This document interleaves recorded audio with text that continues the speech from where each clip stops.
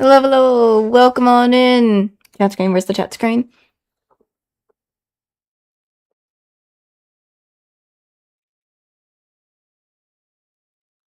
I'm excited.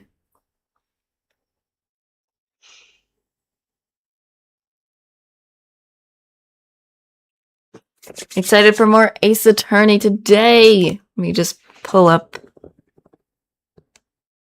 the...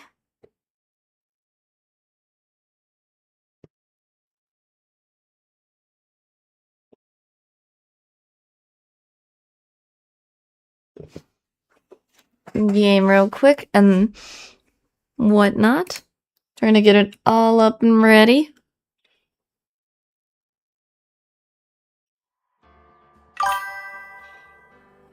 Why is my game over here? What the frick?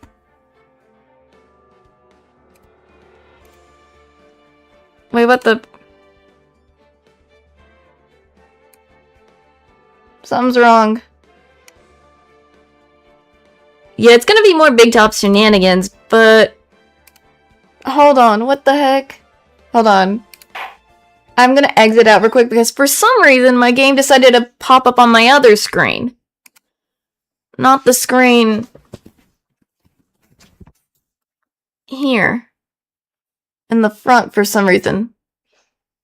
It popped up on my other screen, so I was like, why is it popping up on that one? There we go. Sorry. Yeah, for some reason, I was like, it was popping up on the screen over my streaming stuff, and I was like, freaking, why are you on top of that? I was so confused.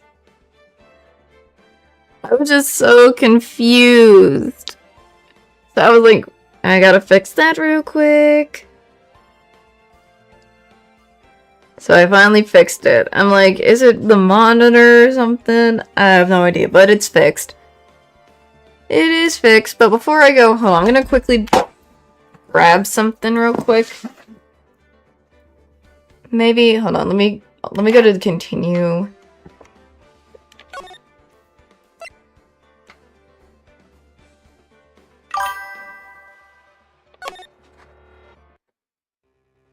Okay, we were last time in here because we were trying to find stuff regarding... we found the note last time, the 2 pieces of note. So there's that we've already gotten. As well.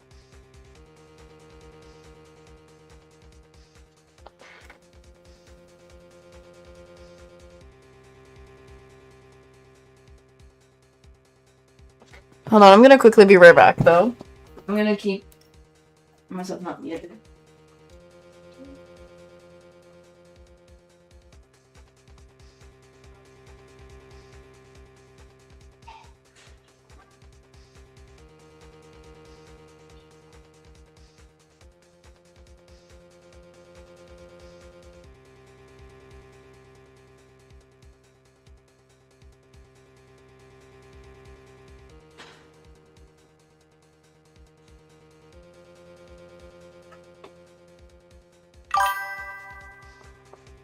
Alright, sorry, just wanted to quickly grab a drink.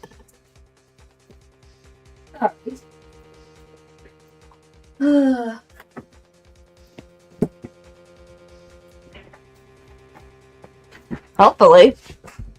Hopefully, I mean, from what we got, there's a lot going. From what we have already, there is already a lot. There is already a lot.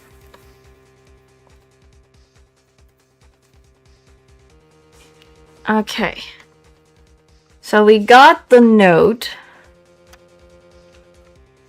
I guess let's move out from Ringmaster's area back to the big top. I think. Move. Guess we're going back to the entrance? Those guys are still here. Oh yeah, we still haven't checked much about the plaza.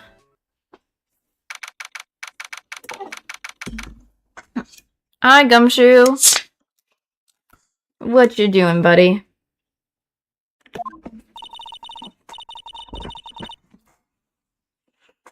Goodness me. Yes, it's our boy. Our boy Gumshoe. Let's go. Hey, Detective Gumshoe. I'm sure you did a good job, as usual.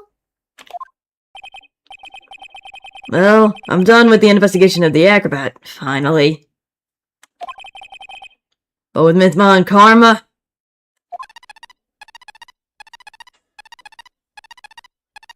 What the frick? Nick, what is that? That beeping sound? It's Mythma and Karma! Oh god. Huh? Every time I hear that sound, she's usually not very far behind. Some sort of pager or something? If you don't mind, pal, I'm gonna go ahead and get out of here, quick. See you, pal. Oh god.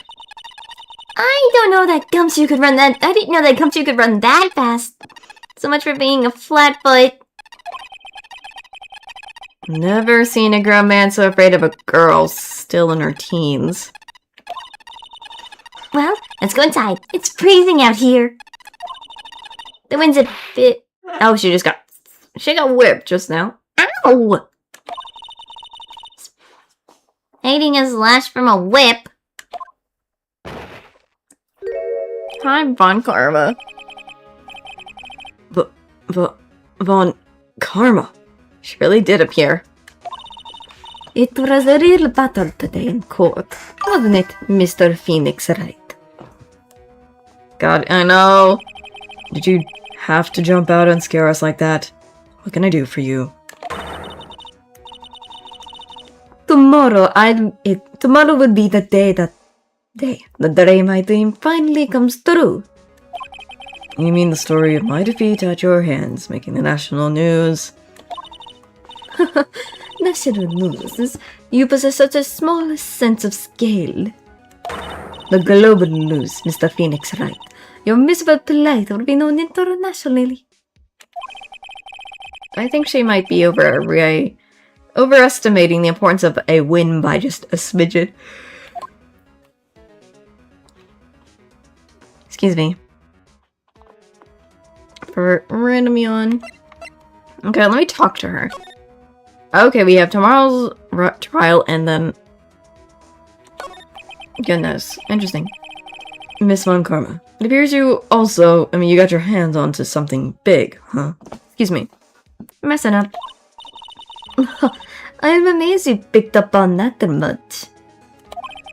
Anyone could. You couldn't hide that look of victory with 10 paper bags on your head. Oop. I got conclusive evidence and conclusive witness. Need many more hints?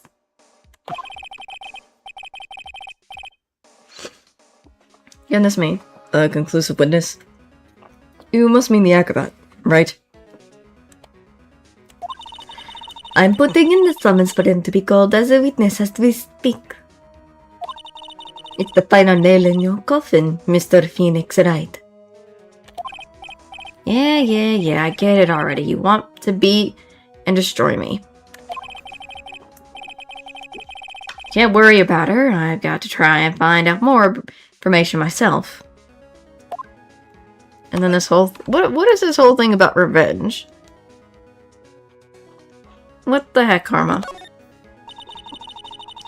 Why do you keep getting Nick the evil eye? It doesn't matter if you prove to defend guilty tomorrow. Nothing will be able to bring your dad back.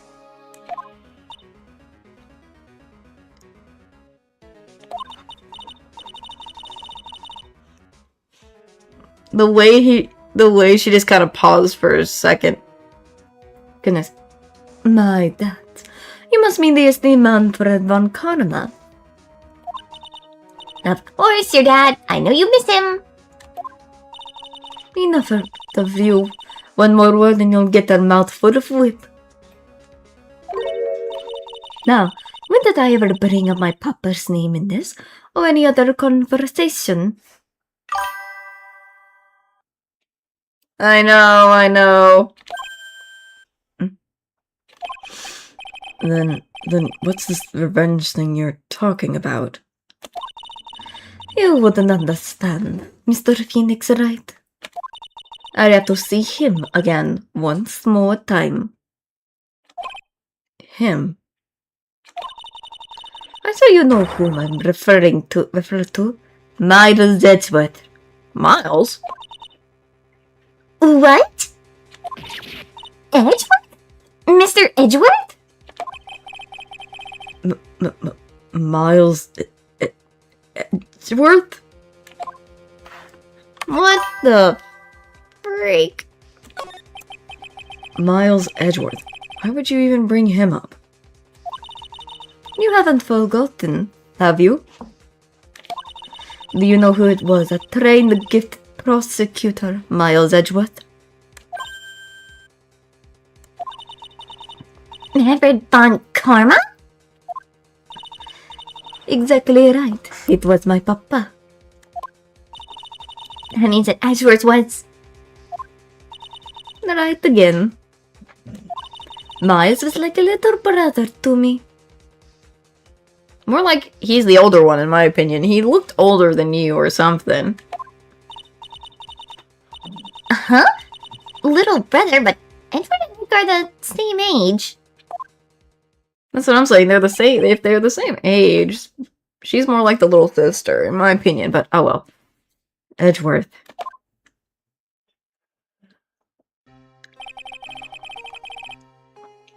The man who inspired me to become an attorney. I fought against him in a few cases.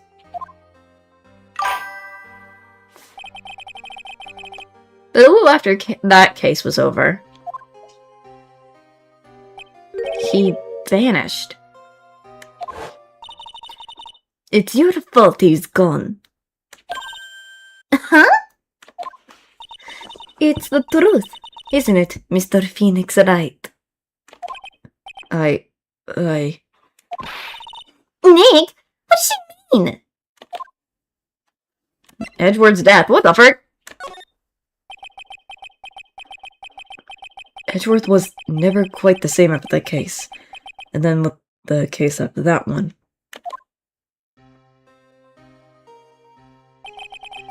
Never set foot into a court again. And then one day he just vanished. All he left was a simple note at the prosecutor's office. Prosecutor Miles Edgeworth's death. Oh god. That was 1 year ago. It's a few months after you left to go back home. Mr. Edgeworth, he's dead? I don't believe it. He's still alive, I'm sure of it. Somewhere in this world, he is still alive. Prosecutor Miles Edgeworth's death. Of course he did. You ruined his reputation as a prosecutor. You effortlessly killed the prosecutor in him. Just like your victory muddled the honorable man Von Karma. Or muddied, excuse me. I'm going to find him. And then I'm going to teach him his rightful place with my own 2 hands. Nick! About Mr. Edgeworth. Maya, I already told you this once. Don't make me do it again. Don't bring up his name in front of me again, okay? Nick! Miss Von Karma? What? I don't know if you are God's gift to prosecutors or not, but I've had enough of you. Him too. What in the world happened? This dog is out bark and no bite. He's already been defeated. Regardless, I have nothing to inform you two of today. Tomorrow will be the greatest courtroom battle this country has ever seen. Oh really?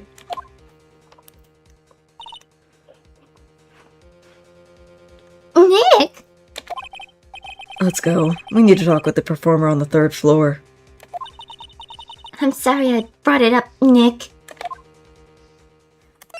Well, Acro's room. Time to go to Acro's room. The room we still have yet to check out anyways.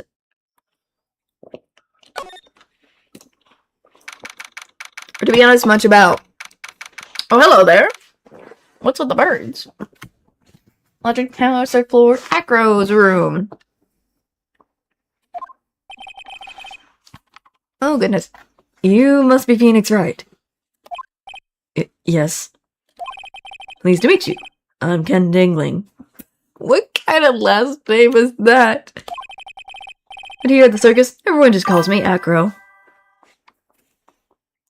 So you're Acro. What happened to you? You're in a chair.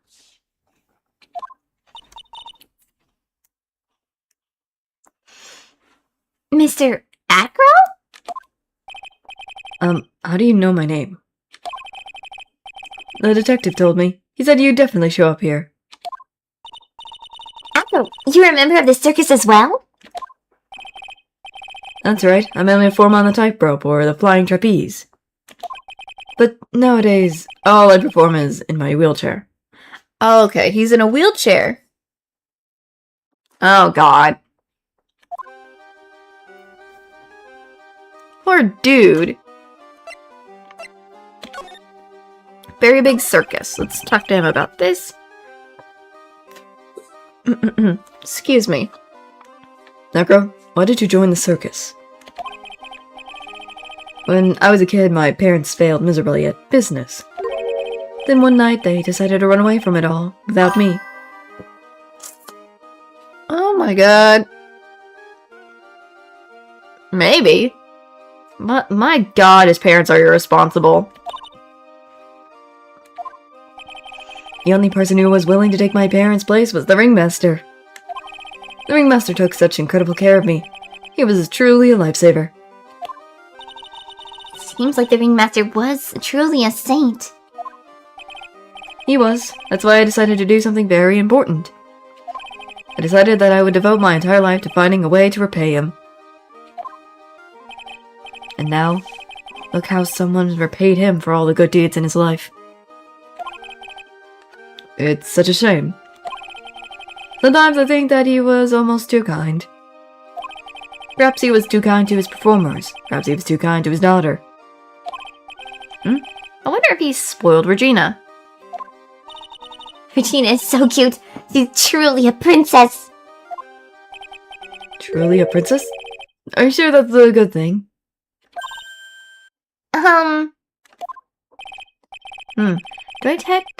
Do I detect a hint of a grudge against Regina? Wheelchair.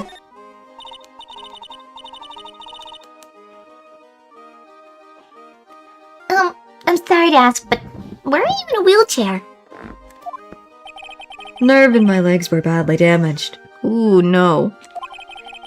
And you can't walk now? I can't even stand now. Ooh, no.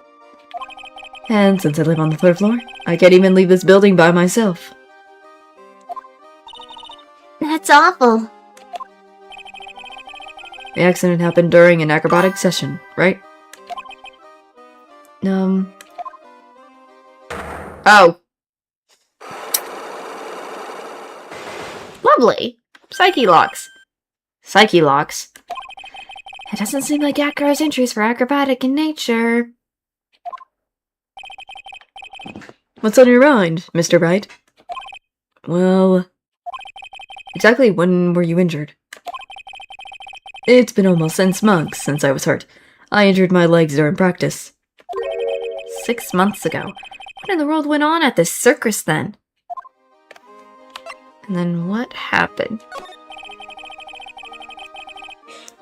Okay. I stopped by yesterday and noticed that you weren't in your room. I was at the hospital all day yesterday. I know. I know what you mean. I mean, like, why can't they move him downstairs? Put Mo upstairs. If he can't walk anymore, come on. I don't know, just why not in my thought process? You were there for rehabilitation. What about the murder?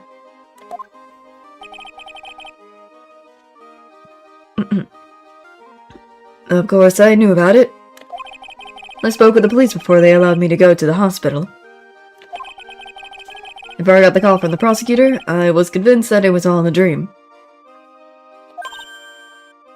Uh-huh? I just couldn't believe it when I saw what I saw. What you saw? Jeez, it sounded really ominous.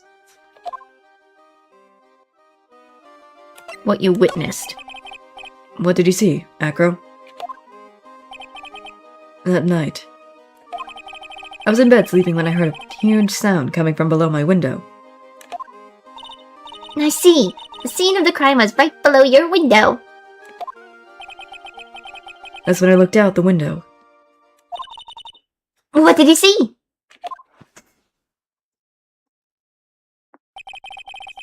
He was flying straight up into the air. He?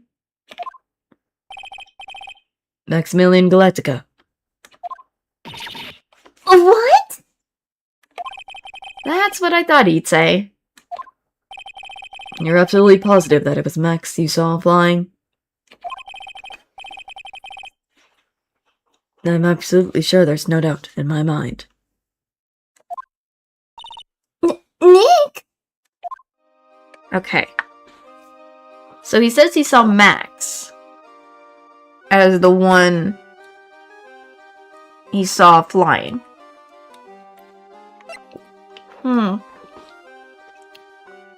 Is there anything I can present to him right now?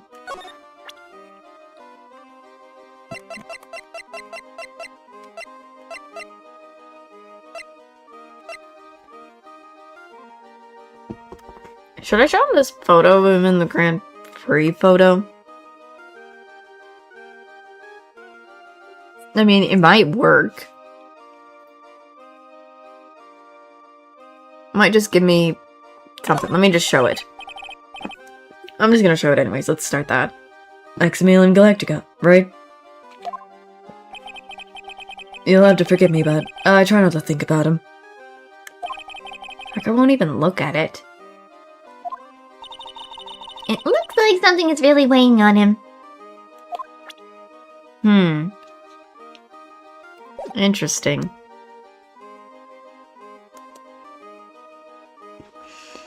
Poor dude. But there's got to be something to break his psyche lock. I guess let's go back to the plaza. Move again. Entrance. Hi, you two. Can we move back to the big top? Where is Regina in all this?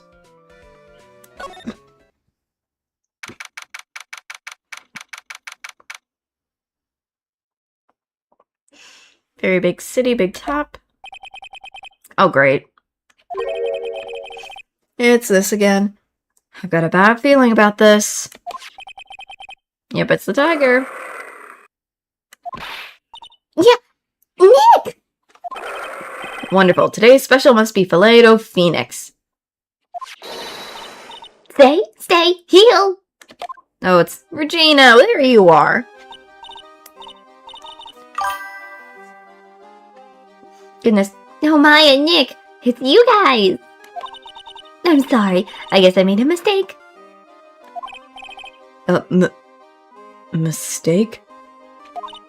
Yeah, a little one. I was thinking of teaching whatever primate was out there a lesson. But I was expecting more of a monkey than a human. A monkey? What in the world? What in the world is she talking about? Russell Berry. And then Money the Monkey. It's a pity about what happened to the ringmaster. Dad? Everyone loved him, didn't they? He must have been quite a man. He was. I love my dad so much. I hate to say it, but she doesn't seem at all that broken up about her father. That's why I feel so lonely. Now that I won't be able to see him for a while. For a while? Yeah.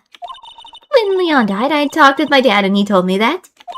When someone dies, they just become a star in the heavens. Okay. A star? That means my dad is looking down on me from the sky.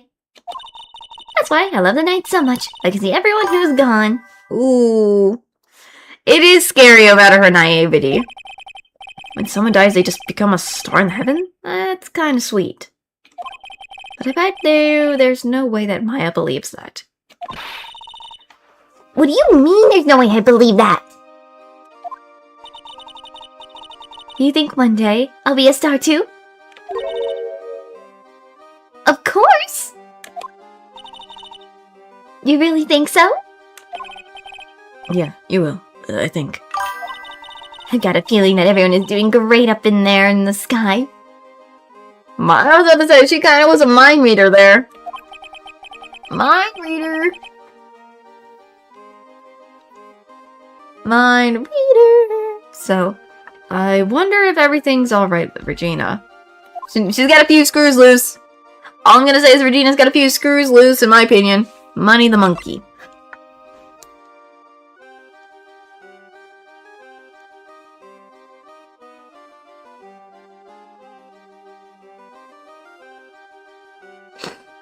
I mean, because we got money after we had that whole incident that happened. So. Just to go back and clear something up, why do you want to teach Money a lesson? Because he's a meanie. He's got something that means a lot to me. Something that means a lot to you? It must be something shiny, right? Actually, it's a stage costume. It's got a lot of spangles. It's really beautiful. You should see it. We should? When the costume gets hit by the spotlight, it dazzles. Hey, Mr. Attorney. Huh? If you saw that monkey, you'd get my costume back for me, wouldn't you? It's really important to me.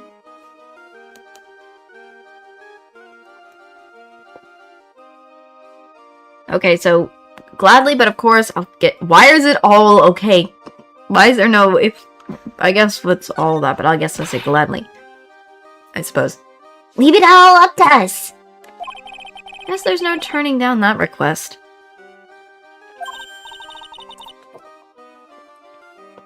Goodness me. Yay! You're really gonna do it? Oh yeah, we must show her that note. There's a note. I want to see if she knows anything about that note we got. My money. Can I show this to her? Let me see what happens if she knows anything about this real quick. Regina, have you ever seen this before? I know what this is. Really? Well, it was in my pocket for a while. It was in your pocket? This piece of paper was in your pocket? I guess I noticed it when it was there around breakfast time. Breakfast time. Yeah, I always take Acro his breakfast in the morning. That's when I also take out the trash in his room. Then I go to the cafeteria and eat my own breakfast. He can't even go down and eat breakfast with the rest because of his wheelchair? Oh, poor buddy. That's when you realized that piece of paper was in your pocket? Yep, but since I'm not a murderer, I just figured it belonged to someone else's pocket. Excuse me, goodness gracious. Oh, goodness. And then what? I wondered if the person who lost it was in trouble, so... You didn't put it on the bulletin board in the cafeteria, did you? I did. I stuck it up there. How'd you know? So it was Regina who put it up there. When did this happen? The morning of the murder, I think. That explains a lot. I wonder who wrote this. Okay, found in Regina's pocket the morning of the crime.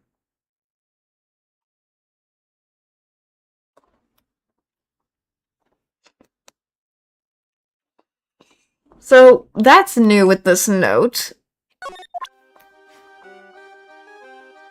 Can I show her this photo of Max? Let's see. I want to see what happens if I just do. There's no denying it. Max is cool. I want to try flying someday with Max. She's already flown off into her own little world. Nick, I want to try flying too. Okay. I'll think about it. I know, what the heck? Okay, so now... Let me see, anything else to talk about? Nope. Nothing else to talk about with our girl, Regina. I guess we're moving out of this place real quick. Back to these... There. Hello, you two. Excuse me, we are trying to go to the plaza. Move. Let's go in back to Mo's room. See what Mo has anything in here to find. Because I'm just quite curious. Lodging house, first floor, Mo's room. I just want to see what's going on in Mo's room. Also, I still question this. I'm using my mouse for this, but how did this break? How did this break? How did the roofing here break already and they had to fix it up with wooden boards? They could use cement or something to fix this. Like, come on. Seriously, look at this. It's like that won't stay. That will not protect this at all. I have to complain about that.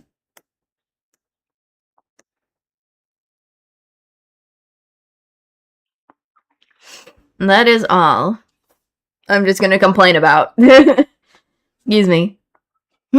Mo's not here. What's that? Nah, I hear something. Stop it, Nick. You're scaring me. Hi, Money.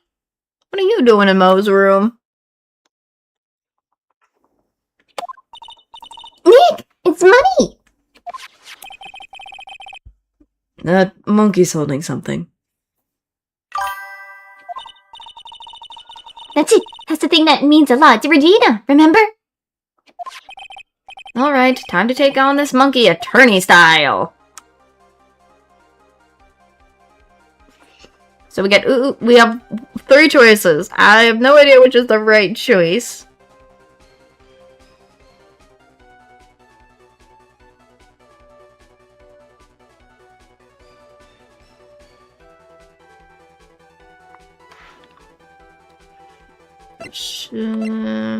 Give it back, monkey brain state. Why would...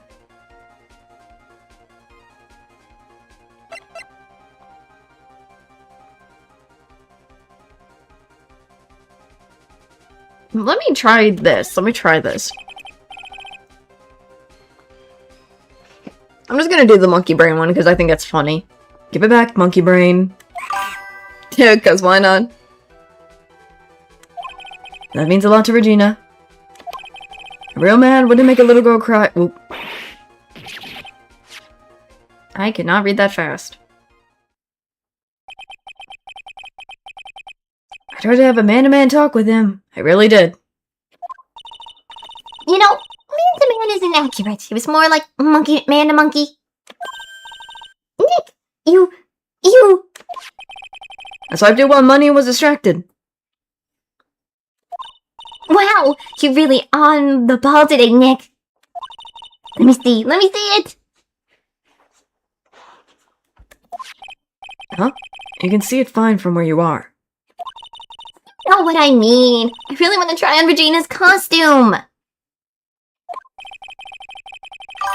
It's fine. Maybe then they'll take you at the circus and I can get some peace and quiet. Oh my god.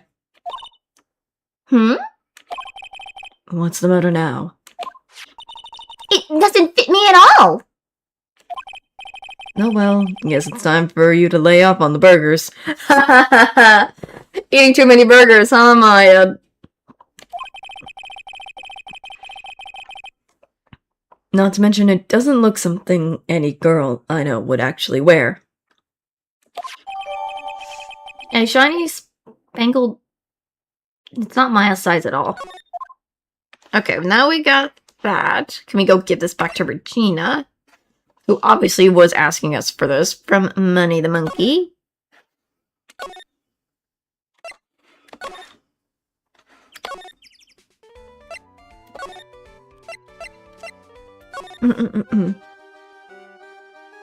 Hello again, girl? Let me... Yoink.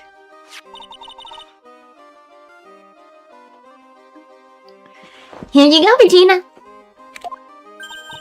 Yay! Thank you. You really got it back for me. Don't mention it. I love you, Mr. Attorney. Blush. It's nothing. We're blushing! No wonder guys melt too much in front of this girl. Hey, Regina. That costume is yours, right? I tried it on, but it didn't fit me. Huh? This costume? This isn't mine. It was Leon's. Leon's? You know the lines you told us about. Oh, the one that someone killed? Oh god. Leon. Leon. Yeah, she is out of our league, I think, in my opinion, regardless. Leon. He was killed, wasn't he? That's right. My dad killed him. Oh! That was fast. Why? Well, Leon did something really bad during practice. During practice? Leon was sitting down and then he opened his mouth. You know. Ow! Uh-huh. Usually when he did that, I would put my head into his mouth. Wait, you put your head into a lion's mouth? I sure did. The people in the crowd could always love seeing me do that. They always start screaming. You sure they were screaming because they loved seeing you do that? Anyways, what was that bad thing? Oh yeah, Leon bit someone during that practice. Regina, everything was alright though, right? No, it wasn't alright. That was the problem. My dad was incredibly angry. Yeah, she does not give us any, like, warning or something, so... And that's when Leon... Yeah, that's when he became a star in the sky. Poor thing. The animal show lion shot by Ruby Masters 6 months ago for biting a performer. This is real tragic. Oh, Lord. I mean... my God. I guess... let's go back to the cafeteria. Is Mo still there?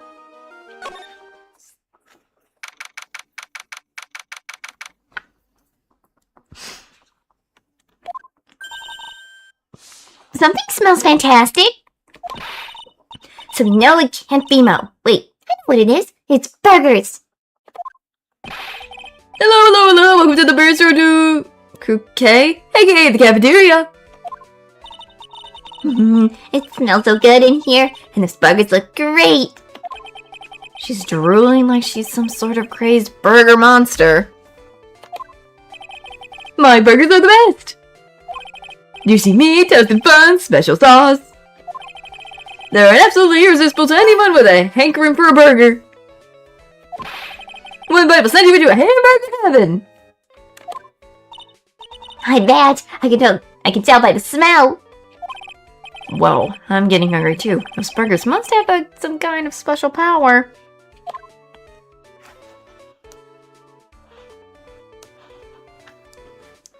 Okay, Mo, what can I talk to you? What you witness in Very Big City.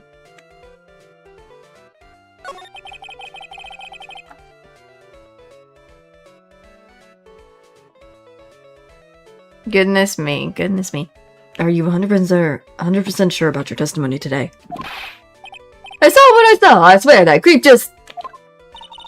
Flew through the air. It wasn't exactly fly per se. It was more like floating. The silhouette of his face made me positive it was Max. I don't see a psyche lock. He must be telling the truth. Very Big Circus. Let's see, let's try that. Now that the ringmaster's gone, what are you gonna do?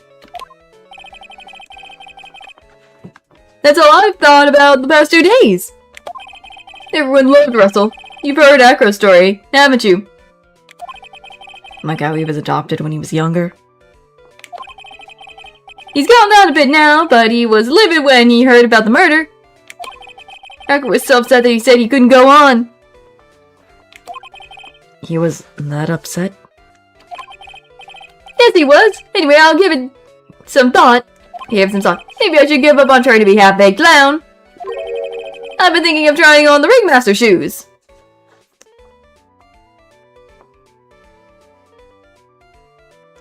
So he wants to be the ringmaster, okay. What? Really? That could still be an issue, though. Max? He may be a bit mean and hard to work with, but it's hard to argue his importance.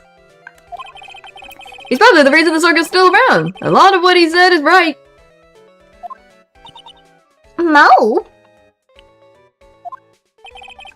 All that's left to see is if everyone can get over the tragedy. You know. Oh, lovely. What tragedy? The tragedy, you know. What is he talking about? Get over it. What is this tragedy? Get over it. What tragedy, Mo? No, don't worry about it. It's nothing at all. You must mean the tragic death of the ringmaster, right? Yes, that's it. You're right, girlie. Dang, correctamundo. Doesn't he mean ding? Mo, I mean no disrespect here, but are you lying to us?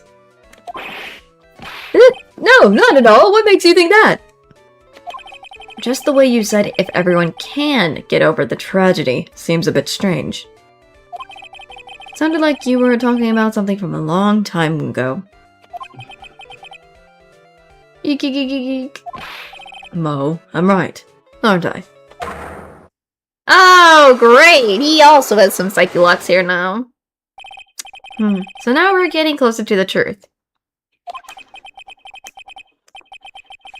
It was about 6 months ago. It was just a little accident. Give me a break. Us old men have accidents. I wear big pants for a reason. 6 months ago, eh? Ooh, Lord. Does it have something to do with the lion and the practice? That's my bet.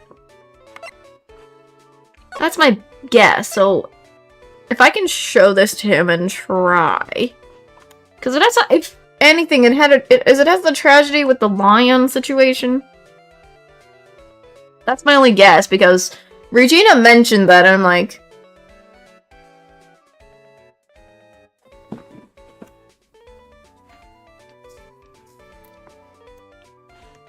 I guess let's try it and see if I can get this right.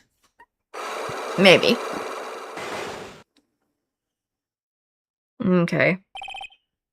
Get over it. Mo, please tell us what happened 6 months ago.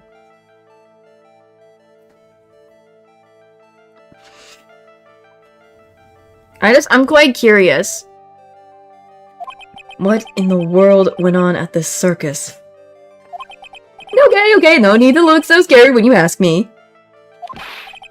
Hey, look over there! Some juicy burgers! Let's eat instead! Unfortunately, I'm more of a grilled chicken sandwich man myself. Ooh, that sounds good. Actually, I kind of got an idea of what happened back then.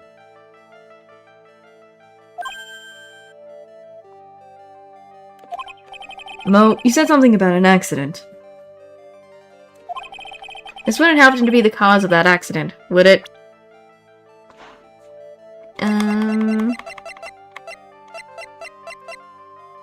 We gotta show something about the lion, because the lion is the only thing with Leon. That's my only guess. So let's go with that. So let's do that. I heard a little bit about it from Regina. Leon made a mistake during a practice, right? No, you! That's one. Yay, okay. I told them so many times! You shouldn't be doing such dangerous acts! Like putting her head inside Leon's mouth, right? Yeah, but Regina believed in Leon! She believed so strongly that the ringmaster went along, he never could say no to her. Out of curiosity, who was bitten? Come on, Mo, don't climb up on me now. Who did Leon bite on the head? Well, I promise I wouldn't say anything. You promise? He's involved in this too! He's involved, huh? Mo must be talking about... Mo, is the person that you promised you wouldn't say anything?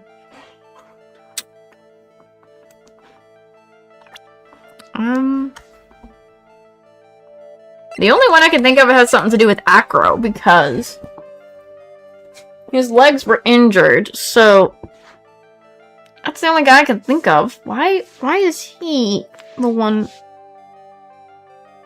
Let's go with Acro, maybe. It must have been Acro, right? How'd you know? Don't worry about that, Mo. Getting to the bottom of this accident may help solve what happened to the ringmaster. No. No way!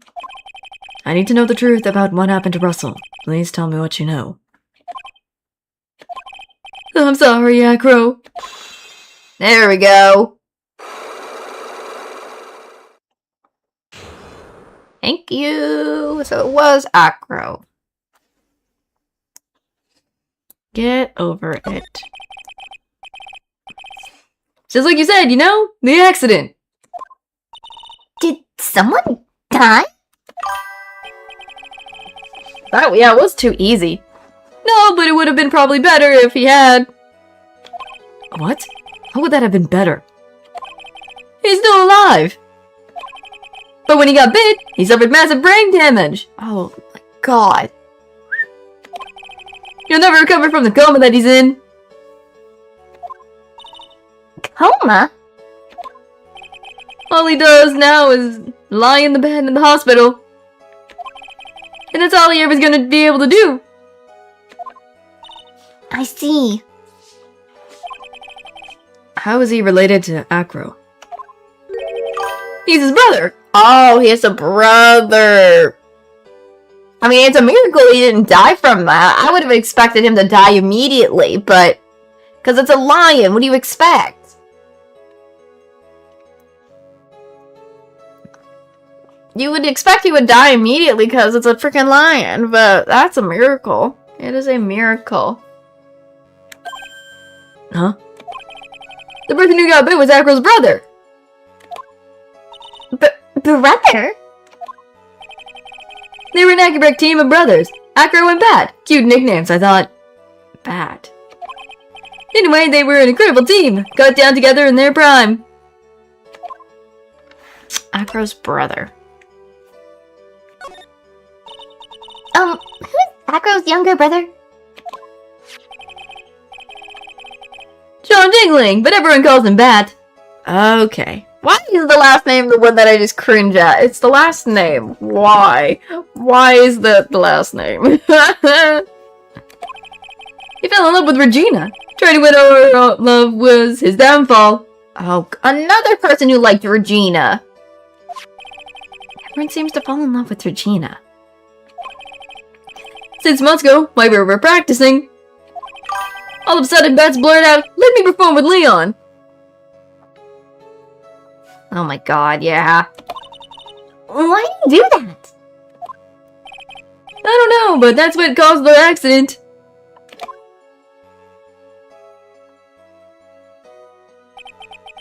I'll never forget that moment. It was so strange. Leon had the weirdest look on his face. He was smiling. Oh god. Face is... He? You mean Leon? Yes, Leon. When he bent down, he was smiling.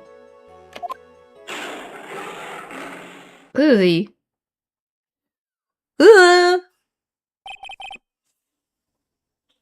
Goodness. Some sick grin. No way! That's impossible! Smirking line, a flying murderer. That doesn't make sense. Why does it seem like it's always Mo who catches all of these incredible events? Nick, can lions smile? We never told the police about the incident. Circus would have been shut down if we had. The next day, the ringmaster took Leon out and shot him with a rifle. Okay, why? Well, I understand. It's brutal. Also, warnings. Just giving warnings ahead of time, I should say. Mature warnings and stuff about things. I don't know why. You could have... I mean, basically, he just had to put down the lion because of that incident, but... in a way, but it wasn't really, I guess, the right way to do it. I think, in my opinion, to do with Leon. It was an accident, yes, but I don't think the way he should have been put down was right, in my opinion. I'd say, like, no thanks. Goodness me, don't they have, like, if they have animals, don't they have a vet to help take care of the animals? Like, make sure the animals are not sick and things? I don't know. I don't know. So that's what really happened. Well, you guys were so serious. What was I supposed to do? Had to tell you. But all this truthfulness has put me in the mood for a burger. Here, you do have some pepper. Shake. Why? Pepper? Here he goes again, acting like his normal, crazy self. Uh-oh. Maya? Achoo! Achoo! I'm just giving her random. Nice, but a wonderful sneeze. Oh, God. You think so? You sneeze with pepper and slip on a banana peel. That's basic clownsmanship. Girlie, I know you gotta understand that. Why is it Gotti? That makes it weird. Yeah, bless you, Maya. Nick, I think I'd make a good clown. Other than Regina, I've never seen a cuter sneeze. Does Regina sneeze with pepper too? She does. That's what always tease her with pepper. Oh. Bat? From my point of view, those two always look so perfect together. They look perfect together. Huh.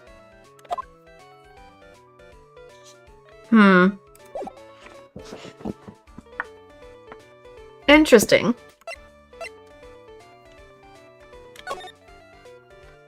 Maybe this was maybe that is able to help me with acro.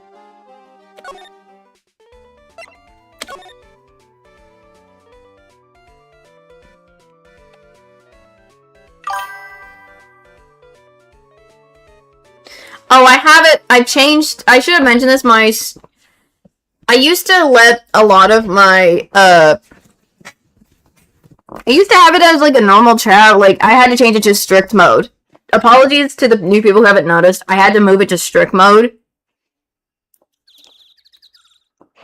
I had to move it. I had to make it strict mode. Sorry. So if some messages don't appear, it's because it's on strict mode.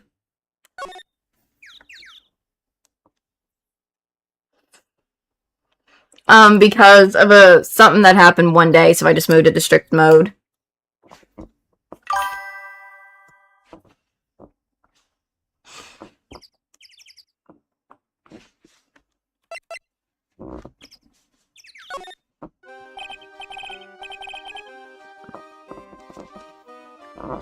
Goodness me. Goodness me. Anyways. Back with Akro. Ah, Mr. Wright. Back again, I see. Well, you did say I'll be back? Wait, or was it someone else? We're back because Akro's hiding why his legs were injured. He was hurt in the accident since 6 months ago. It would seem that he knows that we know. Well, it seems you've got things you want to talk about, so fire away.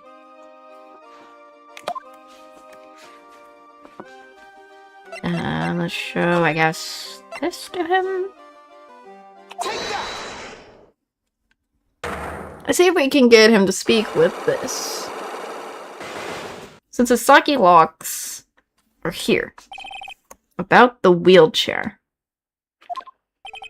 I have to ask you, how you were injured? No, I'm sorry, though I thought we talked about this. It was an accident that happened during practice. An accident during practice.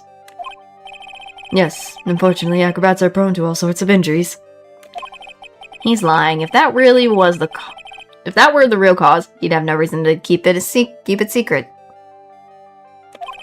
Akro, are you really telling me the practice accident was cause of your injury?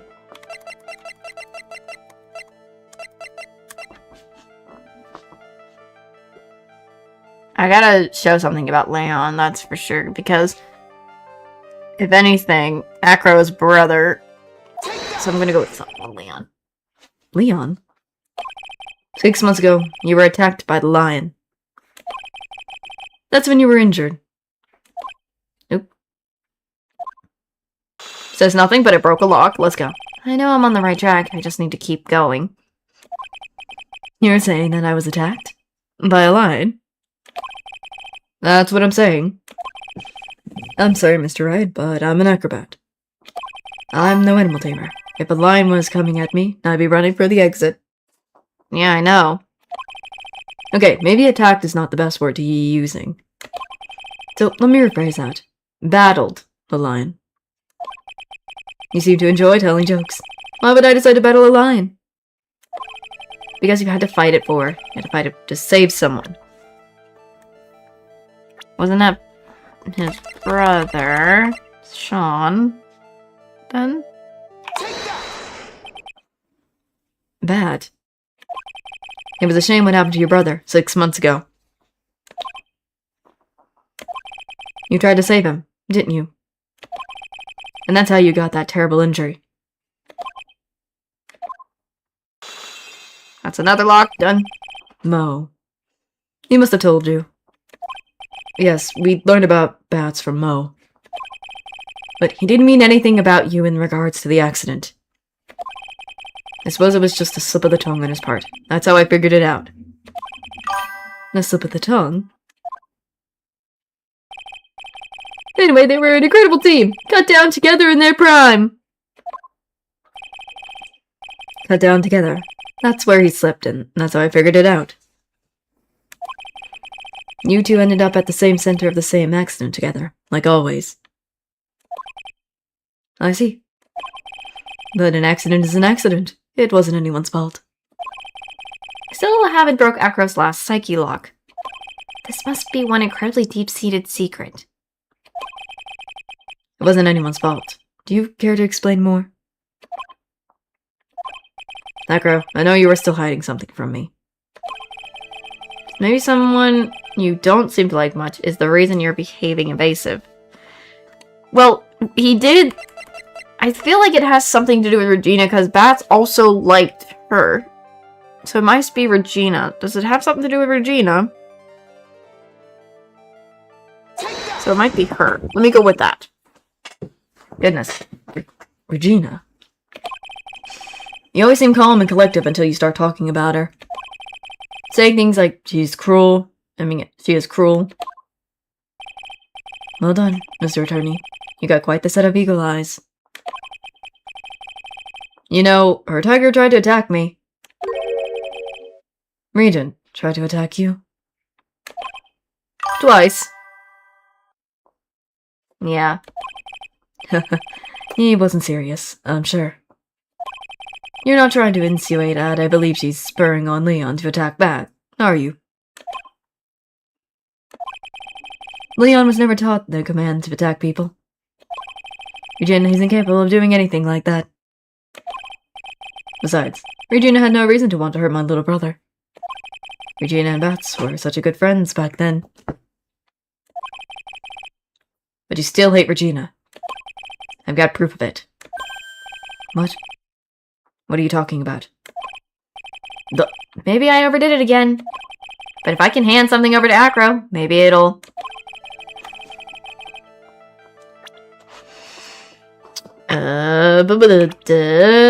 Would it be this note? Because this was found in Regina's pocket.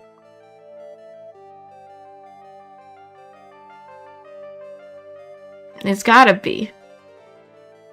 Let's try that, maybe. Where'd you get it? Regina posted it on the bulletin board in the cafeteria. Before that, it was in her pocket. I guess I noticed that it was there around breakfast time. I always take Acro's breakfast in the morning. You wrote this, and then you put it in her pocket? That's right, isn't it? That's right. Well done, Mr. Wright. Wait, he wrote this? Why'd you wrote it? Huh. Yay! Wheelchair? Let's see. My legs were injured by Leon. Yeah, feels like a piece of cake, yeah. It's just my brain kind of connects them easily. 6 months ago. My younger brother, Bat, had a dare with Regina. A dare? An absurd dare. If I could put my head inside of Leon's mouth like you do, you'll have to go to the movies with me on a date. Thank you, I appreciate it. I try my best. Goodness. That's insane! Do you know how dangerous that is? We all thought he was being stupid, too. The fact that they all thought the younger brother was I don't know if it's younger brother, but, that Bats was being stupid. Oh my god. Oh my god. Goodness me. Oh, really? But that line was very old to begin with. And age brought with it countless experience in doing that very trick. Unfortunately, this particular time, I guess Leon wasn't ready or willing. And that's when the accident happened. He just wanted to take her out to the movies. Poor Bat. When Leon jumped down, I jumped towards him. Leon attacked me, and that's how I ended up. What about Bat? He's still in a coma. I went to the hospital yesterday to visit him. I see. I'm still waiting for him to open his eyes again. And that's the reason why I keep going. Oh, this feels so sad. Bruh. Regina and Bat. I mean, yeah. Bat and Regina. They were such great friends. Oh, yeah. I wanted you to take a look at this. That's a... scarf? What is it? This is the scarf my brother was wearing when Leon attacked him. Gross, it's covered in blood. This scarf. It was a present from Regina to my brother on the day of the accident.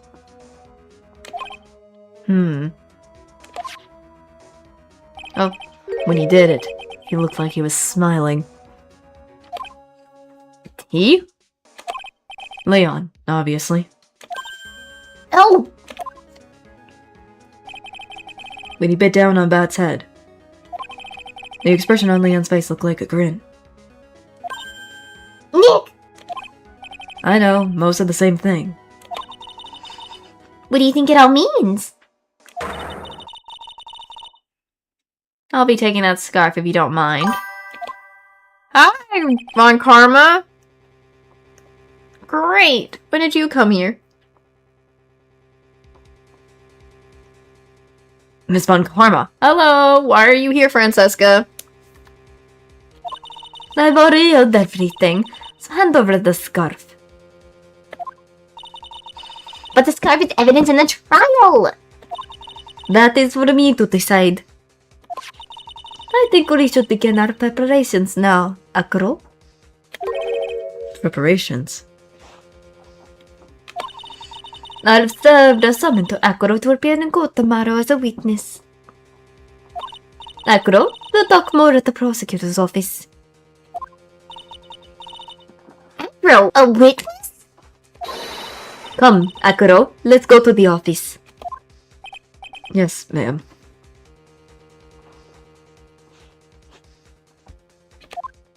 Oh, man. Now what do we do, Nick? How are we gonna handle tomorrow?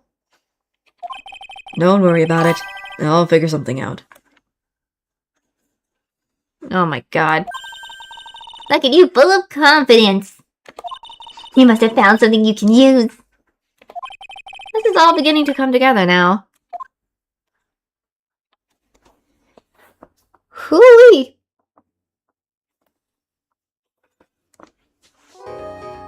Time to save it. I'm gonna quickly have a little break just to go get me something to nom on. I'm hungry. I need to get a snack. I am hungry. So I'm gonna quickly BRB and get me some food. Because I just feel like I want a snack of some sort. So, BRB.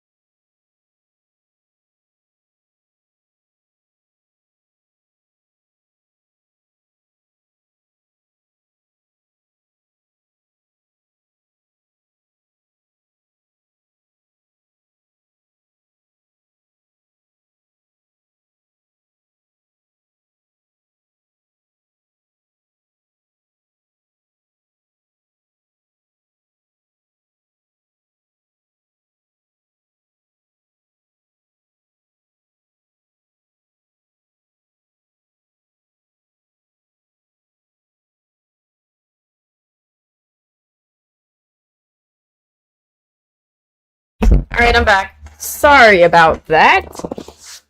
I got me my snackaroo or some food to nom nom on, so that'll be good to have while I play as well. So, if at any time I start nomming on things, I apologize for that, so. Okay. Continuing on.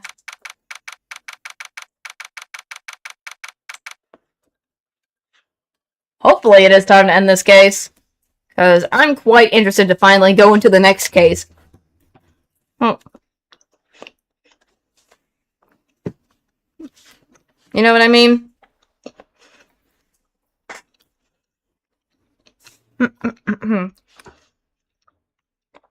30th District Court, number 5. Goodness me. Good morning, Max. Oh, yeah. Good morning, sweeties. You don't seem like your usual sparkly self today.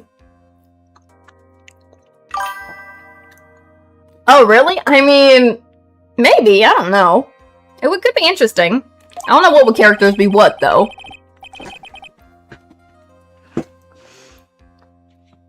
So I don't know. I'm always like this before I go in front of an audience. I'm working up to it. Teehee. How's Regina? Don't get nervous, Maxie. Here, have a glass of milk. Regina! How fabulous, my sweetie pie princess. You came to watch my performance today? Of course I did. Mo told me that I should come and watch this. I don't know why, yeah, it kind of gives me that vibe because of how pink he is. He's got so much pink color in him. Mo said that? So, what kind of performance will you put on today? Let me guess, you'll fly at the end?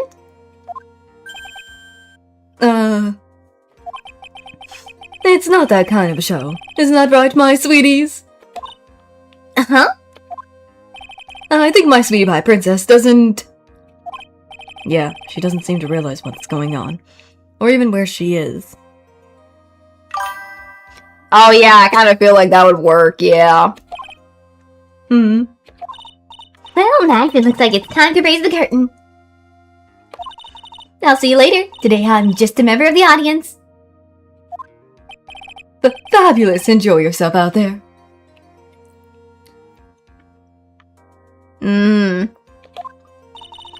Good luck, Max. You're the best. Goodness. Regina's different, don't you think, Nick? Top of the morning to you, pals! Or talk of the morning to you. I said pals at the end. I don't know why I was thinking gumshoe with this. Hi, Mo. Everybody, let's get ready to stick in legal limbo. How low can you go? Oh my god. The top of the morning got me, though. My god. Not the... Oh, I know, Nuggies. Mo. Top of the morning to you, Governor. Top of the morning? That's the ticket. Attacking the day starts with energy in the morning. The early bird gets the worm, but then again, worms lack higher brain function. Why do I need to know about that? The carrot cake with too much frosting.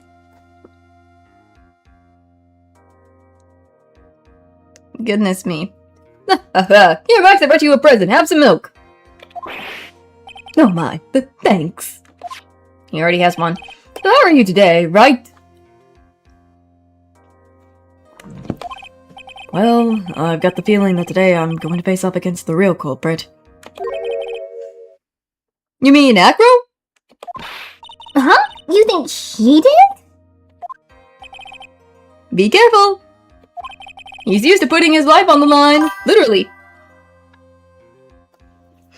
It's because he said something in the earlier on in the game where he said he can't perform without having at least a glass of milk or something. He's got guts to spare.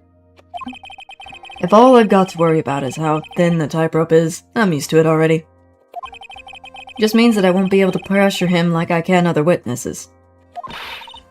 What are you gonna do then, Nick? I guess today we'll just have to do without our usual psychological warfare.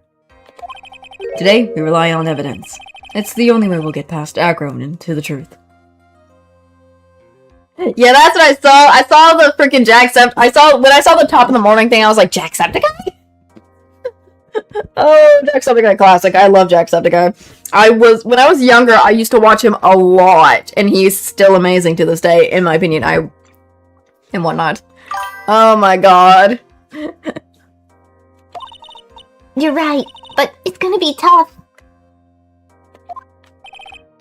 Anyway, I want you to make sure Regina sees it all today. It's important. Then she'll finally have to deal with the reality of what happened to her father. You want us to make sure Regina watches? Yes, that's why I brought her here to the court today. What's that supposed to mean? You need to know that when people die, they don't just become stars. I'm an old-fashioned clown, but I don't believe in people becoming stars. Okay.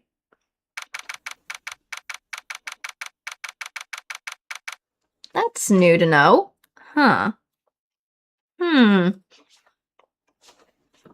Never did I thought Mo was kind of...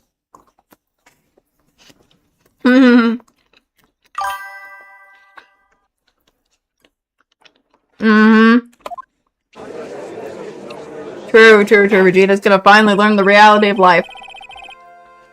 My god.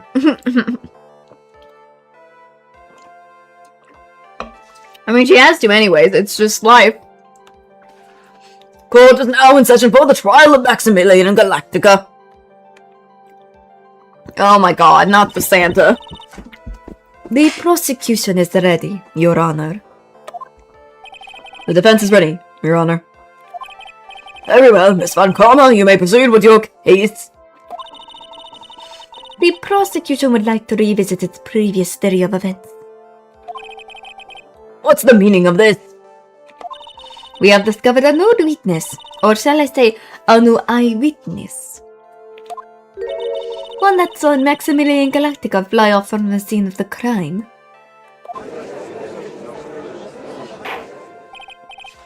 Goodness me, and that's Acro, we know. We know it's Acro, I think, if anything. Order! Order! I had a feeling something like this would come up. Due to this revision, we are now prepared to explain how the defendant flew that night. An explanation the prosecution will present if the need so arises. Am I making him sound like he sings? Is that what's going on? Maybe, and I'm fine with that, I guess, because I tried my best. I'm trying my best with his voice.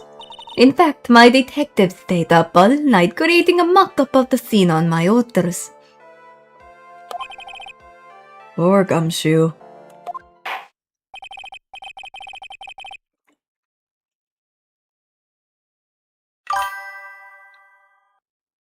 Oh, okay.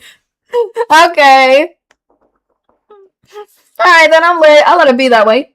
Very well, please call your witness to the next stand.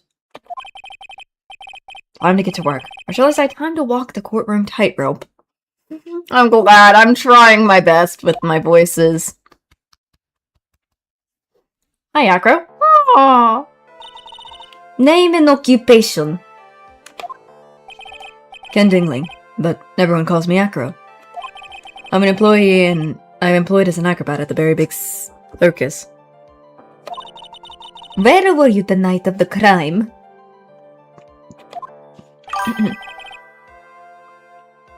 I mean, yeah, it's all part of the game. It's all how you gotta do it. I was in my room that night. If you look at the map, you'll see the witness's room is near the crime scene. My room is on the 3rd floor. The crime scene is below my window. The night of the crime, the witness saw something quite shocking. Would you tell us what you witnessed? Okay. Wee. What I witnessed. It was just after 10 p.m., and I was resting in my bed. Around that time, I heard a large thumps noise from outside the window. Oh, same thing that Mo heard. Then, a few moments later, I saw someone flying right by my window. It was Max Skeletica. I only saw him from behind, but that's who it looked like. To be honest, when I saw that, I thought I was dreaming.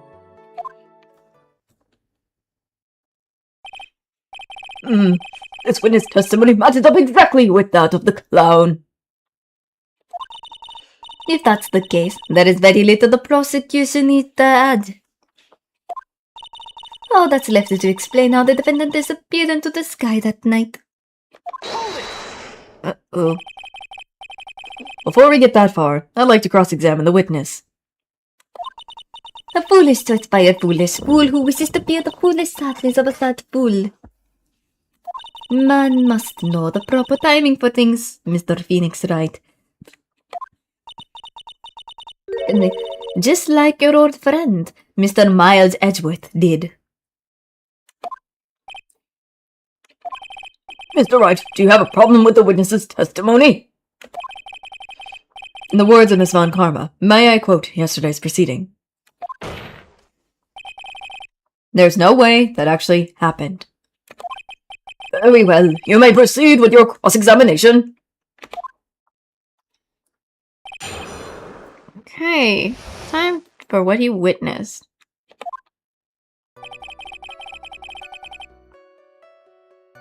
He said he was rested, so he's in bed.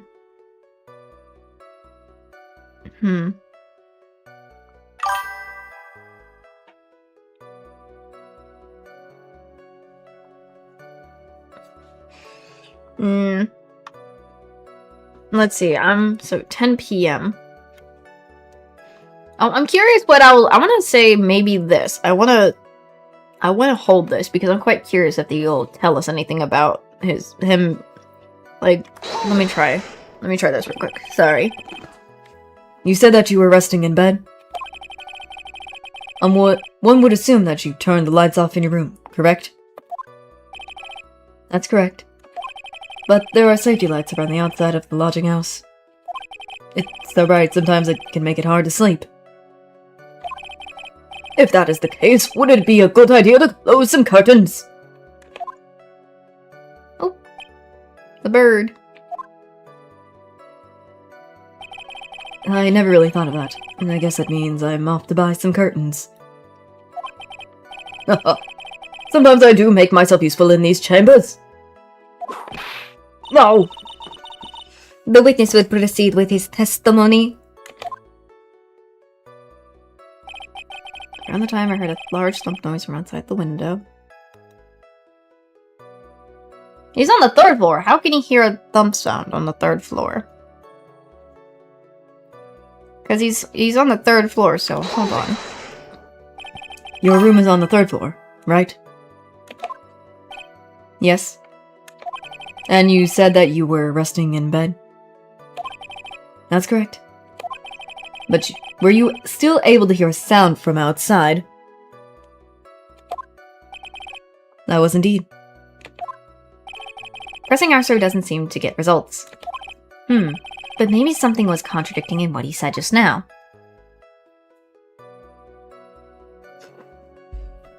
I mean, there's gotta be something... Or there's nothing wrong. So far, there's nothing wrong.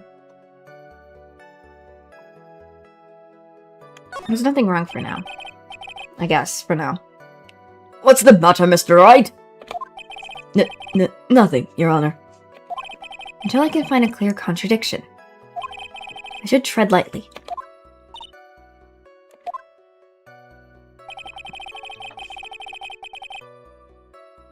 Flying right by my window.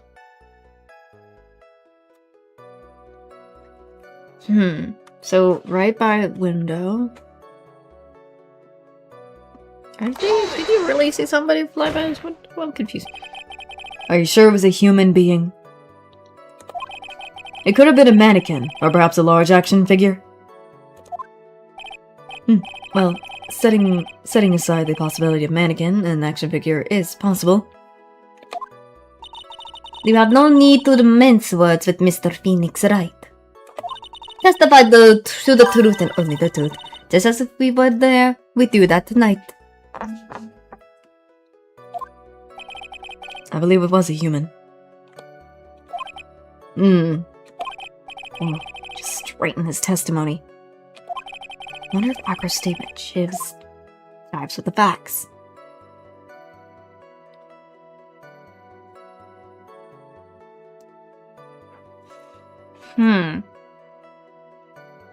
I mean, so far there is nothing wrong, so... What's the matter, Mr. Wright? Nothing, Your Honor. Yeah, until I find clear contradiction. I should tread lightly again. Okay. From behind.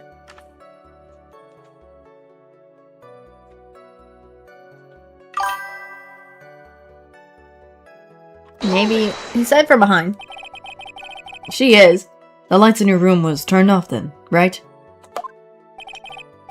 That's true. I was going to bed after all. So with the lights off, you were still able to clearly see a human flying by your window? The safety lights lit things up enough for me to see. But honestly, there was only enough light for me to see the silhouette outside my window. It was the person's back, so I couldn't see the white roses on the front. Did you see any of the other symbols? I clearly saw the silk hat, as well as the cloak wrapped around his body. I'm convinced that the person I saw was Max Galactica. The more I press him, the less results I seem to get. But maybe there was something fishy with the latest bit of testimony.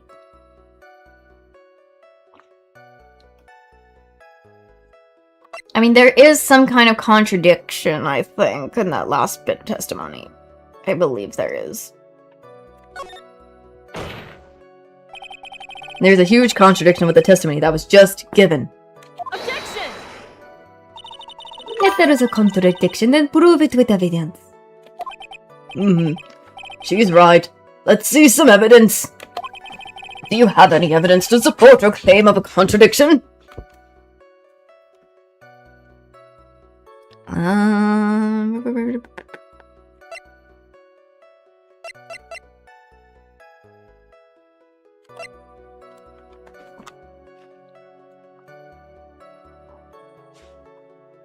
Well, this was made... It says this was found at the scene of the crime, so I might have to do that. Yeah. You claim to have seen the exact same thing Mo saw that night. Do you stand by that? What do you mean? The silk hat. What about the silk hat? I saw it on Max's head as he flew by my window. Well, you should have tried looking down out of your window that night. That would have been quite difficult considering the state I'm in. Just looking outside of the window was a tough enough challenge for me. That's a shame, because you would have noticed the silk hat found on the scene. That's the ringmaster's hat, right? Afraid not. No matter how you look at it, this is Max's silk hat. Where are you going with this, Mr. Wright? Are you saying that Max has 2 silk hats? I'm messing up, sorry. No, this is a handmade, one-of-a-kind, modeled made only for Maximilian Galactica. Which means, Acro, that you've been fibbing on the stand. Excuse me. Order! Order! Objection! Goodness. Excuse me for messing up my judge's voice now. As always, it looks like someone just stopped to open their mouth before thinking. Are you okay, Nick? Well, I opened my big mouth, and now I have to back it up. How about it, Mr. Wright? What would cause this witness to commit jury in this court today?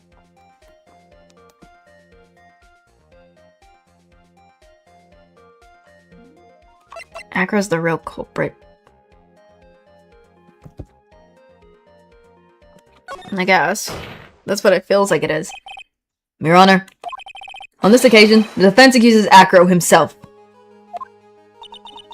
On this occasion?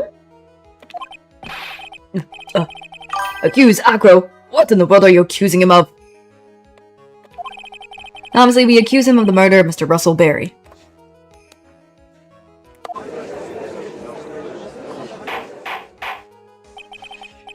Mr. Wright, are you serious? Deadly serious, Your Honor. I think your trips to the circus have served you well. You seem to have learned how to try and grab at an audience's heart and mind. Your Honor, don't allow yourself to be swayed by the theatrics. Trying to wow the crowd with smoke and mirrors is the oldest bluff in the book. Really? If you don't believe me, just look at the witness. Birds. He claims enough. He's calm enough for it to almost be scary.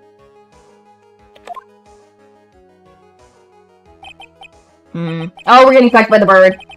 He's staying rather calm and collected. Why are we getting pecked by the bird? Stop pecking us, bird! Stop it! Stop it! Mr. Dingling, do you have any response to the defense's accusation? I don't really need to say a thing, do I? What do you mean? Everyone, take a good look at me. I can't even stand up by myself, let alone leave the lodging house. That's true. I understand that Mr. Wright is just trying to help his client. But to do this by accusing me of murder of all things...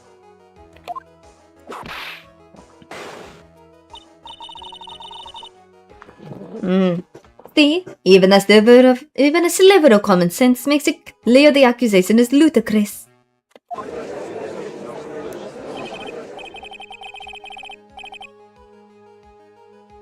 Oh god.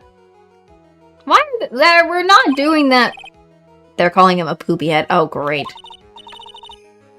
We have there's probably a reason how he did it. Even if he was in the wheelchair, maybe. See that, Mr. Phoenix Wright?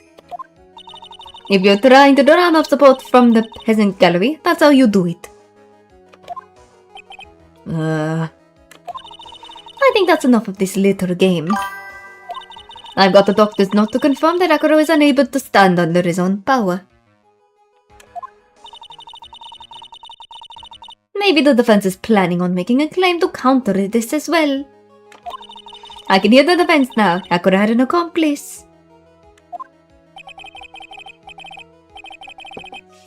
What do you say about this, Mr. Wright? Did Akro have an accomplice?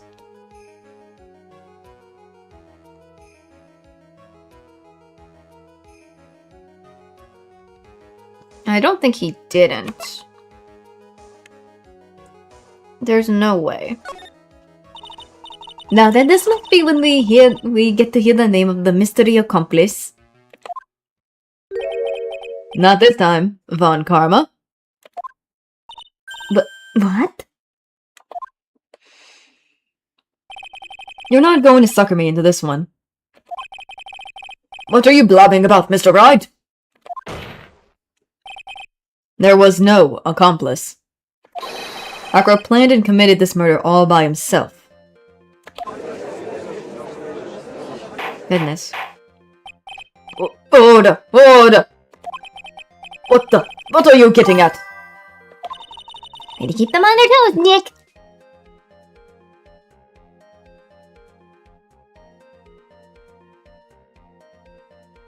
Oh, okay.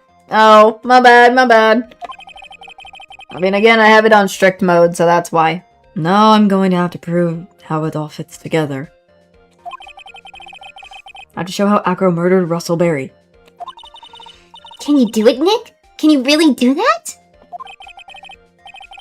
I know what I can do. I can't stop now. If I stop attacking, I'm doomed. I mean, sure, we're gonna be doomed. Alright, then let's do it. Mr. Phoenix Wright. If this witness is the killer, then his eyewitness account is all lies, right? Mr. Wright, I'd like you to clear something up for me. When the crime was committed, exactly where was Mr.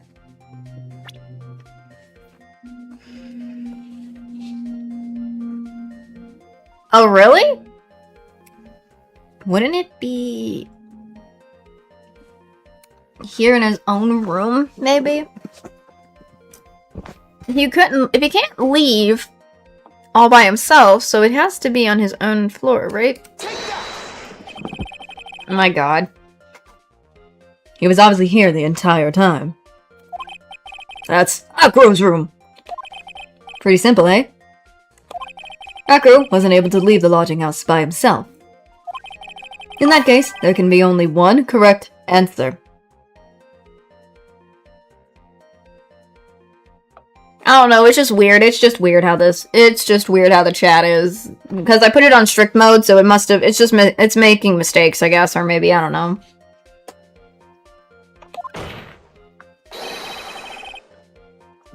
Akro didn't leave his room to kill the ringmaster. What? Are you nuts?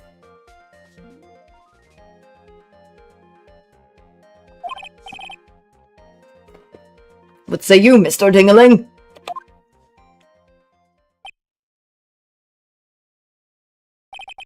It's an interesting theory. That's it? That's it? Excuse me. Considering that you propose is impossible, yes, that is. My god.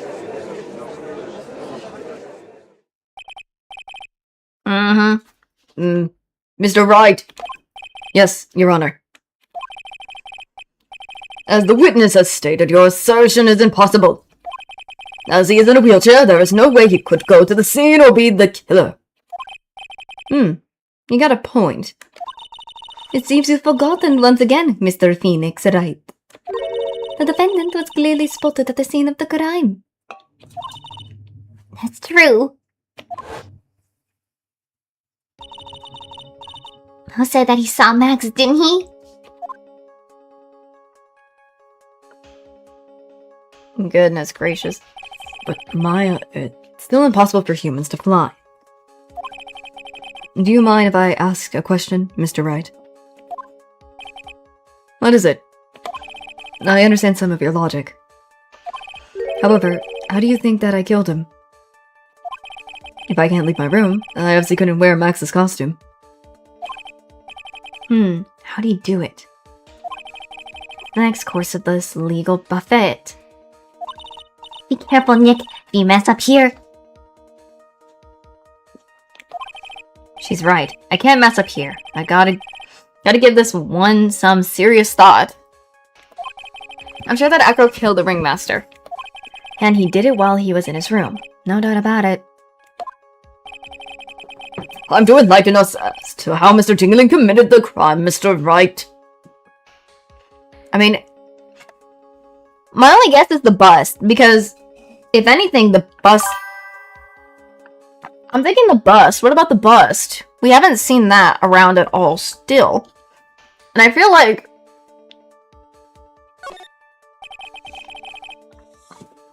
that is not... I'm curious about the bust if it might have been something to use to eliminate somebody. Maybe. I'm going to present some evidence. So what did Mr. Dingling use to commit the crime of the murder against Russell Berry?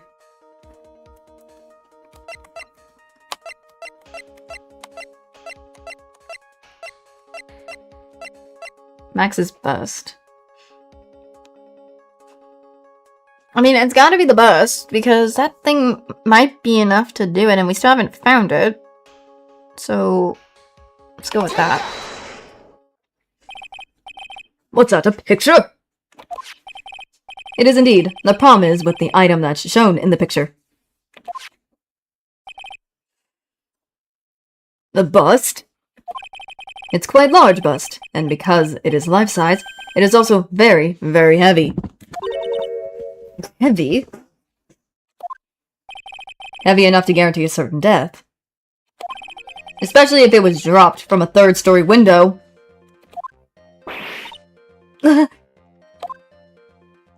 Oh, the other birds are gone. Where did they go? See, this is how Acro was able to kill the Ringmaster. With the force of gravity and Maximilian's ample bust.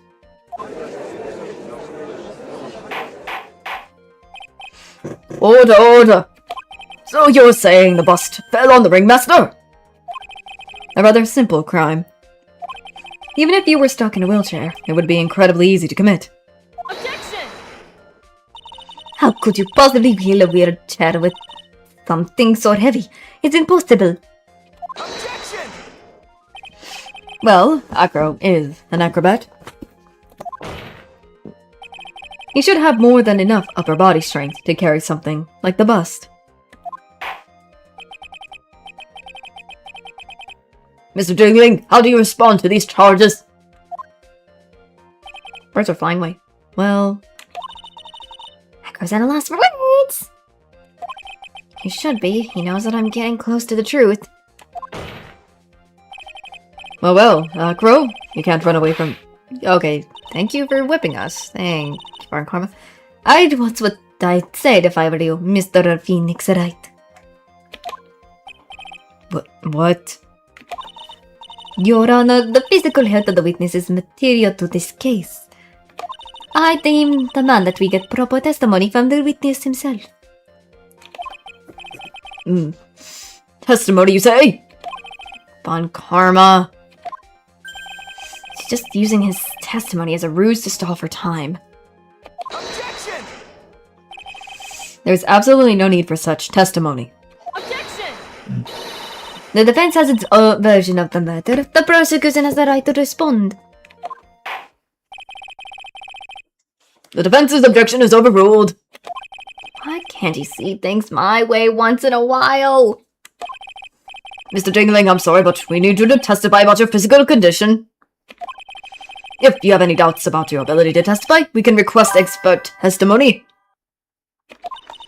The witness will have no problem. However, let's all be respectful towards him. Thank you. That woman will sink to any lows to win a case. Acro's physical state. I suppose I could have lifted something the size of that bust. I have a strong upper body from working as an acrobat, and only my legs were injured. I mean, yeah, his legs were only injured. However, lifting the bust and looking out the window would have been impossible. There's no way I could have expected that kind of force on my lower body. That makes it impossible for me to have known the location of the Ringmaster's head. It would be unrealistic for me to drop the bust on him, don't you think? I have no doubts in regards to this witness's testimony.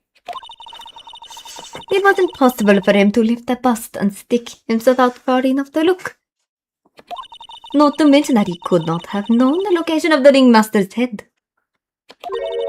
A single false step would have led to even more severe injuries.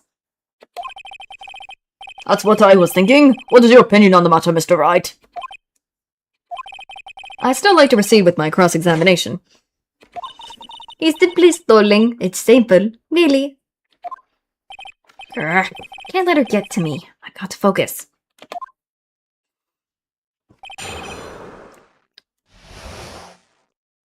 Okay.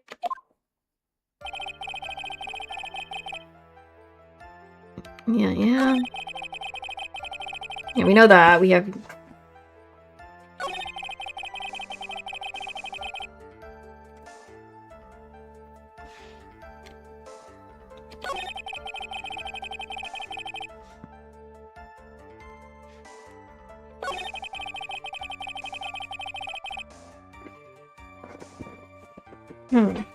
Longmaster's head. I'm gonna look at my evidence real quick. What about the box? Maybe the box? Wait, if he was trying to pick up the box, maybe it was the box? Does it have something to do with the box? I'm thinking the box might have been what... Objection! Might be the box, because we barely know much about the box, much to see what it's used for. Crow? You didn't really need to lean out of the window, did you? What are you driving at, Mr. Wright? You already knew ahead of time where the ringmaster's head was going to be. Quite precisely, I may add. Objection! Your silly hinting at things is pointless, Mr. Phoenix, right? Enough stalling. How about you show us some evidence? But I did such a good job hinting. Yes, hurry up and explain things, Mr. Wright. Maybe you should take a look at this.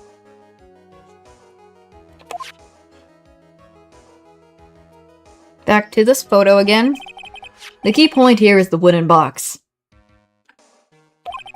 The same wooden box the victim was found hunched over? The same. The question is, who placed the wooden box here?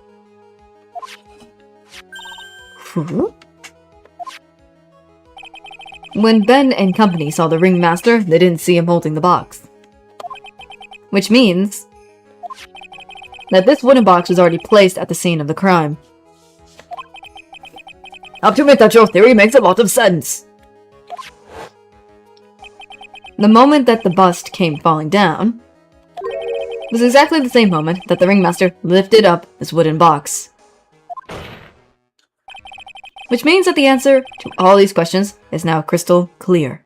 Oh, so it was the box. I was thinking it must have been. Because the box was the only thing I would think would be left that no one has talked about, so I was like, the box? You mean... If the bust were to fall upon the point marked out by the wooden box, there would be no way that it could miss the head of the victim. No. Interesting. Order! This is unbelievable! Finally, some of these loose ends are starting to tie themselves up. I just gotta keep going. There's only one way to go from here. Forward. So the next question I have is who placed that wooden box at the scene? It was Mr. Dingling, of course. He connected it to a rope, and then all he had to do was lower it down. Ow. Allow My whip to explain or something, I guess. We are just gonna get whipped.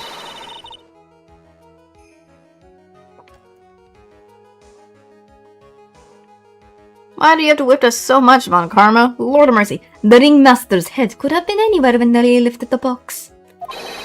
That's why the box was so specially made. Specially made. Indeed. It had the most particular feature.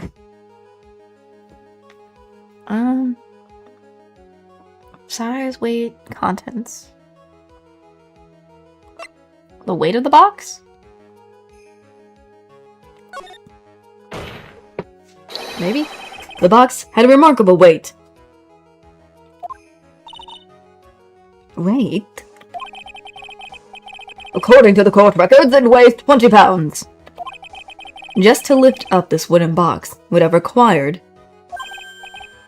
Oh, I see. One would have to squat down, then lift it up with their body, wouldn't you say? That's exactly what I was trying to point out. The box is also very large. The box also has carrying handles on either side, doesn't it? That is correct. To lift the box, you have to squat down. Man.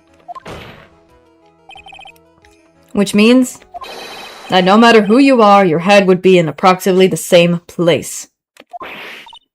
Fool. Birds.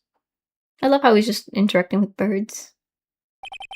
Can't even bother to listen to me anymore.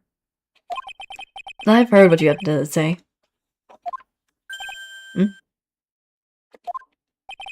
I must admit, I'm shocked at your imaginative skill. Did you do it? Did you place this wooden box in the plaza?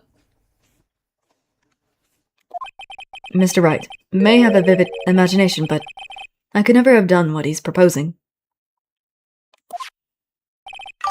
What? Mr. Wright, do you recall the original location of Max's bust?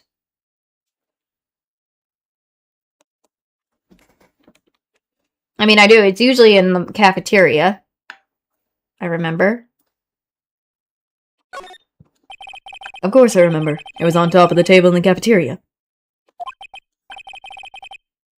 Then what happened to it? I'd like you to remember one important fact, Mr. Wright. I could not possibly leave the lodging house by myself. That means... You understand what I mean, don't you? I may very well have been able to drop the bust from my room. However, how would I have gotten the bust from the cafeteria to my room?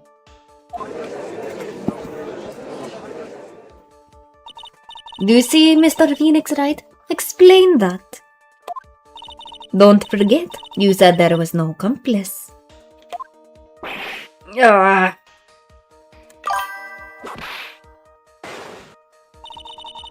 Tell us exactly how the witness would have carried the bust from the cafeteria. Yep, definitely have a problem here. But this is no place to get perplexed.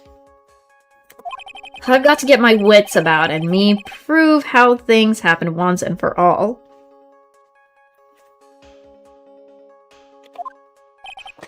Alright, Mr. Wright, let's hear your explanation. How did the witness get the bust from the cafeteria back to his room? What about money? Because he likes shiny things, and it did look shiny. So let's try money. A monkey! Everyone knows money. He loves shiny objects of any size. Oh, like when he stole the ventriloquist's ring. So, are you saying the witness at the monkey steal the bust? Of course he didn't order the monkey to steal it. The monkey stole it on his own, and then brought it back home. Oh, gotcha. Home? Money lives in Acro's room. Acro's room? Objection! But the bust was bronze, wasn't it? Bronze isn't at all that shiny. Objection! Maybe you should put the whip down sometimes and read the court records. It's the cards. My, those are very nice cards he's holding. Yes, and they are made of platinum, which is very shiny. Ah. Oh. Acro. Money is a strong monkey, right? It'd be easy for him to bring the bust back to your room. If he wasn't able to handle that himself, I'd be on the market for a new roommate.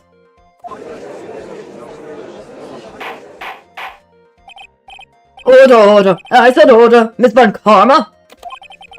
Where's the bust in question at the moment? I don't know.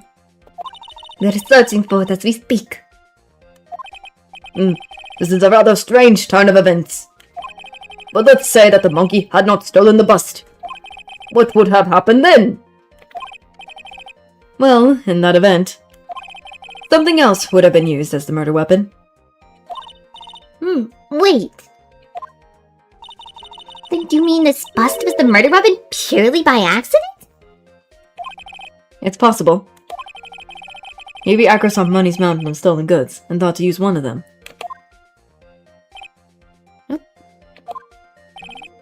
Anyways, I think we've more than proven one critical fact.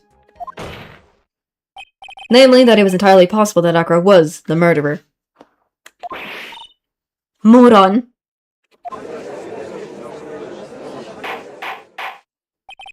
Mr. Wright's argument was so circular, I'm still a bit dizzy. However, his argument does hold water. There's no denying that. Ow. Don't seem so flamboozled, especially by this fraud of an attorney. Fraud. You've forgotten the absolute most important thing, Mr. Wright. And what is that? You should know. You forgot that your fraud of a magical client was spotted at the scene of the crime. But what if it was the bust? Because if you used the bust as the murder weapon... Oh, it looked like Max? 'Cause it looks like Max. Dummy. There is no reason to doubt the clown's testimony. That's true. How do you respond to that, Mr. Wright? Nick, don't let her beat you now. I won't. This is my chance to turn this trial around. When the murder occurred, there were 2 people at the scene of the crime. One was the victim, Dusselberry, and the other was the murderer himself. Answer this and only this, Mr. Phoenix Wright. Who was the murderer that the clown saw?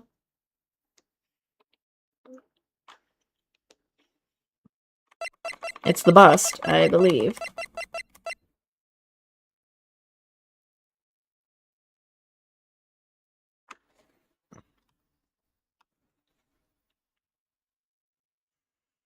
It has to be the bust, because that's the only thing I could think of is his bust, being that it looks like Max anyways, so... Goodness. He saw Max's butt. Ow! I asked who was the other person Mo saw on the scene. That evidence has nothing to do with the question. Objection! Au contraire, mon frère. I don't know how to pronounce it, so my apologies. It does indeed have something to do with the question.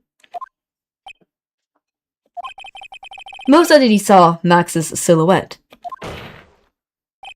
But he did not actually see the man himself. It wasn't a human being he saw.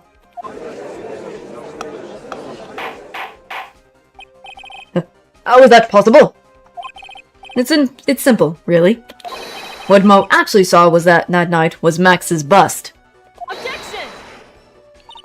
What are you talking about? Have you tried using your brain at all for this case? Have you not thought about it, Mon Karma? You have. What about you? You're not using your brain?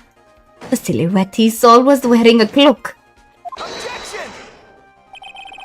There's no reason why you couldn't attach a cloak to the bust. It would be easy to hang one off of the cards in the bust's hands. Oh, true. Idiot. Who in their right mind would put a cloak on a bust? It doesn't matter who put it on the bust. Just wait a minute now, Mr. Wright. Who put the cloak on the bust? The question is of the utmost importance to this case. Don't you agree? Duh, you got me. So let's have it, Mr. Wright. Who put the cloak on the bust?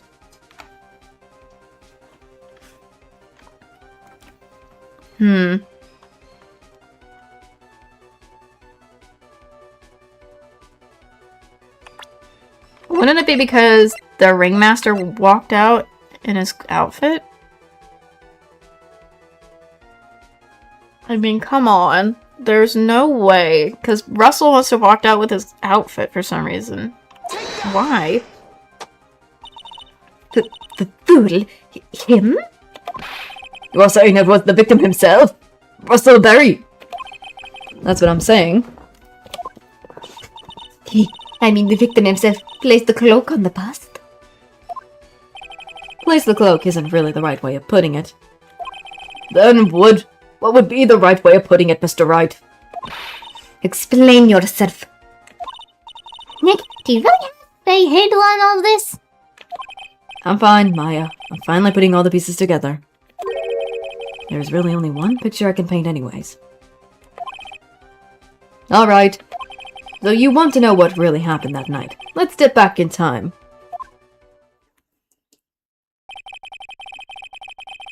Akru used a rope to lower the wooden box onto the scene. Golly, not your own badge. Then he attached that rope to the bust and dangled the bust out of his bedroom window, directly above the wooden box. At the same time, the ringmaster told Max to wait in his room and went to the scene, of course. At the time, the ringmaster was wearing Max's costume. Perhaps he didn't want anyone to recognize him that night. But just as he feared, he was spotted at the entrance of the lodging house. by none other than a ventriloquist and his puppet, Ben and Trillo. When the ringmaster arrived at the scene, he bent over to lift the wooden box. And then, when Acro took his chance and that's when Acro took his chance and released the rope. Now this is when the magic happens. At the very instant the bust hits the victim. Oh yeah. Oh! The cloak attaches. Was kind of weird and awkward. You wait just a second there, Mr. Phoenix, right? As much as you try, as much as you scheme, this isn't true. It can't be. It's still a little early to be getting so upset, Miss Von Karma. This circus isn't over yet. What? That's so weird how that happens. The impact of the bust on the victim threw the cloak up, which snagged onto the bust. The impact also caused a sound a certain witness heard, prompting him to take a look. That witness was, of course, Lawrence Moe Curls, the clown. When Moe looked out his window, the cloak had already snagged onto the bust. Now, having completed the crime, Hackern actually went about pulling up the murder weapon. Of course, he had no idea that Moe saw the bust being raised with the cloak dangling on it. Probably because, in his wheelchair, he couldn't see out of his window. So he just kept pulling the bust up. Whee! That's why there's no footprints and why it flew. And that is how the magical murderer disappear into the sky came to be.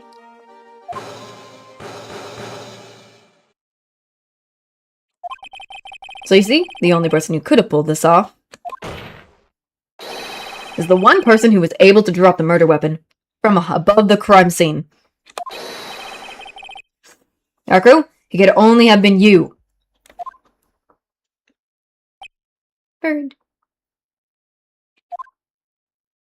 Whee! Hacker's been playing mind games with all of us. He sure has. But he has come to the end of his rope now. What now? You've graced us with a rather long way in the tail.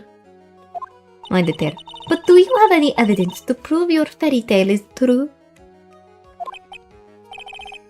Evidence? In this court, only two things matter: the power of evidence and the power of my whip. Don't forget the power of my gavel as well. Judge. Mr. Wright, the prosecution brings up a good point. Can we see some evidence? Nick, they want evidence. I just explained how there was only be one possible murder method. There's still something unusual about Moe's eyewitness account.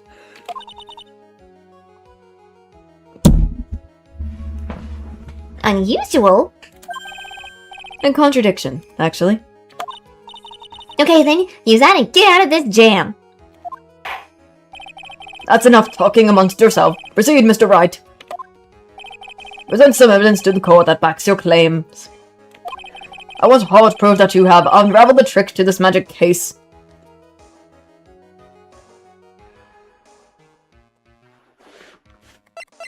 Was it the hat? Because it was fine.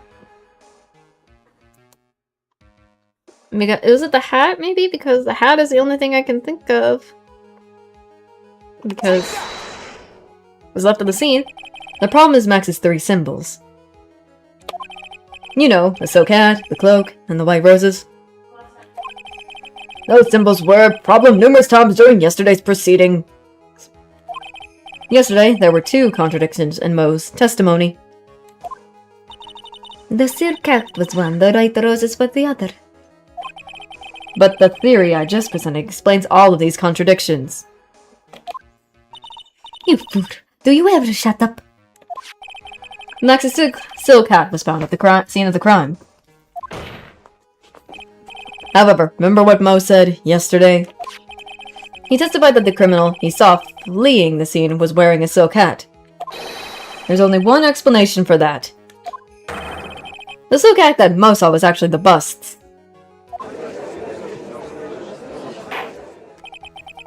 Makes sense. If you look at it that way, then he did see the silk hat. Well, sort of. Objection! Fine, we got one. But what about the other contradiction? The other contradiction? Remember what the ventriloquist said in the court?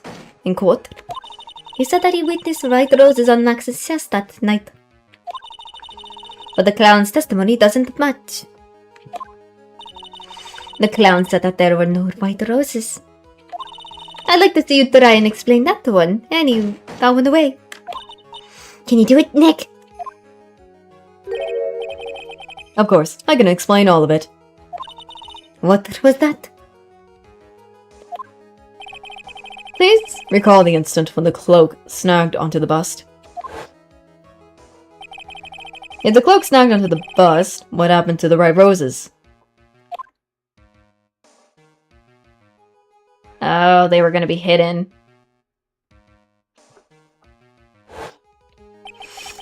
Do you get it yet? If the cloak got snagged onto the front of the bust,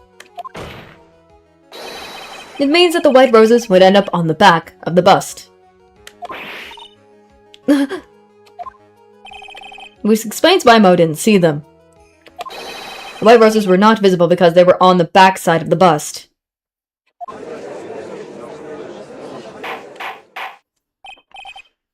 Order! Order!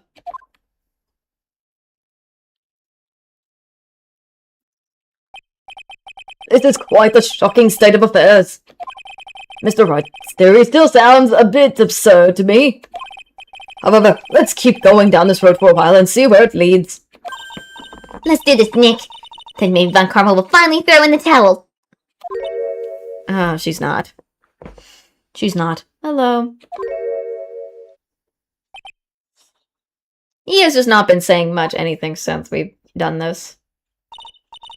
Well, so much for that theory. Mr. Wright, do you mind? What is it? You took the time to research our circus, didn't you? Well, yes, I did. Is there something making you think that I didn't? If you did, then maybe you'll understand why I think you're off track. Why is that? Motive. This witness feels an incredible debt of gratitude towards the ringmaster. Anyone with any relation to the circus as well is aware of this. Oh, great. Love that. Thus, there is absolutely no way someone like this would kill the ringmaster.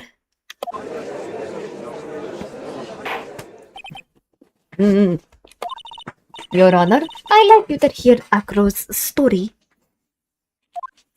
Learn about his relationship with the ringmaster and his life up until now. What do we do? There's no doubt that Akro deeply respected the ringmaster. Akro's motive. It seems that this case isn't over yet. Very well, however, I feel this is a good place to take a break. I will listen to the rest of Mr. Dingling's testimony after recess. This court will now take a 10-minute recess. Fine, a freaking late. Lord of mercy. Interesting.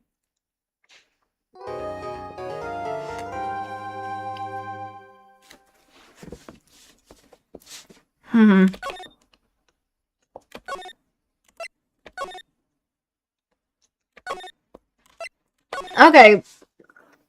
I can understand where Von Karma's kind of like, hey, what about his motive? If he was really the killer, what about his motive? Like, what motive would this man have just to kill the ringmaster? If anything, so that is very interesting.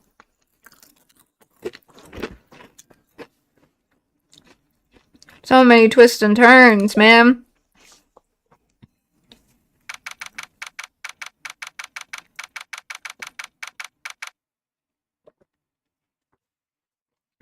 number 5 lobby for defendant.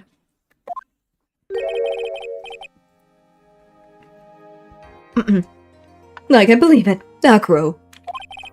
It's pretty shocking, isn't it? It definitely is, and to think he was always the most straightforward of the group. Jeebus, am I that hated?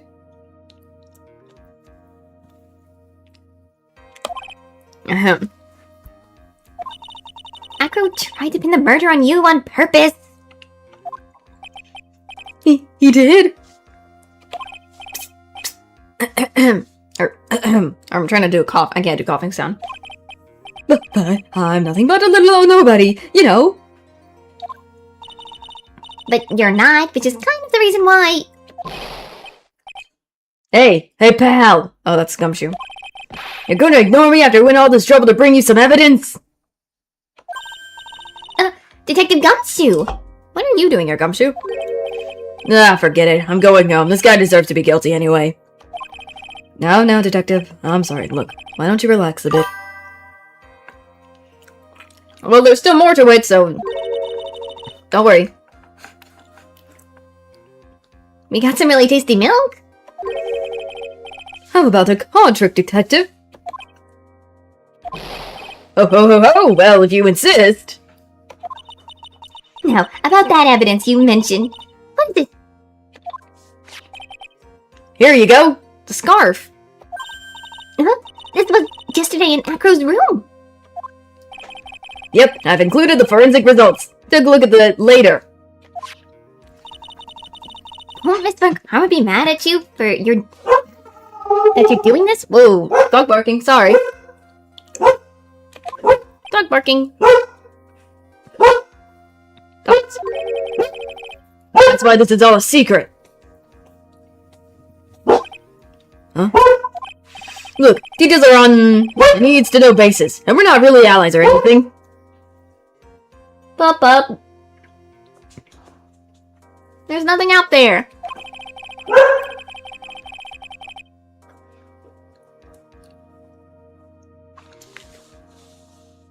It's me. But everything that's happened in court up until now has gone according to our plan. I don't know. Miss Von Karma didn't seem in control of things in there just now. You'll figure it out eventually, pal. Yesterday, our final plans were set into motion. Final plans? Uh-huh. That reminds me. I got a message from the prosecutor for you. Nothing is ever truly decided until the very end. That's it. And that's it for me too, pal. I'm out of here. Hold on, I'm gonna check something. I'll be right back.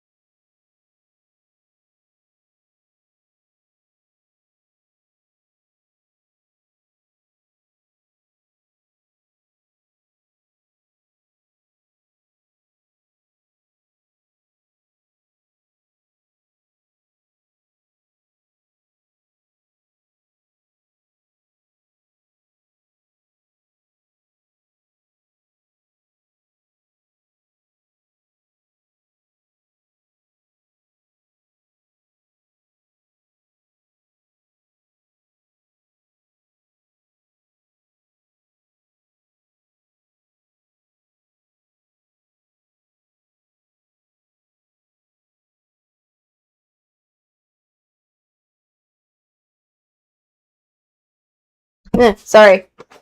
I was just trying to check in on a family member and stuff. My bad if it took a while. My apologies. My bad. My bad.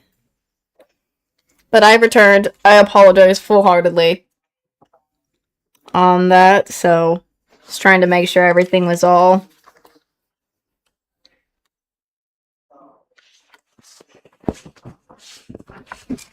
Oh, great, I hit something. Whoopsie. So I deeply apologize if it took a while. I was just checking on stuff, so...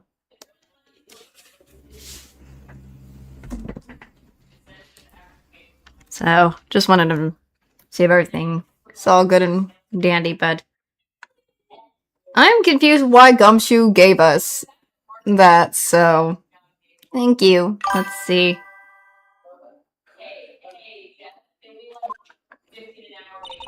Well, anyways. What do you mean by that? The very end part? I'm not sure. It was all pretty cryptic to me. No, one more thing. Don't scare me like that! It looks like there's a large care package from the circus for the defendant. What? For me? It's milk. Why is it gotta be so much milk? The reception area looks like some kind of dairy. Hurry up and drink it all before it spoils. An entire dairy's worth of milk for me? Oh god, that is a lot of dairy. That is a lot of dairy for one person. Now we're back into the court. With the defendant in the middle. Or not the defendant, the witness. But... Court is now back in session. Miss Von Karma, please continue from where you were left off. I'd like to continue with Akro's testimony, starting with his relationship to the victim. I'd also like to get proof from the defense. Proof of what kind of motive Akro would have to commit this crime. Understood. Now, Mr. Dingeling. Yes, Your Honor. Please proceed with your testimony. Finally, I get the motive. Wait, Nick, are you okay? Just do me a favor and don't ask questions you don't want the answers to.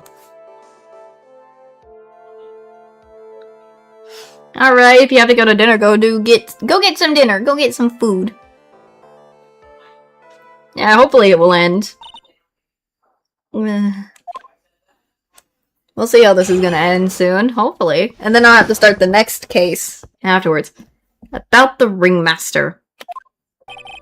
When we were little, we were abandoned by our parents. That's when the ringmaster of the very big circus, Russell Berry, took us in. I became an acrobat around 9 years old. I wanted to find a way to repay the ringmaster. That was my sole purpose of life.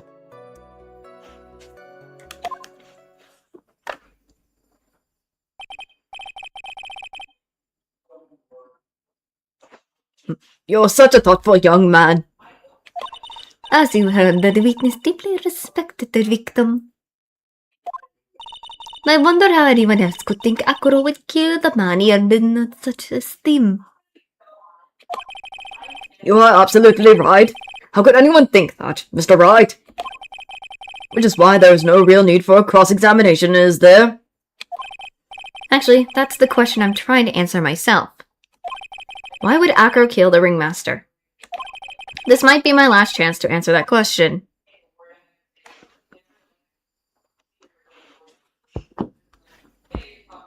I don't know. I don't think so. No need to question him now.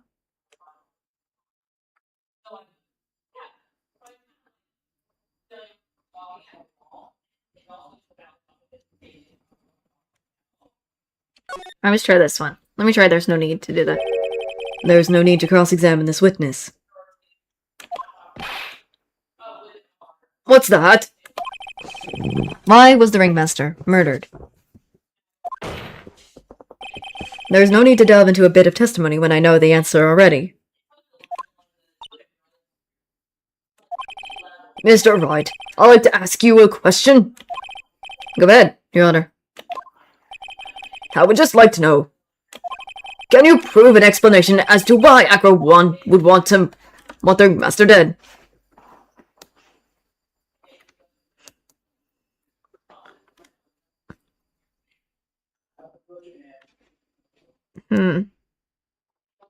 I don't think he wanted the ringmaster dead from the look of it.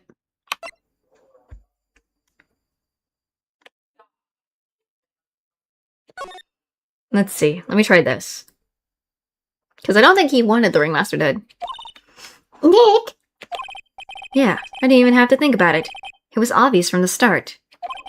Your Honor, the reason that Acro killed the ringmaster is something that can't be proven. What? That's because Acro had no reason to kill the ringmaster at all.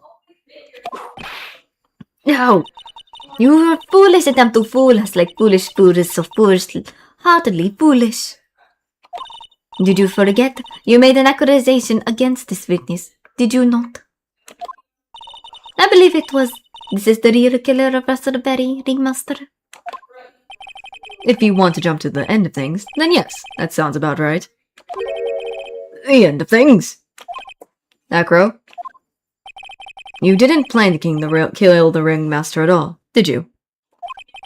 The ringmaster wasn't your target that night. Oh, great. What did you just say? I'm saying that the target of this witness's murder plot was not the ringmaster. Because it was never his intention to kill Russell Berry to begin with. What?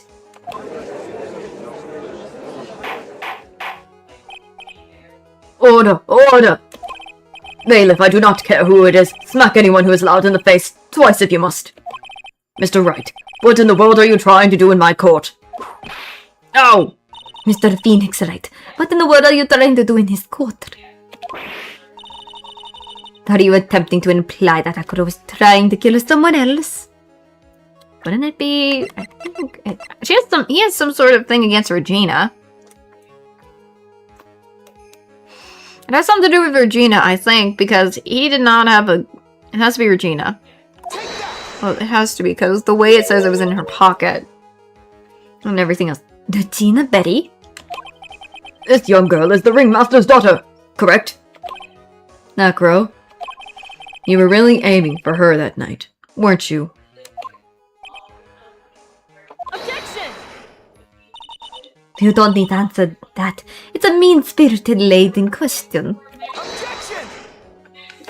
What in the world am I hearing them yelling about? He could easily answer this question. If I'm wrong, all he has to say is, you're wrong. That's it. That's it, huh? Mr. Phoenix Wright.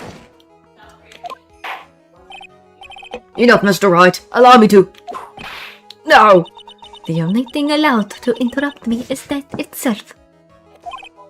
Uh, And that goes for you too, Mr. Phoenix Wright. Show me evidence, now! I want to know why Akro would want to kill Regina Berry. yes, me too. I demand to see some proof.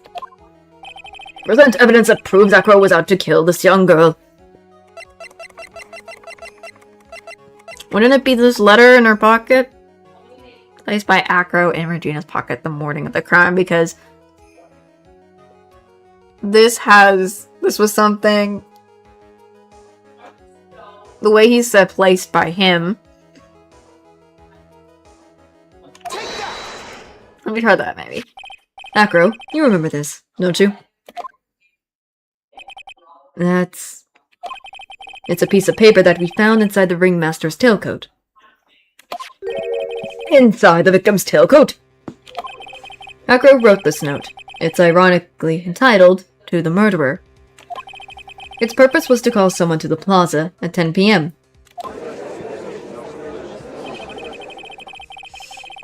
So you're saying that he called Russell Berry with that note? Yes, but there's just one little problem. Problem? Acro did indeed place this note into someone's pocket. However, that someone was not the ringmaster. You mean it wasn't for the... That's exactly what I mean. The person this note was intended for was none other than Regina Berry. She's in the audience for this too. Oh god, she's hearing all of this too. Order, order, order. Mr. Wright, this little theory of yours. It's the truth. Your Honor, it isn't a theory. Simply put, Regina didn't think the note was meant for her. Which is why, the morning of the crime, she placed it on the cafeteria bulletin board. I know, they never end! That's when her father... I mean, the ringmaster saw the note? That's correct. The ringmaster ended up in the plaza instead of Regina. And he was killed because of that mistake, instead of Regina. That's incredible! Remember the testimony that Acro gave us earlier today. Lifting the bust and looking out of the window would have been impossible. There's no way I could have exerted that kind of force on my lower body. If I were to do that, I'd end up falling out the window myself. Acro had no idea who it was that arrived in the plaza, because he couldn't look down out of his window to see who it actually was. I got it. Acro thought it was Regina down in the plaza. And that's when he let the bust fly. Hey, Nick! Isn't Regina listening to all of this from the audience? She is. Unfortunately, it's only going to get harsher from here. I hope Regina can handle it. Acro wrote this note to Regina. Objection! Foolishly fools. Foolishly foolish fool with foolishly fool. Oh my god, there's so much foolish.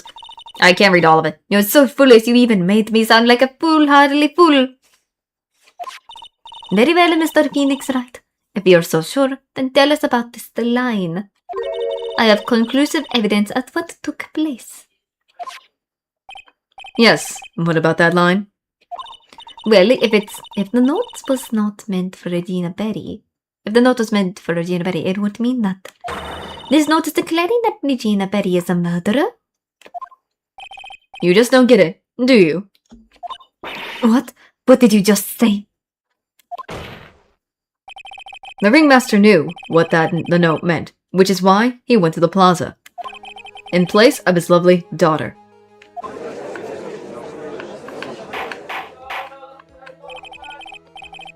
Hold it right there, Mr. Wright. What is this incident that is alluded to in this note? The incident 6 months ago.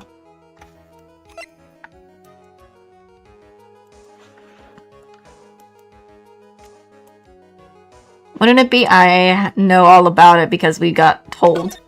Right. An incident occurred 6 months ago. And now I am more than ready to show this court what happened at that time. Moron. Wait, are you sure that it relates to the present case?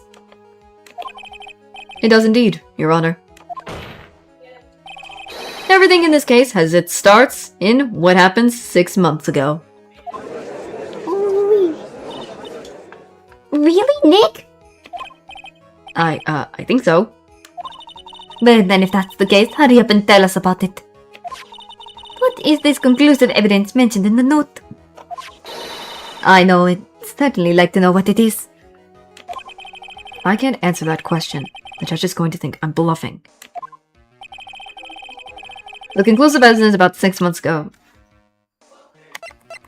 Wait a minute.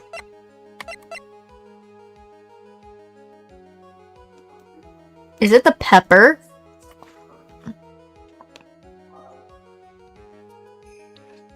Because if anything, does it have anything to do with this pepper we have? Because if it makes people sneeze...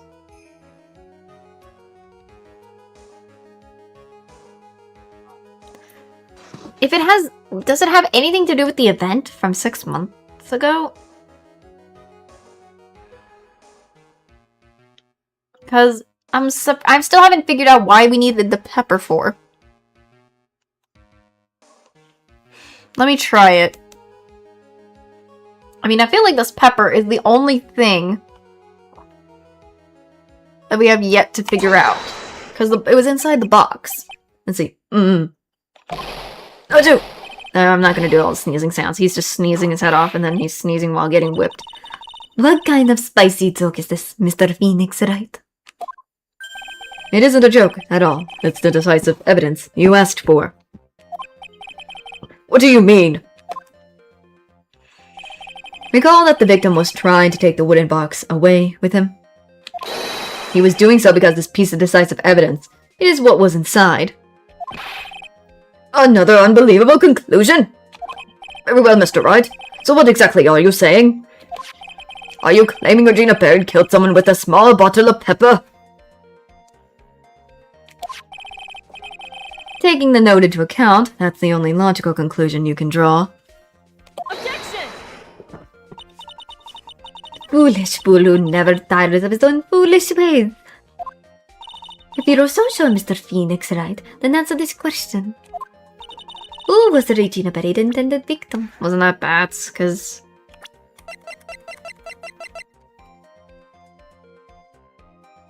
it has something to do because he's still in a coma, so it has something to do with bats. I'd say it's bats. Who was this? That is Akro's younger brother. I know, oh my god. Objection! What does this prove? His younger brother isn't dead. Technically, that's true. However, Bats has been in a coma for 6 months now. It's not a stretch to see how Akro could feel that his brother is dead. Gina, she did that to him. Do you spend your entire life dreaming up new ways to be a fool? Naturally, the prosecution has looked into Akro's brother, Sean Dingling. 6 months ago, he was bit by a lion and fell into this current comatose state. Lion? Miss Regina Berry is an animal tamer by trade. However, not tamed animals in that position is ever trained to attack another human. They wouldn't understand the command. Moreover, Miss Regina could never do something like that. It's just not in her. Goodness. So then what happened to Akro's brother? He's not the victim of an attempted murder. He's the victim of an accident. I see. Now what do we do? Don't want me to be going along with your theory. Do you think what happened to Bats was actually an accident?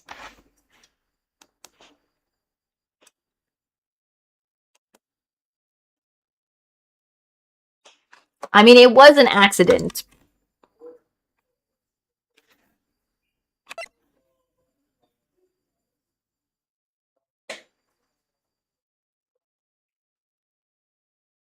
But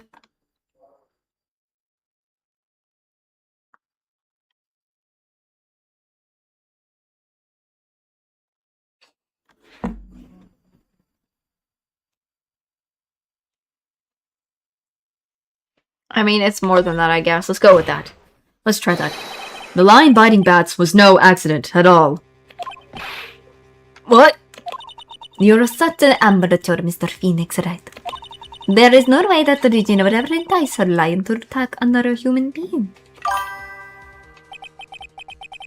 She may not have enticed the lion to attack another human being, but Regina is responsible for making the lion bite Akro's brother, Bat. Does it have something to do with this scarf? That scarf stained with his blood and a small quantity of pepper? Oh! There's pepper on it! Why? It says there's pepper on it. Why? What the? That's just a scarf. Akro. This scarf is something that Bat used to wear, correct? That's right. And who is the one that gave this scarf to Bat? Regina. Regina gave it to him. Regina? There is something more than just blood on the scarf, Your Honor. And what that might be? Pepper. Pepper? Pepper. Regina gave the scarf to Bat right before the accident. And she covered it with as much pepper as she could.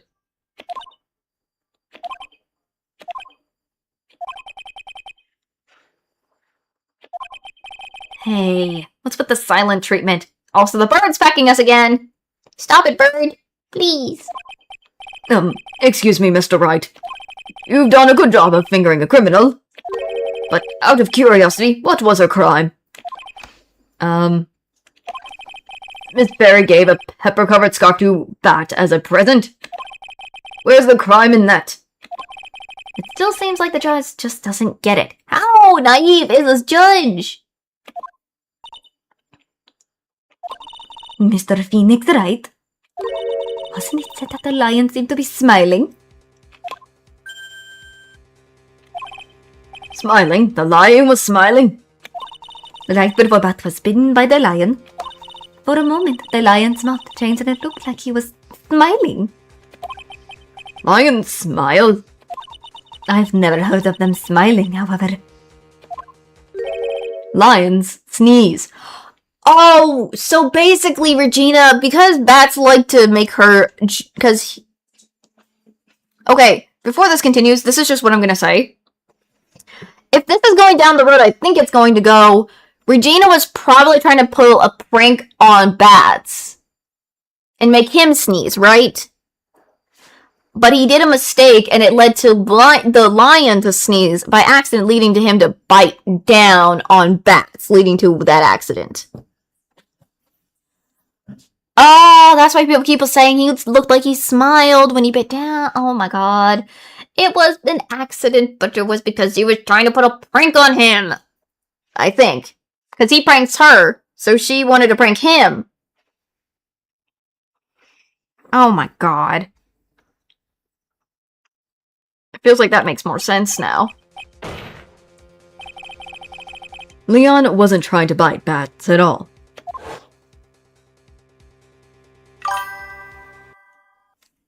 In reality, all he actually did was sneeze.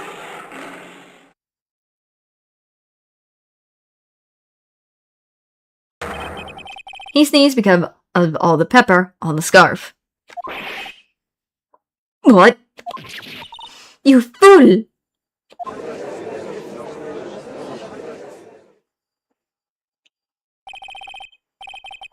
You've got to be kidding me.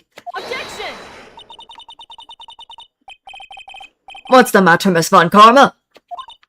I object for the objection's sake. Mr. Phoenix, I do this city, you believe it?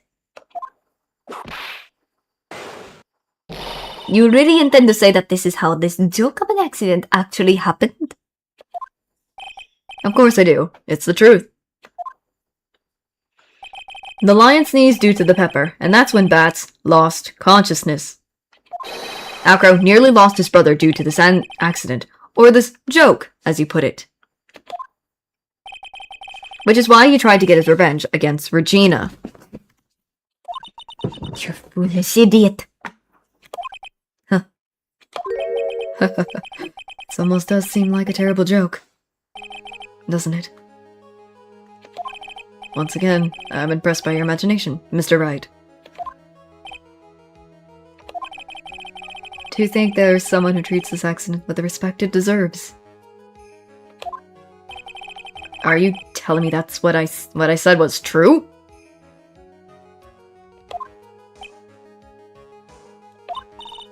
Aggro! You don't mean you can't need witness? Are you confirming the defense's claim? Mr. Wright? Unfortunately, your imagination is not enough to find me guilty of murder. What do you mean by that? The pepper, the scarf, the lion. I see where you're going, but it's a bit hard to swallow. Not to mention the fact that there is an even bigger problem with your theory. What would that problem be? The same problem had always been. Evidence. If I dropped Max's bust on top of the ringmaster, where's the evidence that proves that claim? Pecked by the bird again. You mean the conclusive evidence? The biggest problem is the murder weapon, or the lack thereof, to be more precise. The murder weapon. The bus that the defense claims was used. If that's what should be found in Akuro's room. And if it was recovered with the victim's blood, that would be awfully conclusive in my eyes. Yes, it would be.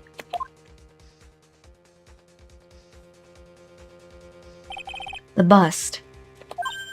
Nick, you gotta do something. This is the last step. If I get this one right, the case is won.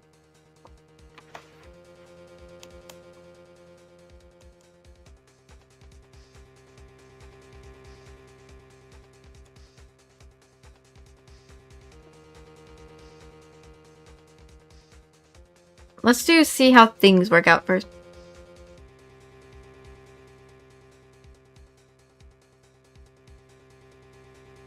I just feel like there's not... I don't feel like if we do...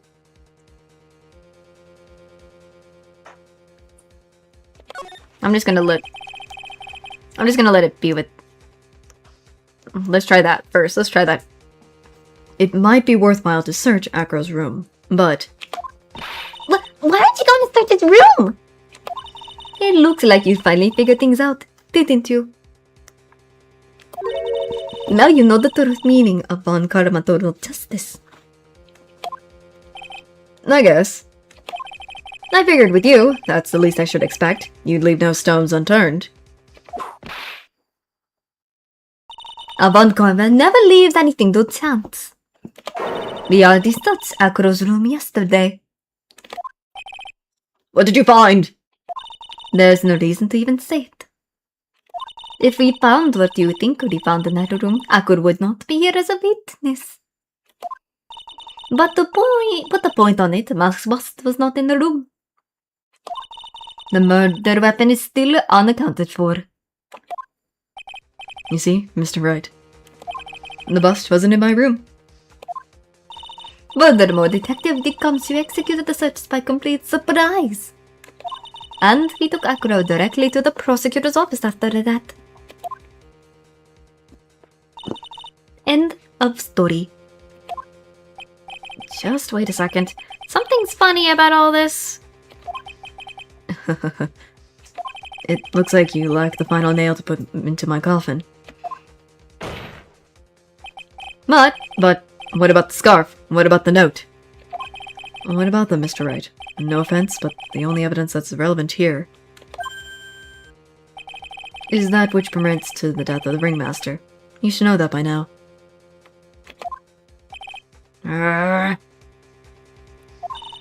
Do something, Nick. Don't let this case sleep away. The bust. Where is it now? Here's the bust right now. You're Phoenix Wright. You know where that bust is. I'm sure you do. There's not even a single clue. How am I supposed to know where the bust is?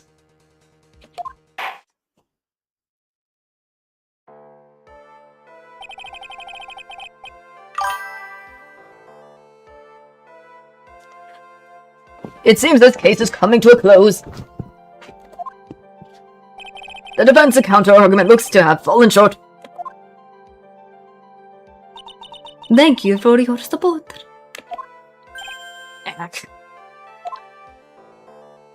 I'm terribly sorry, Mr. Wright. I think that brings to an end the cross-examination of this witness.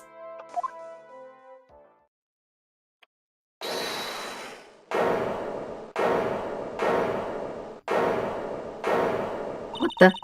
Where is Mac's bust? The defense needs time to prepare to present its case.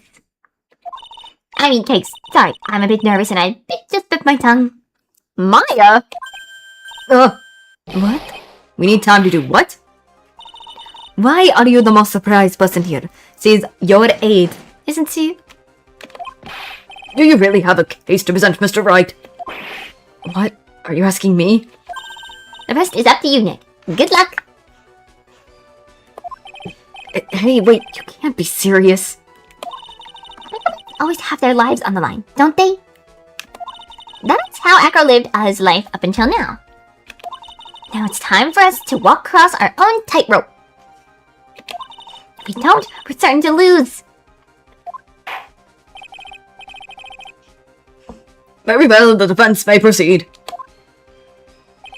He doesn't have a clue, and I don't think he'll be finding one anytime soon. Walking the tightrope of logic. There's no room for a false step. Sink or swim. That's the only way through this force. Forward. The murder weapon. Where is Mask's supposed now? Wouldn't it be in the courtroom? Because my only thought process, if it's nowhere in the area, it's gotta be with Acro himself. Because he probably hasn't had time to put it away, and he's only got it with him. So I'm thinking it's in the courtroom right now with him right now. Right? It's obvious the bust is inside this very courtroom. It's obvious where. Allow me to point the location. Witnesses stand? It's the witness stand.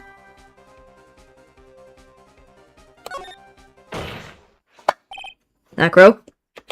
I'm sorry to ask this, but do you mind if I take the blanket off your wheelchair?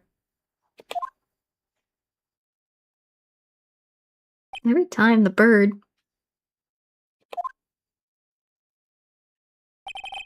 Sorry, I didn't quite hear you, Mr. Wright. Well, you are a big guy, and you have a pretty big wheelchair because of it. I just wanted to make sure you weren't hiding anything under that blanket. Because it seems to me that it'd be really easy to say, hide a bust under there.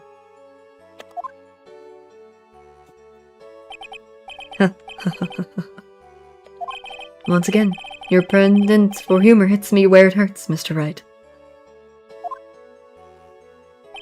I think it's pretty amazing that you can laugh in your position. However, your lightheartedness doesn't change the fact that the bust is under there. We all know that you can't leave the lodging house by yourself in your condition. That proved convenient when Miss Von Karma happened to search your room yesterday. If she had found the murder weapon in your room, it would have been all over. Which is why you had to hide it. And the only place that you could hide it. Under your wheelchair.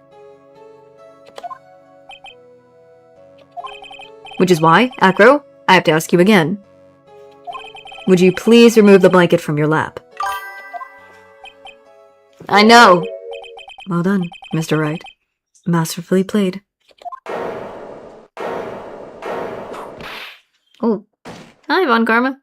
You're not happy, are you? You fool! How could you?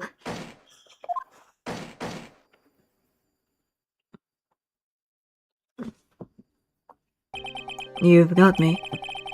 I've been bagged by a real pro. Actually, 2 of them. 2 of them? Miss Francisca Von Karma and Mr. Phoenix Wright. What? There's just one thing I'd like to know. How did you know to launch the surprise search on my room last night? There were 2 pieces of decisive evidence, the cloak and the bust. I burned the cloak in my room and threw the ashes away with the trash. Regina always took my trash out every morning, you know? But the bust, obviously I couldn't throw that away. When you executed your search, all I could do was try and hide the bust. So she didn't... Oh no! Oh no. Oh my god, and the only place that I could hide it quickly was under this wheelchair. Miss Von Karma, you had things all figured out, didn't you? I was completely suckered in by your calculated strategy. And now to be caught in the middle of court hiding the murder weapon. Oh my god. This man. There's no way I can escape that. So, you got me. Well done, Mr. Wright. Well done, Miss Von Karma. It all makes sense now. Can't believe that Von Karma thought that far ahead. It's amazing. Uh-huh. You definitely couldn't tell by looking at her. I know I sure couldn't. I don't think she did. It seems like she didn't. It looks like it. I can't believe it. Me, make a mistake. Why did I order a surprise search on your room? If only I hadn't done that. Oh, she did. I'm stupid then. I'm dumb then. God. It seems we finally arrived at the truth. Acro! Yes, Your Honor.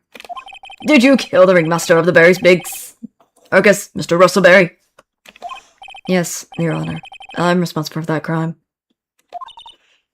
Acro! Ooh-wee. Acro.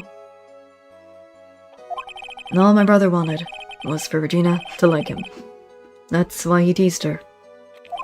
One day, my brother sprinkled some pepper on Regina. She started sneezing so hard, you couldn't help yourself from laughing. That's why Regina thought it'd be funny to get him back, in the same way. Yep, there it is. And that's why she covered the scarf with pepper. I know she didn't mean for anything bad to happen. I know this. She just wanted to make my brother sneeze a few times, too. But I just couldn't forgive her, no matter what.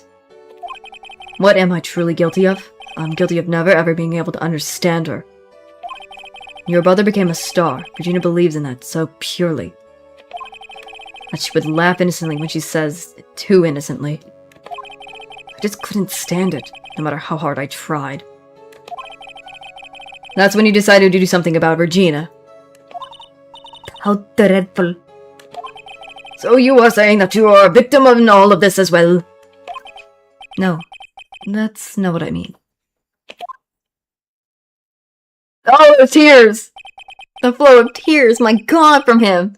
I'm nothing but a murderer, and that's who I am. At first, I thought I'd killed myself. Oh my god. Or game over. Oh my god, he kind of does give me a Jamil vibe, but in a very different way! Oh my god. Oh my god. Then I pondered giving up myself. Giving myself up. But I couldn't just up and leave. I couldn't. Not yet. That's why I tried to pin this on Max. Max, I'm so sorry. Oh my god. I just couldn't give up and leave yet. He couldn't because of his brother, I think, might be the reason. This has been such a strange case. It's almost a reflection of the circus itself. Aye then, he did. I can't believe it. You beat me again. I believe this case is now beyond any point of possible discussion. Thus, I'd like to declare my verdict.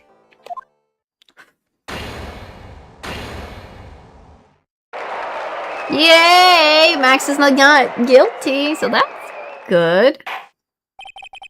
This court is adjourned.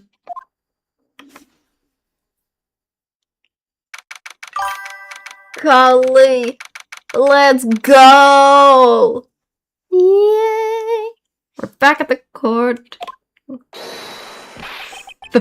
Fabulous! But to be honest, I can't really be too happy about this. Acro, the ringmaster, Regina, and Bat. Not a single one of them was a bad person inside. Huh. That's a good question, and one I don't know the answer to. Congrats, but only at best a million of them! But thank you. What's with the vibe in this room? We are just thinking about Acro. No. If you worry about people too much, then you'll be like this forever and never be happy. Huh? Oh god, she is in she is in tears.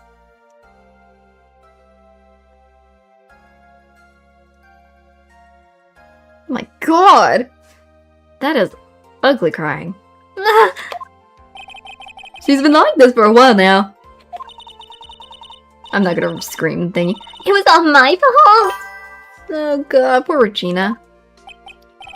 Sweetie pie. But Acro ain't never coming back.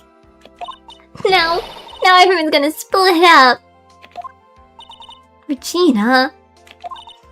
Mr. Right, tell me something. What do you want to know, Regina? Acro said something right at the end. I just couldn't up and leave yet. Does he mean that Acro? Does it mean that Acro is going to try and get his revenge on me?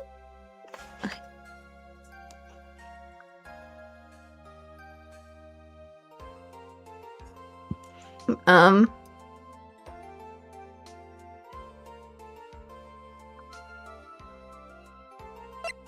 don't know.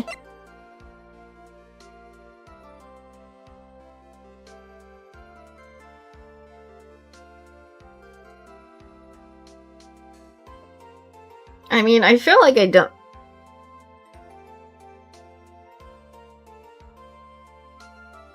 I mean, I think the only reason is because of his brother, I think.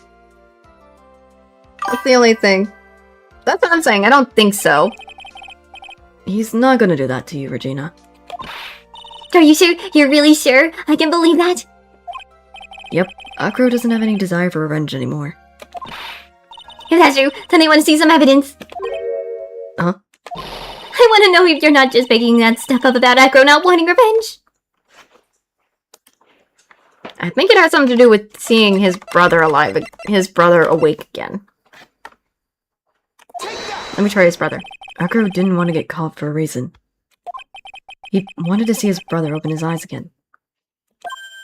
That? That's right, Regina. He's still alive, you know. I never knew. But now that Acro's been caught. Uh-huh. I know. What? I'll do it. I'll stay next to Bats as long as it takes. Until he opens his eyes, and then until he can meet Acro again. That's so sweet of you, Regina. I'm so sorry, Acro. I'm sorry, Bat. Well, hopefully this is enough to give her a little peace of mind. Hey, Max! What is it, Mo? We really put you through a lot, didn't we, buddy? I'm sorry about what happened. So whenever you'd like to leave us, I'll pay your fee and rip up the contract. Now I understand. What a fabulous thing to do for me. I might even leave tomorrow. What's going to happen to the circus now? Ah, that's the big question. The ringmaster was really an amazing person, wasn't he? Even though he's not here anymore, everyone is sticking together. The staff, the performers, no one wants to leave the circus. That's why I've made a decision. Mo? What is it? I've said that I will take over as the new ringmaster. Mo! What the? He's going to be ringmaster? I'll turn this circus into the best circus the world has ever seen. The best circus the world has ever seen? Don't laugh! That's quite the goal. Yeah, I can't wait. Then I guess that changes things. Huh? There's only one thing the best circus in the world has ever seen needs. The world's best illusions. Which means the circus needs the best magician the world has ever seen. Oh god. Max. Max? Let's work together and make our circus super fabulous. What do you say, big guy? I don't know what to say. All I can say is, thank you. Okay, Regina. Regina, you're going to help them out too, aren't you? I don't know. Maybe the circus would be better off without me? What are you talking about, Regina? How do you think that I brought you to the court today? We gotta work together to make the Very Big Circus bigger than it's ever been! Mo. Mo's right, sweetie pie. It can't be the very big circus without the Regina Berry. Oh, heck yeah, that love triangle part is just over and done with. Max. Nick? It seems like everything is going to turn out alright here. I can't wait to see the best circus the world has ever seen. We'll save you the most fabulous seats. It'll take us a while to get ready, but I'm going to order special whoopee cushion seats. And he starts laughing again, as usual.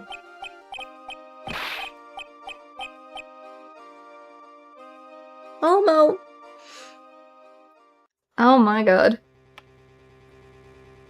I see. What made the case? Yesterday's surprise raid really paid off, just like you said it would, sir! What is going on? You had it all figured out, didn't you? What is... It was just a theory. If Acker really wasn't the killer, I thought this was the only way it could end. What the... Especially if he was the defense attorney. You mean Mr. Wright? Okay. Of course. Well, Detective, my planning is about to leave. As for Mr. Acker case, you need not worry. I plan to personally stop by the Chief Prosecutor's office as soon as I get back. Understood, sir. I'll be waiting for you, Mr. Edgeworth. Huh? What?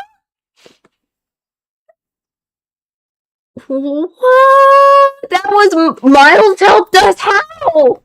He's alive and he helped us. Brand new episode. Farewell, my what? Farewell, my turnabout. What? Hold your horses. Hold your horses. That was Miles.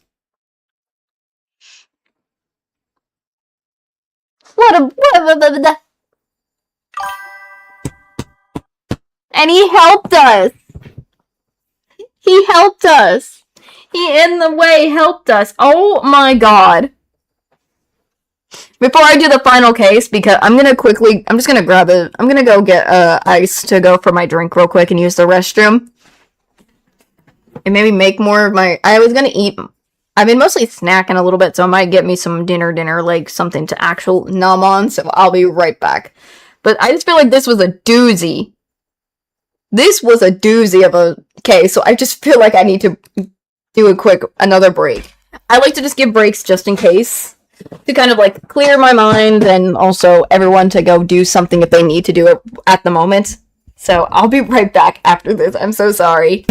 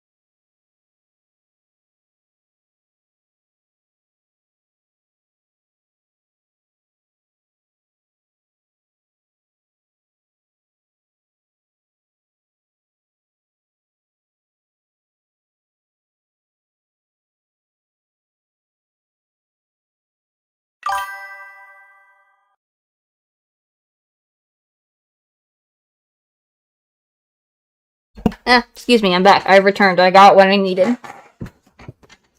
Sorry about that. I didn't even know that. That's new. That is new. I didn't even know that. That would have been cool if it was.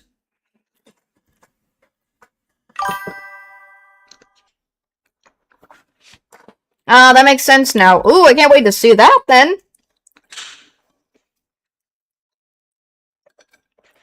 Can't wait to see that. That's going to be very interesting to witness.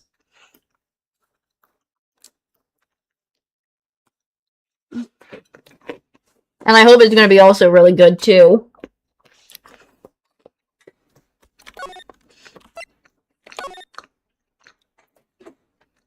Let's kind of just get into this now.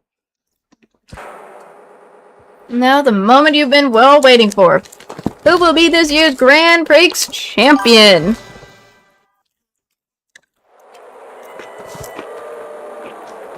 Ah, really? Okay.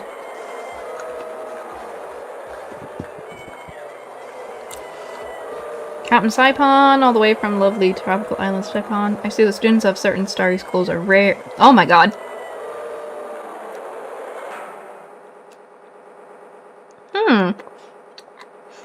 I'm just kind of see what this is all about.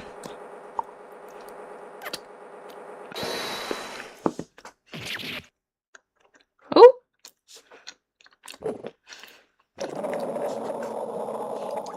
That moon is just getting split in half.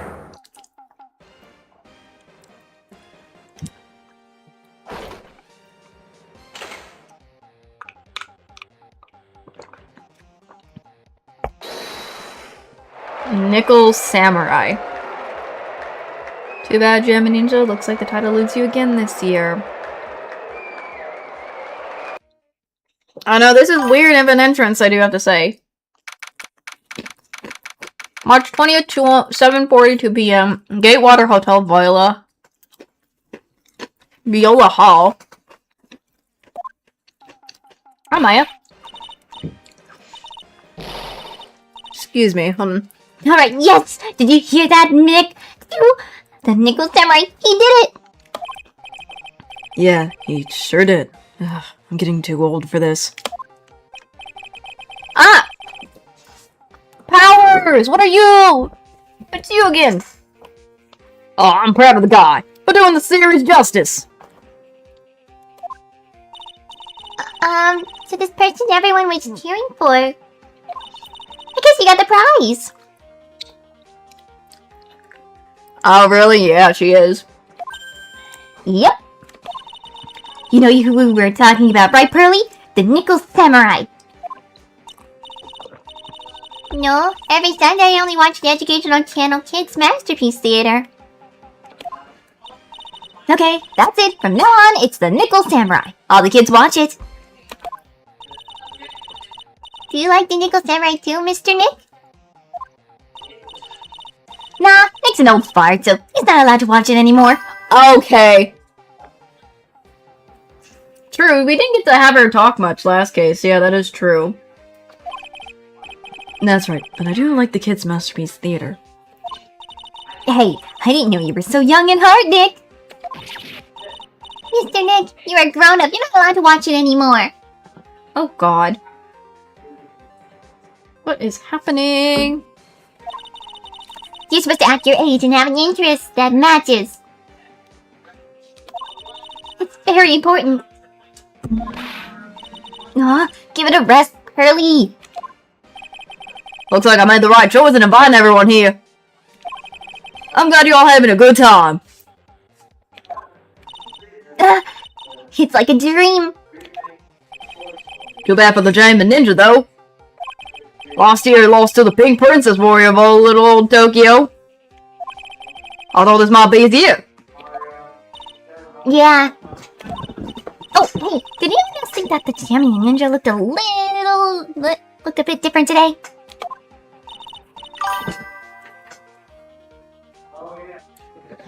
Oh, it feels like it too. Different? What do you mean? Well, he wasn't carrying his bright red guitar. Oi, you're right. Strange you walk around without a signature guitar. I will never understand these people and their shows. Anyway, Mr. Powers, thank you very much for tonight. Oh, it's nothing. I owe you one. So it's just my way of saying thanks. Hey, Nick, come on. It's time to get going to the lobby. I suppose ceremony stage that's supposed to start real soon. And then I heard there's going to be a press conference after that. A press conference? Is he? Excuse me, I'm hiccuping, darn it. A press conference? Is he really going to make a speech about winning this year's prize? Well, not exactly. Something about the Nickel Samurai confessing something? Confessing? Sounds pretty serious. Nick, come on. You don't want us to be the last ones there, do you? Yeah, Mr. Nick, do you? My me, the show doesn't even start for another 20 minutes.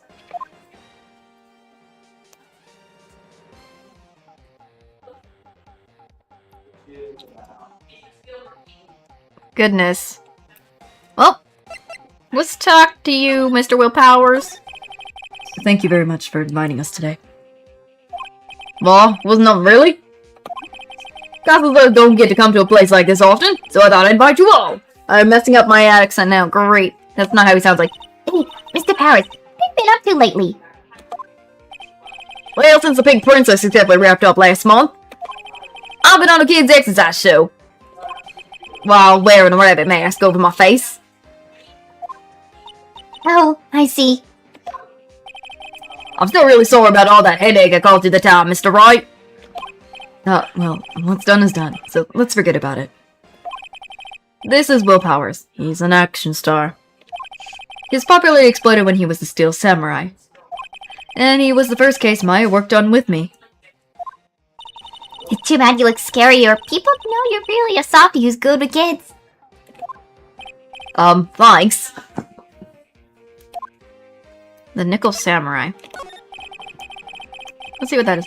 I can't believe they're going to make a movie based on the Nickel Samurai. I can't believe it either, but it's for a different reason.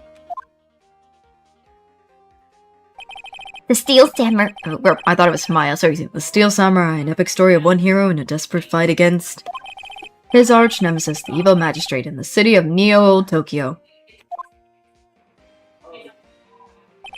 And last year, they started a new series, The Nickel Samurai. The new series seems to be a hit with the kids, too.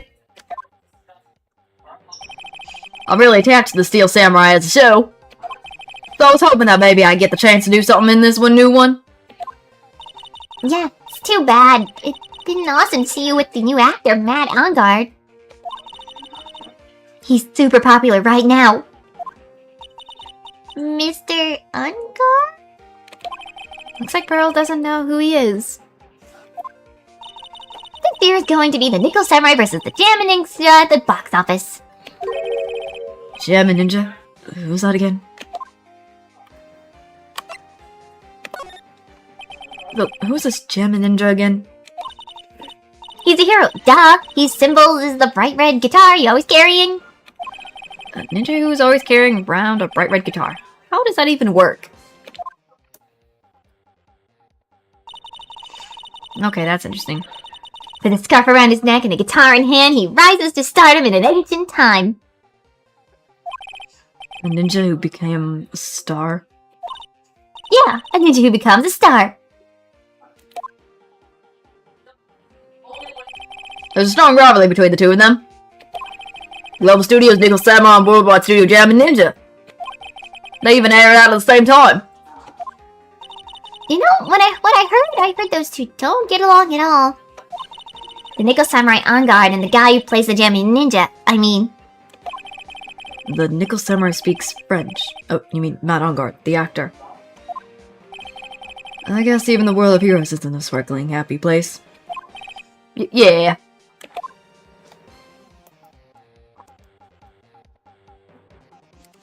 Okay. I guess let's move to the hallway. I guess. 20th Gateway Outer Hotel Hallway. This is a pretty interesting little area. Wow, what is this place? Looks like I stumbled onto Oz or something. Ah, Wizard of Oz because of the look of it. Way in the back, there's a sign for the bathroom. Maybe I should visit it while I can before the show starts.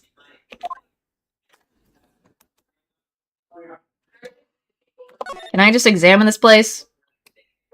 There's a lot of flowers.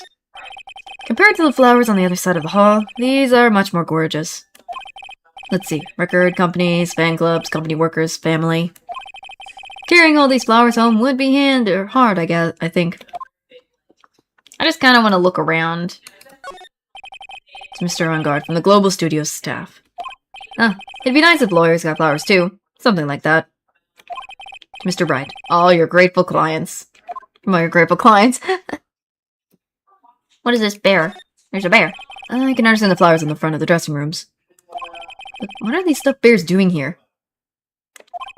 Could it be that there's an action star with a soft spot for teddy bears? Nah, can't be. I just like exploring things.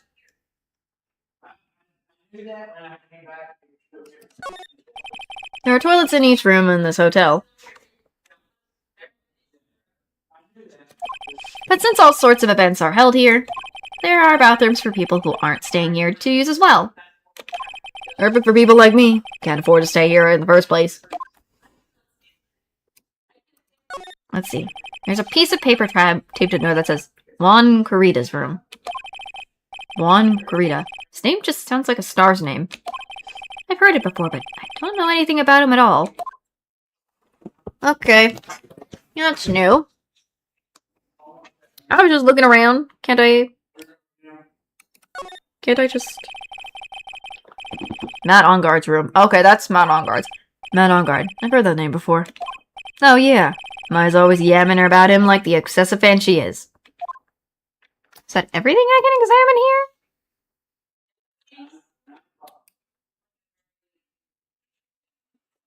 I guess so. Just kind of wanted to examine a little bit.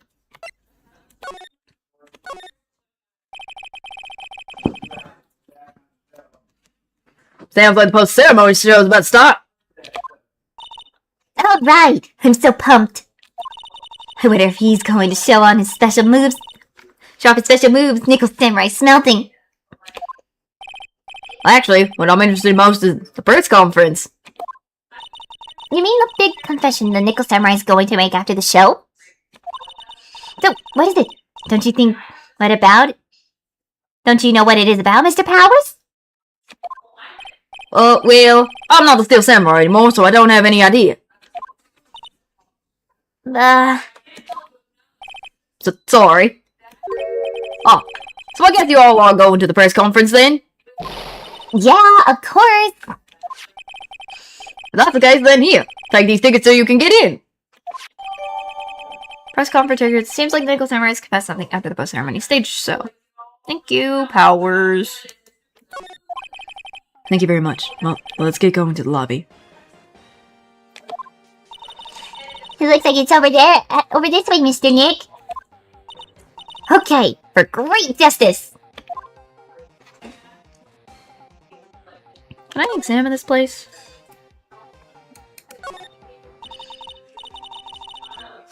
Before I do anything, I just want to kind of see what this is about.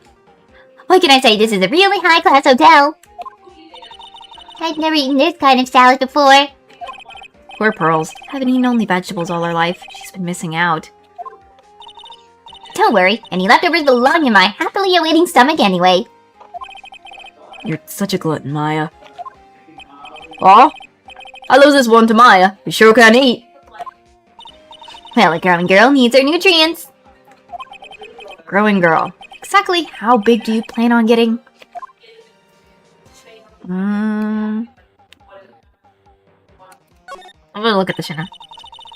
That chandelier is really something, isn't it? I thought it was a kind of spaceship.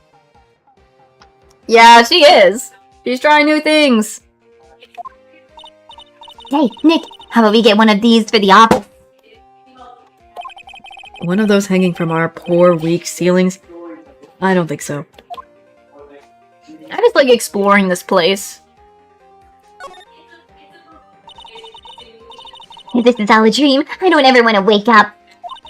And all the directors and stars that were here to see the heroes. Wow. I had no idea who most of them were. Neither did I. Nick, you gotta cut that news-only habit out. Your new show is going to be The Nickel Samurai, every Sunday morning at 8. Oh, I know. We can watch it together starting next week. I'll come wake you up extra early to make sure, okay? I'm fine. You know, you really don't have to on my account. Don't deviate from the max speed. And if you do deviate anything, I think you're subject. This sure is one luxurious hotel. Almost to the point of gaudy, like how it blends together with every fancy imaginable. Speaking of fancy, didn't the bellboy give me something like that last year? I'm just kind of looking around. Let's see. There's a grand set of doors over there. Behind those doors is an equally grand lobby. Shall we go and take a look, Mr. Nick? Go to this. Hey, wait up! This great dessert is calling me to calling to me. It says, eat me now! Okay, I'm just kind of looking around the area because I'm just curious. What's it? The award ceremony was just held on that stage. It was really fabulous. It just reminded me of the circus for a second. Well, shows like that are guaranteed to be good, you know. I guess that's everything I can look at, I guess. So I guess let's move. I mean, it's good to see Powers back. He looks like he's doing well after last time. So that's all nice and good. I mean, come on. Let's see. Hallway. We got the hotel lobby we still haven't gone to, which is, I guess, where we're going to see something. Hotel lobby. Nickel Samurai thingy. Only a really gaudy hotel would have such a large, gaudy lobby to match. I think they're going to have the post-ceremony show over there. They're using a compact stage, I see. Oh, I'm all ready to use my special samurai power. Maya looks like she's ready to start a fight. Your attention, please. Your attention, please. The Nickel Samurai post-ceremony stage show will not be held tonight due to unforeseen circumstances. What? Why? Ow, you didn't have to pinch me. Pinch yourself if you don't believe it. We are asking for everyone's cooperation at this time. So please, stay where you are. This is a special request from the police. Great, police are here. Uh-oh. Uh-oh. Police? Did they just say the police? Do you want me to go check out what's going on? Wait, I'll come with you. Freeze! You two, didn't you hear the announcement just now? Just finished telling you not to move. That voice. I've heard that voice somewhere before. Honestly, you— Oh, it's old bag! It's old bag! Why is she looking like this? Honestly, youths these days can't be bothered to listen to other people when they talk. Just the other day it was the same thing. Oh god, there it is. It's old bag. I can't even read that fast. I can't read that fast. It's old bag! No! This non-stop chatter. It can't be. Miss Oldbag? Yep, what the? What is it, you young whippersnappers? Do I know you? What, you're Powers, aren't you? I'm messing up her accent or her voice. Yeah, about what happened back then. You didn't even get nominated this year, did you? Oh, that's right. You're doing the children's exercise program, trying to play nice. Yeah, that's me. Thankfully, I still have a job. Love that show, and you're a hoot. You're the big brother character, right? Yeah, see? Even— oh god, there she goes again.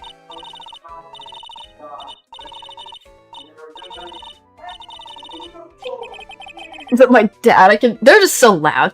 What are you doing here? Look at my uniform and tell me you can't tell I'm a member of security. security.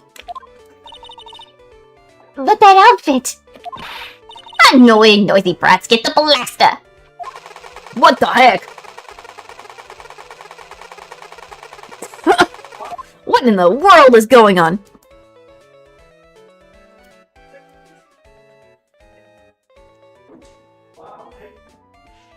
Oh my god. The fact that she's... Why is she wearing a helmet? And all this doesn't make any sense. And if she's part of security, why does she look like she's from space?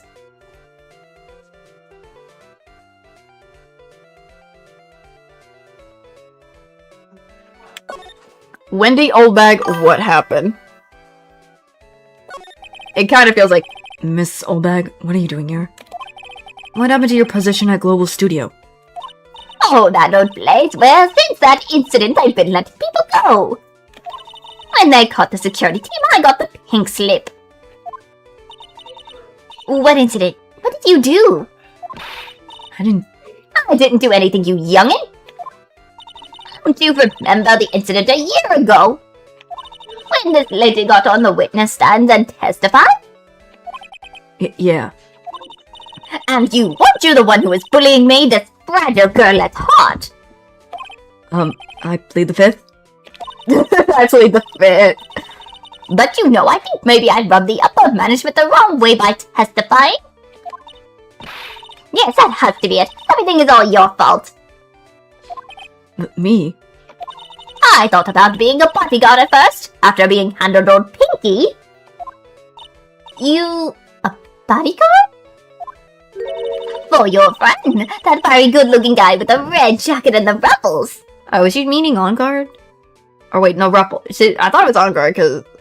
On guard. But then when he said jacket, I was like, oh, Edgeworth. Forgot about she kind of liked Edgeworth. My bad. I don't know why I said on guard. I just thought... My random thought process was because stars. This is all about stars, I think, maybe. Mr. Edgeworth? Bye. That sort of arrangement would be entirely too troublesome for me. That's what he said to me? What did I ever do to deserve that? Could you stop that? What happened? So did something happen? I don't have all the details, but it looks like another of those incidents happened again.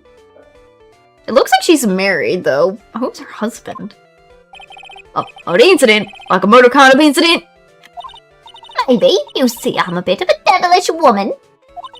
So whenever I go, showers of blood are sure to follow. Bet you didn't know that? Shouldn't you quit being a security guard, at least for other people's sake? Silence, whippersnapper! Oh god. Why is she doing that? It's so stupid. Hey, Nick. What is it? I don't like that devilish smile playing on your lip. We're going to the bathroom and check things out. No way. The police told us not to go anywhere. Remember? How boring! You're such a boring guy. You got no motivation, no spirit. Huh? What's going on? Are you giving Mystic Maya trouble again, Mr. Nick? Not you too, Pearls. Please don't stick your little nose into this one. Pearls, please. We are not in the mood for this. So, listen to this, Pearly. This one time, at lawyer camp, Nick. Okay, I get it. Let's go take a look. Yay! I knew you couldn't say no to me, Nick. That's right. You'd walk over miles of hot coals for Mystic Maya, wouldn't you, Mr. Nick? That would be every time we work a case together. I know, I need her to behave. Pearls. Well, what are we waiting for? Let's go already. You can come along too, Pearly. Goody, I get to come. Okay.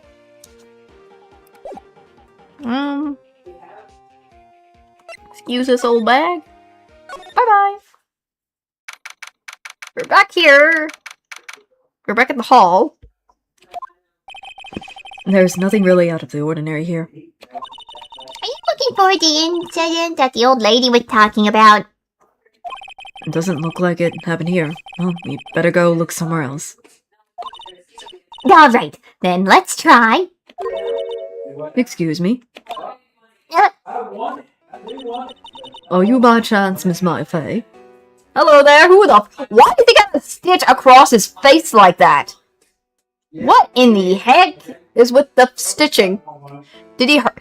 I don't know what it is, but the stitching kind of reminds me almost of the stitching from... Have you ever heard of the anime? It's an old classic anime. I did watch this anime. The stitching almost reminds me of that one anime called... It's like a surgery anime called Blackjack. Have any of you guys heard of Blackjack? That anime? If you haven't, that's okay. But there's also another version called the Young Blackjack. Because for some reason, when I'm looking at this guy's stitching, it reminds me of the stitching on the main character Blackjack, the doctor's face a little bit almost, but in a different way. I don't know why, but it just reminds me of that, and also the hair doesn't help either. It doesn't.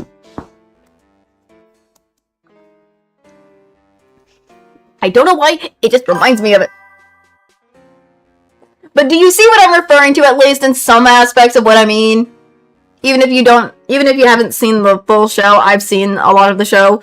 But can you kind of see what I mean? Not the mustache, but the whole stitching and the hair color. It just gives me that vibe for some reason, just without the mustache and some stuff. So... I don't know why it does. Yeah, that's me. You have a phone call waiting for you at the front desk. A call? Wonder if it's someone from Crime Village. What's wrong, Mystic Maya? Oh, nothing. You guys go on ahead and I'll be right there, okay? Okay. Right this way, Miss Fei. Let's go look somewhere else now, Mr. Nick. Yeah, okay. I don't trust that, though. I don't trust what's gonna happen. This is a little exciting and a little scary.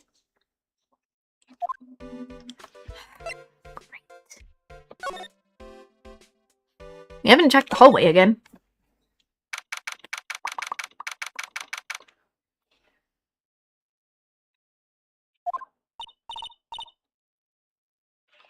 I told you. I give people the information they want, which means that I got a right to know. Nope, don't care who you are, pal. Oh my. Nope, don't care who you are, pal. We're still investigating, so you can't go in. Oh god, my god, oh god. What's your problem? Just you wait, I'll be all over this morning. It'll be all over this morning's paper. Scruffy detective secret scanner revealed. You'll see, I'll get you back. Those two sound pretty serious. That southern accent can only mean... Hey, Rod. Oh, hi, Lotta. Again! Hey, Lotta. Come on, do get a favor and tell this cop I'm just doing my job. I got rights. You! Detective Gumshoe. Hey, pal, help a guy out. Tell her that only the police are allowed here. This is the scene of a murder, so you should leave this to us pros. Murder? Ah, shoot me in my big mouth. Or Gumshoe. See, I knew it. My gut instinct told me so. I always trust my gut. A murder, it said, and that's what it is. A genuine murder. I'm messing up my accent on Lotta. Sorry. Hey, wait! Yeehaw, murder. Of a big star, no less. Oh man, I'm in trouble now. Golly. How many times is this gonna happen? Why Lotta? What happened? So, Detective Gumshoe, a murder? No, that's not it. I got my facts mixed up for a second there, pal. Mr. Nick? Is this dead person a nickel samurai? Huh? Why do you ask? Well, Mystic Maya was rooting for him, so... It wasn't the Nickel Samurai that got bumped. Actually, Nickel Samurai is the one who's under suspicion of doing the bumping off. Basically, they're saying the Nickel Samurai is accused of murdering somebody else. Great. What? The guy that died was the hero named the Jammin' Ninja, pal. Jammin' Ninja's dead body. Okay, makes sense. The Jammin' Ninja. A lot of heart. That woman with the big puffy hair that looks like cotton candy. You mean Lotta? That woman, she was there that time too, right? That time. When Mystic Maya did that channeling. Yes, she was. Golly. Oh, that time. Well, Lotta's a journalist, so that's why she was there. Journalist? It looks like she was hanging around here before the murder happened. Hanging around? Yeah, hiding and waiting in front of the Jammin' Ninja's door, pal. But why would she... She wouldn't tell me, pal. Just something about getting my big scoop. Scoop. What sort of news could she be after? The victim. So the victim was the Jammin' Ninja? Mr. Jammin' Ninja? We got a really popular rival show to the Nickel Samurai. Oh! The victim was the action star Juan Garita. I like the fact that he has something in his mouth. That's kind of cool. He got a huge push and rode the express train to stardom. I mean, even I know who he is. Yeah, even I recognize his face. But I heard lately that Mon Onguard's been taking the wind out of his sails. That's my on guard right there. I'm telling you, pal, as far as who's popular, those two are hogging all the limelight. I guess there's no space for Mr. Powers at all, huh? Poor guy. Mr. On Guard, that's the Nickel Samurai, right? Yep. I mean, no! You got to say it with more oomph. The Nickel Samurai! Anyway, so now that Juan Garita's gone, that means Mr. Onguard has the whole stage to himself, wouldn't you say? I wouldn't bet on it, pal. You can't have that happen, you know? Can't have that happen? What's that supposed to mean? I wonder.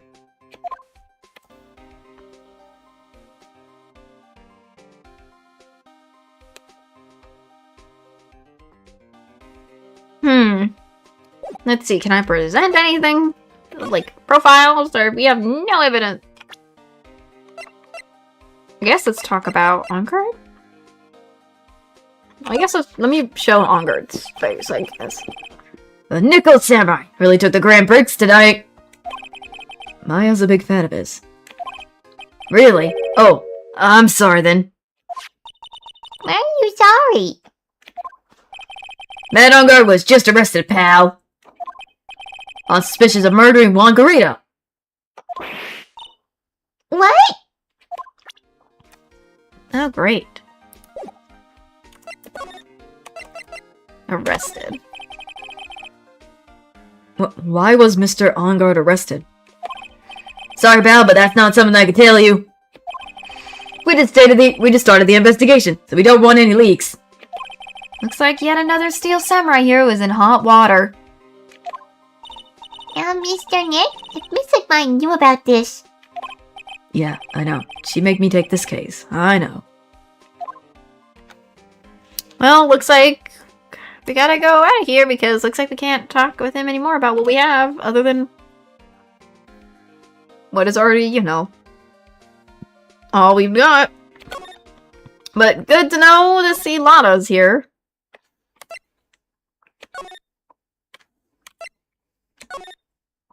Back to the lobby we go, I guess. Where old bag is, I guess, and Powers. Oi! So what's going on, Mr. Wright? It looks like Juan Garita has been killed. What? He's... It looks like he was murdered, and a suspect was arrested. That suspect is Mr. Matt Onguard. You're joking, right? Nope. They arrested the Nickel Samurai suspicious of murdering the Jammin' Ninja. Oh, not again. I feel sick. Again? About a year ago, something just like this happened, Pearls. I still can't believe. No way. No way Matt would. What's Mr. Powers got in his hands? No, before I forget, this is for you, Mr. Wright. I got this from the bellboy that came by earlier. Originally from the bellboy, can transmit receive signals over greatest. Why are we getting this now? For me? But why? I don't know. All he said was it was from Mr. Phoenix Wright, the attorney.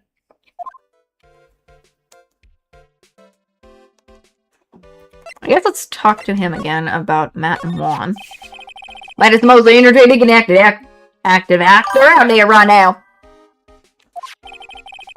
Well, Nickel Samurai really sealed his place as a pop idol, but kept adding fuel to the fire of his rivalry with Juan anyway.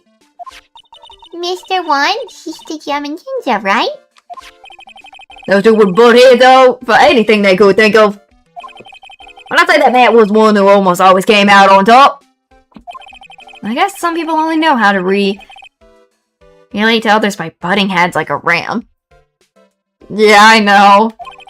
One said that he'd take Matt on this time too, so he joined a rival TV show.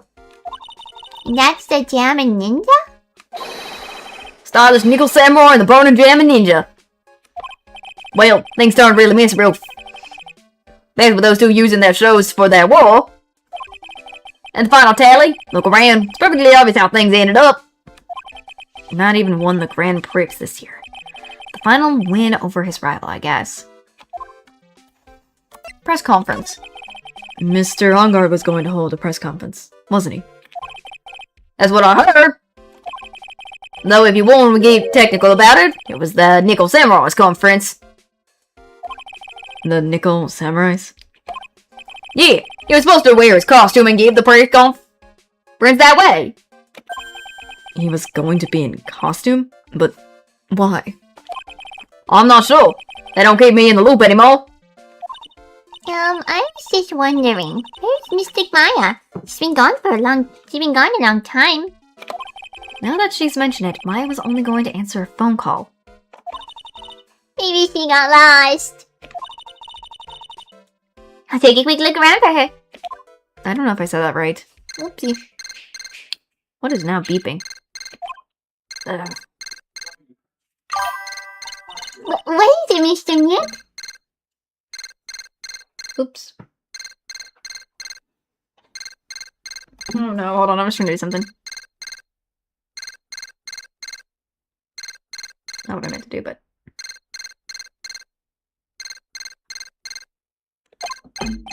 I'm not sure. It's coming from this transceiver. Did I accidentally do something? Hold on.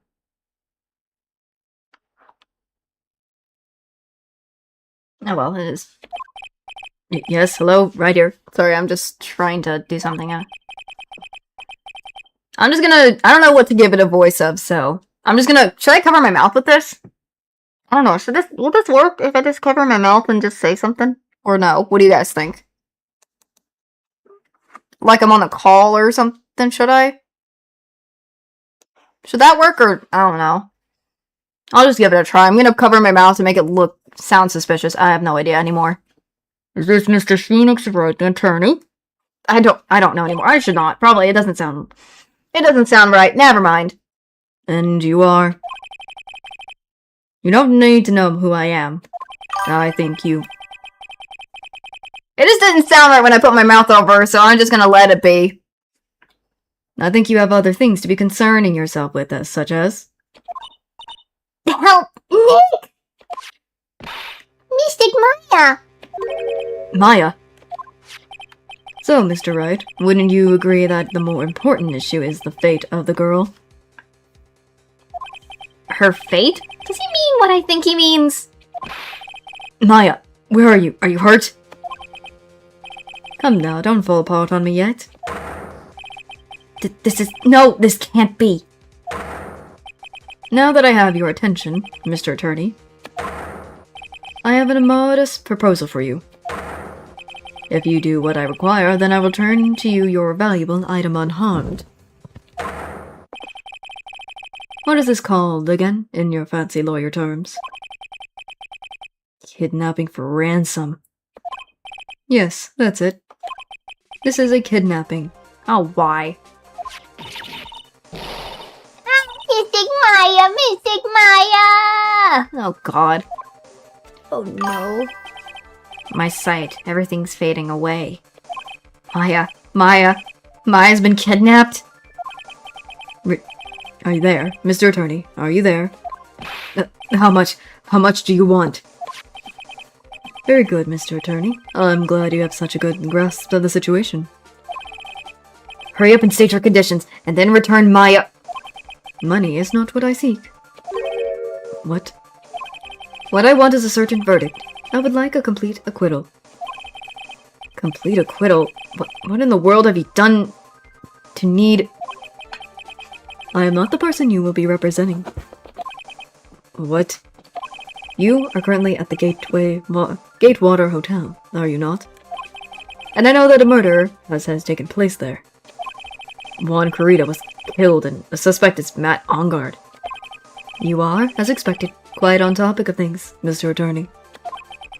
Now then, what I want is very simple. I want you to obtain a complete acquittal for Matt Ongard. Matt Ongard?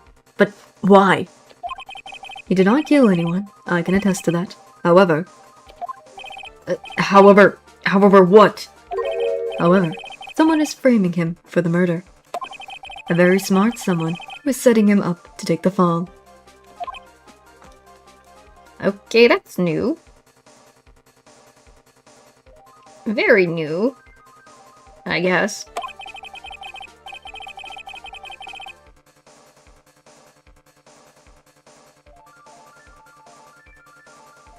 Goodness gracious, if I agree and do what he wants, can I believe he'll keep this end of the bargain?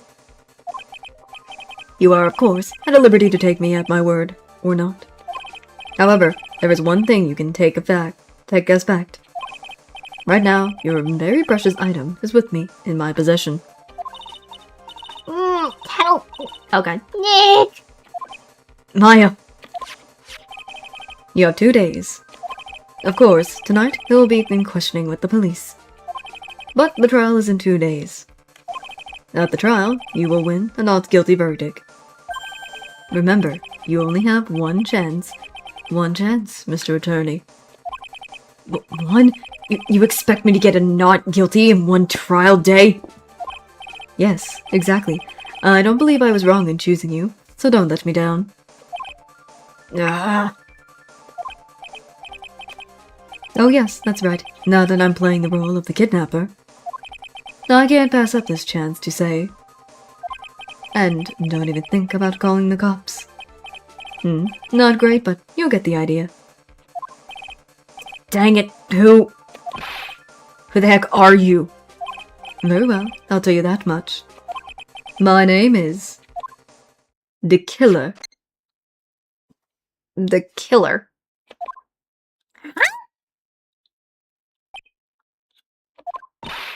Mr. Nick, where's Mystic Maya? She's been kidnapped. No! It's all my fault! If only I got with Mystic Maya! It's not your fault, Pearls. But It is Mystic Maya! Oh god, I hate doing the crying sounds because I can't do them well. Mr. Roy, I think we should tell the police what's going on. No, we can't do that. Who knows what will happen to Maya? Mr. Nick, what about the detective we saw earlier? Detective Gumshoe? Yeah, that's it. Wait here. I'll be right back. Alright, I'll take care of the Pearl. I'll take care of Pearl while you're away. What? Ransom? Shh, not so loud. Ransom is complete acquittal for Matt Ongard. Wait, the deal is completely acquittal in exchange for Maya? You mean? Then this means Matt Ongard is obviously the killer, pal. No doubt about it. But the guy said that Mr. Ongard is innocent. We'll believe what a kidnapper tells you, pal? I guess he has a point. If Angard really is innocent, then why the kidnapping? On top of everything else, there's all this evidence we keep finding! Huh? The forensics team has a field day back there. But it's strange. There's so much evidence that it feels like something's wrong. There's too much evidence? Is that possible? Actually, didn't the kidnapper say something about Angard being set up? Anyway, looks like you won't be leaving here tonight, pal. Just sit tight and cooperate with the investigation. Tomorrow you can start yours. Alright. Isn't there another way? You also gotta be careful around pushing the kidnapper the wrong way. You're right.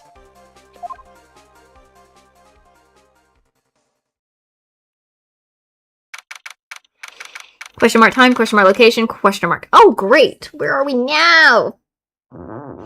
Mind you, this is crazy. Ow, my head. What the frick? Where am I? I wonder if I'm still in the hotel. What happened to me? Nick? Pearly? Come on, you guys. This isn't funny anymore. Oh! Why is he in red? Also, that looked like the bell guy before. I see you have awoken. Who are you? Me. I am known as the Killer. This is the killer. What the frick? The killer? You mean like an assassin? I'm too young to die. Don't worry. You are not my target. For now, anyway. Nick, where are you? Help me. Yes, that's right. Only one person can save you now, and that is Mr. Phoenix Wright. Huh? What? Nick? Nick's going to save me? Calm down and be a good girl. Think of this as business transition. A transaction. A business transaction? I'm going to contact him now. I hope you'll cooperate and play your assigned role well. Nick. What's going to happen to me? Nick. Pearly. Sis. Creepy. Is this Mr. Phoenix Wright, the attorney? You don't need to know who I am. I think you have other things to be concerning yourself with, such as... March 21st. Oh lord. The office. Golly. This is just crazy. I mean, seriously, what the freak? Oh my god. Craziness. Good morning. Oh, morning, Pearls.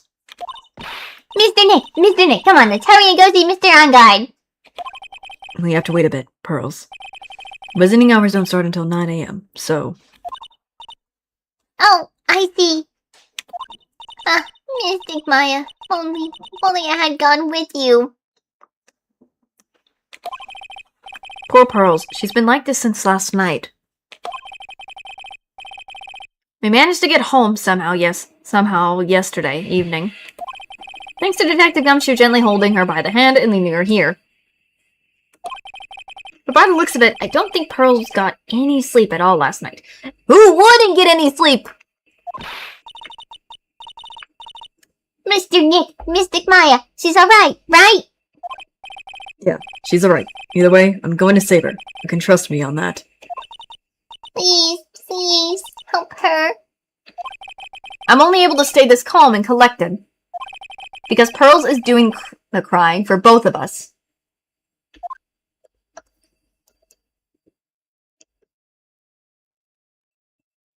This is just so sad. This girl, I feel so bad. Can we talk? What to do? Maya's situation.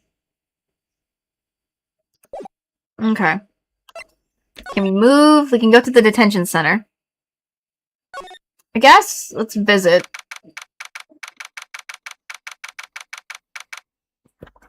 Okay.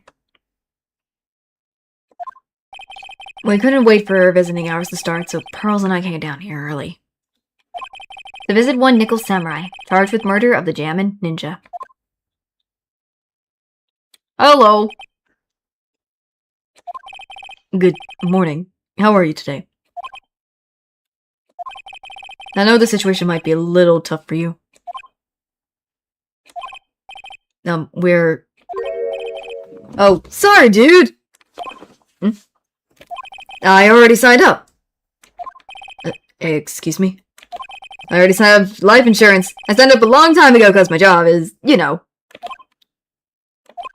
Oh, no. We're not insurance salespeople. Really? Dude, I really don't need that right now either. Fire extinguishers? I mean, this building isn't my house, so... No, we're not here to sell you fire extinguishers either. I'm a lawyer. My name is Phoenix Wright. A lawyer? What the world? Hold on a second. I'm gonna ask my manager, okay? World in the world. The Nickel Samurai sure is a strange person, isn't he? I think strange is an understatement. Sorry about that. You're just in time. Huh? You're a lawyer, dude, right? My manager's looking for a good one right now, so how about it? Mr. Nick, this is our chance. He sure is so far. I have to make him let me take his case. I have to.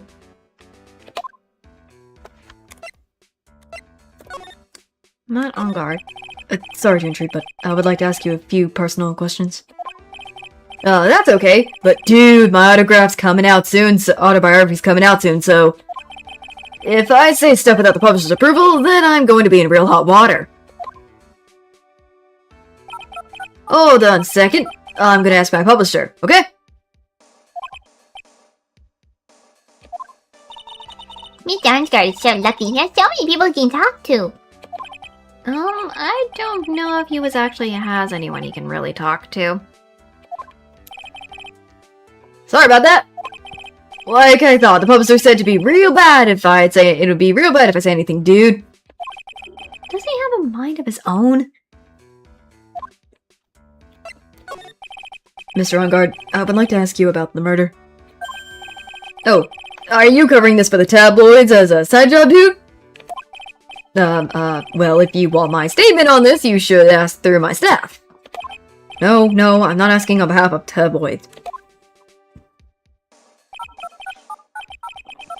Hold on a sec, I'm gonna ask the president of the studio, okay? What the frick is this guy's problem? Is he alright, Mr. Nick? If we're talking about Mr. On-Guard's brain here, I wouldn't put my money on it. Sorry about that. The studio president said, even Neo Mount Fuji itself knows that I'm not the murderer. Mr. Nick, what's Neo Mount Fuji? It's the mountain in the city of Neo Tokyo, the city the Nickel Samurai protects.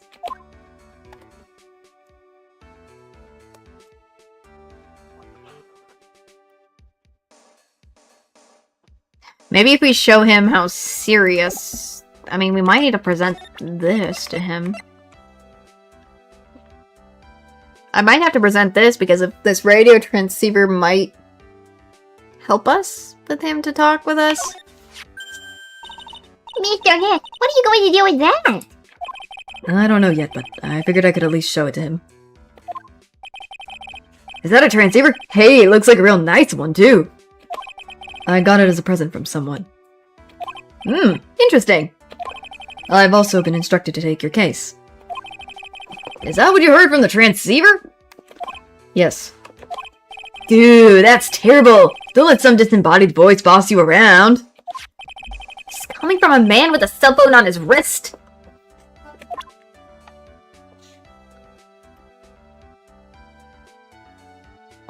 Can I... Maybe we can task him about this, because apparently he was supposed to To a conference. What's that? It's a ticket from the press conference. You were going to give one after winning the Grand Prix, right? No? Me? Yes, while you were in costume, no less. I never heard anything like that, dude. I only heard about the stage, so... I always leave that kind of stuff to my manager. No? That's odd. Well, dude, I think it's about time for me to get going. Please, wait. I really need to take your case. There's always other people in need of a lawyer, right? Want me to introduce you to a few? Please let Mr. Nick represent you. Man, oh man, lawyers these days. Now you dudes use kids to pull in clients too? If you don't take me as your lawyer, then the killer is going to... Wait, what did you just say? The killer? The killer? What's he doing? He looks like he's mulling something over. Alright, dude. I'll accept your terms. Uh-huh. I'll let you represent me in court.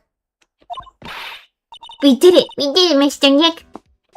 Yeah.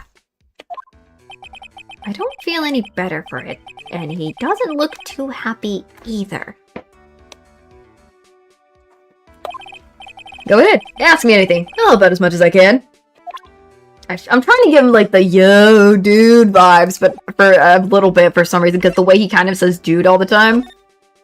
But I'm just failing at it. I'm sorry if it... or something. Man, I think my lucky star is that people know my name.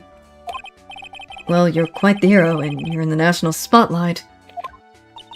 I didn't know who he is. Doesn't that mean I'm not a good citizen? It's really great to be the Nickel Samurai. Dude, lately I just keep on getting more and more popular. True enough. The Nickel Samurai is very popular among high schoolers and secretaries right now. I guess Mr. Ongard has a way of catching the eyes of women. Do you know my motto? Refreshing is like a spring breeze. That's what I am. A spring breeze? That's why this kind of scandal's disastrous, dude. I mean, even if I get out of here tomorrow, I'm still gonna look bad. But everyone loves a good scandal. What do you want? You got food. Oh god. What do you want? Dog is just being... the dog is not eating his food and my dad's not happy about it. Can you tell me about your activities last night? After I got a award, I took a break and went back to my room. I had the post-ceremony stage show to do. So I was in my Nickel Samurai costume. And you were alone the entire time? My manager was running around being busy, so yeah. Because of the press conference you were supposed to hold after the show. I told you, dude, I had no idea about any press conference, alright? That's strange. I thought the Nickel Samurai was going to confess something. Anyway, when I was leaving my room, that's when I noticed it was kind of noisy. Mr. Kurita was already dead at that time. Yeah, that's what I gathered anyways from my manager. I'm beginning to gather that this guy can't do a thing on his own. And that's when the detective in the green coat showed up. Searched me, and then out of the blue, the dude arrested me. Thank you. Yeah, no, thank you. Victim? Roxy good? Wait 15? Hold on, what is... Okay. I am just hearing... Okay. in the world? Alright. What in the world? Hold on, I might mute for a second.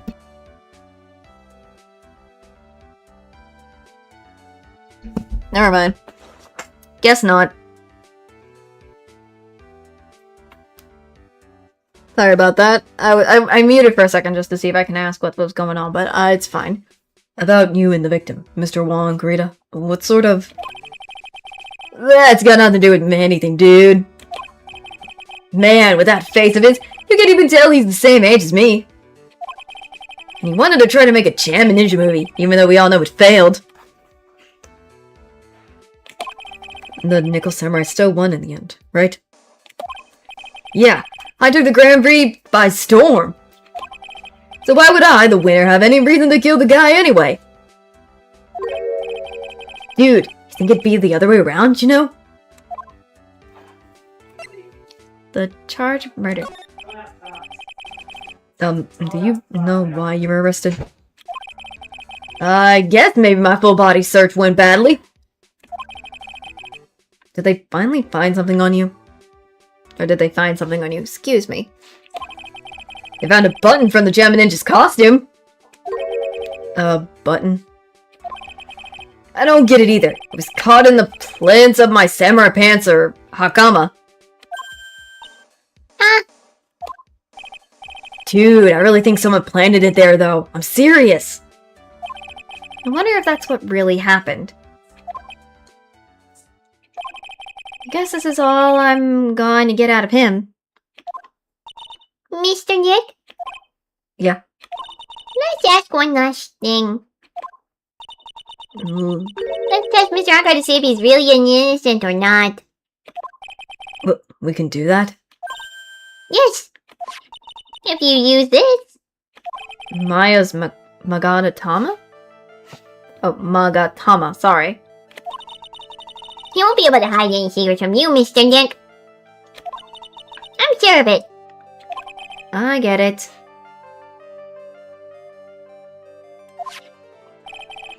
Mr. Arngard, I'd like to ask you one more question. Please answer me honestly. What is it, dude? Did you kill Mr. Wa and Kurita? Please put the phone away and answer this question yourself. Alright, just so we're clear, dude. I didn't kill anyone, and that includes one Kurita, okay?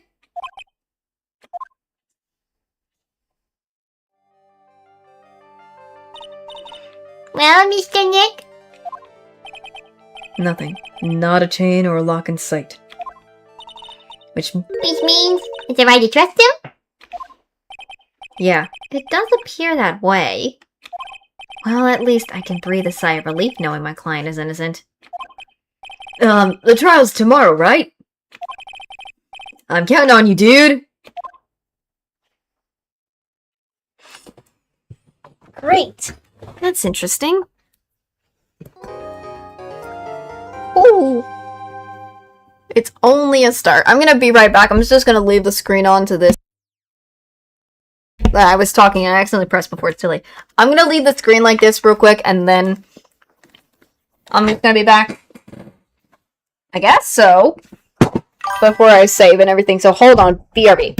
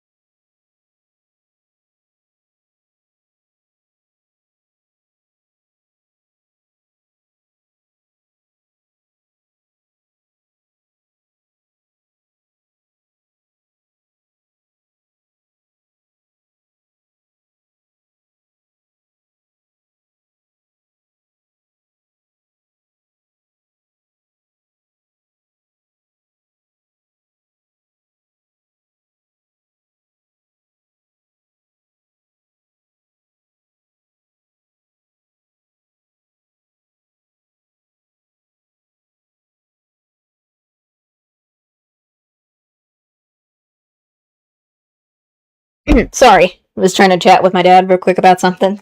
And that's all. Excuse me for doing that. Time to save.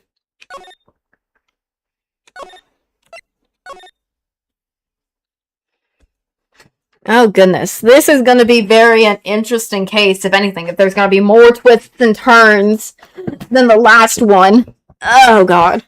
I'm gonna go crazy too. I'm betting this is gonna be a long case too, and I'm gonna have to make another part for this. Hey. One more save.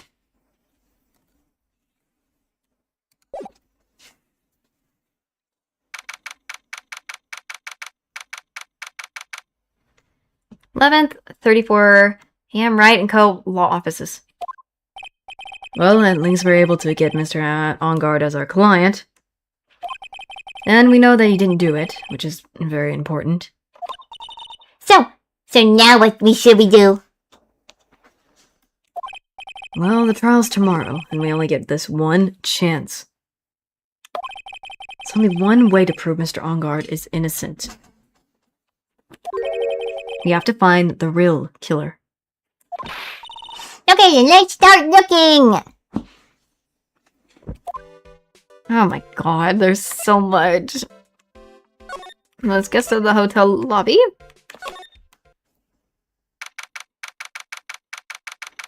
Gateway Hotel, hotel lobby. Oh god. Hey, what do you think you're doing? You can't come in without... Good morning. Hold on, it's you! What's going on around here? Oh, really? I'm gonna be going crazy then. I heard poor Juan was killed, is that true? It's a bad rerun. What is this, another Steel Summer doing the most evil of deeds? You know, that's not entirely... I'll have you know that I was a huge fan of Juan's. Why do all the stars I interest in drop one by one like flies? It's always been that way ever since I was in... Oh god. Queen Reaper. Actually, I wanted to ask you about the murder and what happened. Don't push me, boy! Mr. Nick? I, couldn't hear everything she said because she was talking too fast. Miss Allbag, could you please speak a little slower? Don't boss me around, you spiky-haired smarty pants! Could you not do that with the ray gun, girl? Victim. My dear Hammer died a year ago in that dreadful murder. And only recently did I finally find a star that makes his heart go ba-dump again. Makes his heart go bump-a-dump. Okay, I'm messing up. Blah, blah, blah. I don't know what to say. That's cute, right? As every star I'd shiver always end up kicking the bucket. I'd watch your words. No one's going to get away with saying anything bad about my Juan. But I haven't said anything. Well, I don't believe a word that woman says anyway. Huh? What woman? That irritating backwater girl with the uppo and the horrible country accent. Oh, she's talking about Lotta. I mean, what's that manner of speaking supposed to be? And why does she never stop? Honestly, women these days, I don't know the meaning of the word modesty. Oh god, here she goes again, fast speaking. Pearls, are you thirsty? I'm a little. Okay, I'll go get you some juice or something. Thank you very much. Hey, are you paying attention, youngins, today? So I'm guessing Miss Allbag heard everything from Lotta. What happened? I want to ask you about what happened around the time of the murder. I don't know anything about that. I was here getting ready. Getting ready? For what? The show, of course, well, and the press conference afterwards. Cue mysterious music for the magical press conference. Anyway, I don't know anything about the murder. Ah, I see. But... But if you're talking about what I saw, that's different. I saw it very clearly. What? I saw the most important moment of the night. What'd you witness, girl? What did you witness? The most important moment? You don't mean... Oh, so you now treat me with respect, you disrespectful child? When you're speaking to elders, you should always be polite. Really, kids today. Please tell me, what did you see? Oh, there's a lock on her. Oh, great! She has 4 Psyche locks. Love that. The murder last night was gruesome, wasn't it? But then what murder isn't? Please don't stray onto another tangent, please. If you want to hear more, then show your respect and bring this lady a present. Love that. And yada. Great old bags.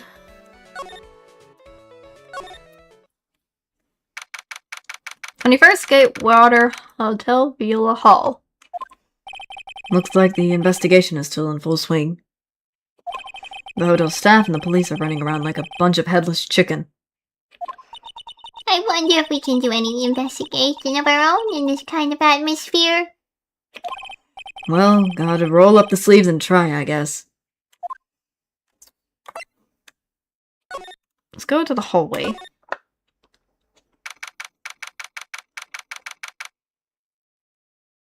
Oh my goodness. Oh, hi, Lotta. Hey, you're here. Been waiting for you, Mr. Lawyer. Lotta. Hey, Mr. Carpenter, the thief showed his face. What? Arrest him, put him on trial, find him guilty, give him the death penalty. What's wrong, Lotta? Are you feeling alright? Look here and there and up and down the mountain, but it ain't here. Why don't you hurry up and give it back to me, you creep? What are you looking for? My camera! Camera! It's my blood! It's my lifeblood! I'm gonna die without my $7 camera! Your camera. Look, don't lots of people say the criminals always go back to the scene of a crime? And looky, here you are! Is she a... I would never steal a camera. What the freak, Lotta? Yep, here I am, faced with a lot of trouble. Huh? Lotta, what the heck? Camera. So you lost your camera? It ain't no ordinary camera, but you buy it in a store and it's $1,600 brand new. She just said 700. But didn't you just say you bought it for $700? Yeah, I was about to say, that's inconsistent. And a nice long talk with the guy at the store. About 5 hours, I reckon. I made this itty bitty scratch on it, and the manager got all huffed up in the face. He gave me his talking to and was real mean about it, too. He done made me cry a lot. I'm messing up. Sorry if I messed up. When did you lose your camera? Last night after the murder happened. Must have been when I was busy running around looking into things. That's when I lost sight of my dear darling expensive sweetie. Oh, great. Lotta, what did you capture with that expensive camera of yours? I don't really know. I snapped a shot of anything that caught my eye. I don't remember. And besides, I couldn't get any of my goods for my big scoop. I wonder if Lotta's missing camera is even connected to the murder.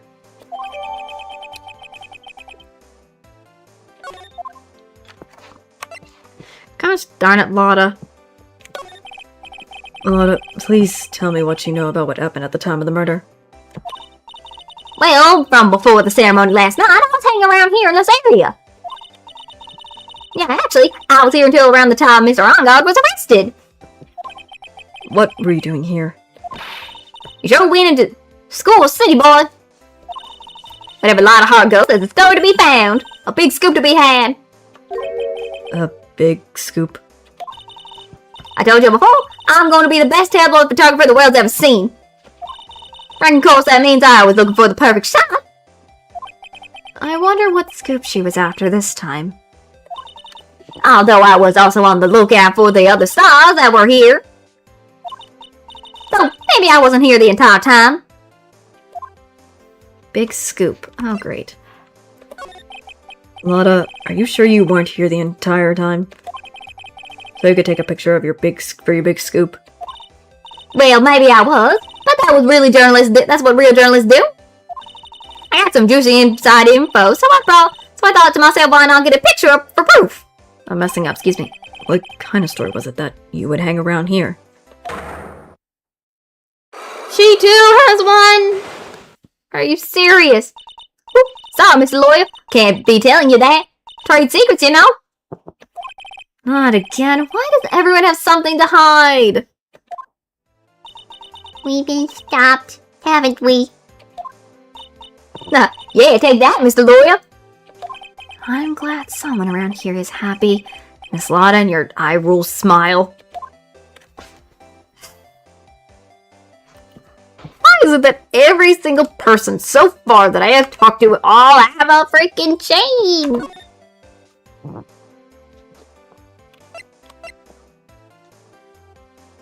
So we have the Karita one, and then we also have the On Guard one. Let's go to Karita's, maybe. Let's go to Karita's. That is a lot of bears. Why are there so many bears in here? There's so many bears. What the frick? Bears galore.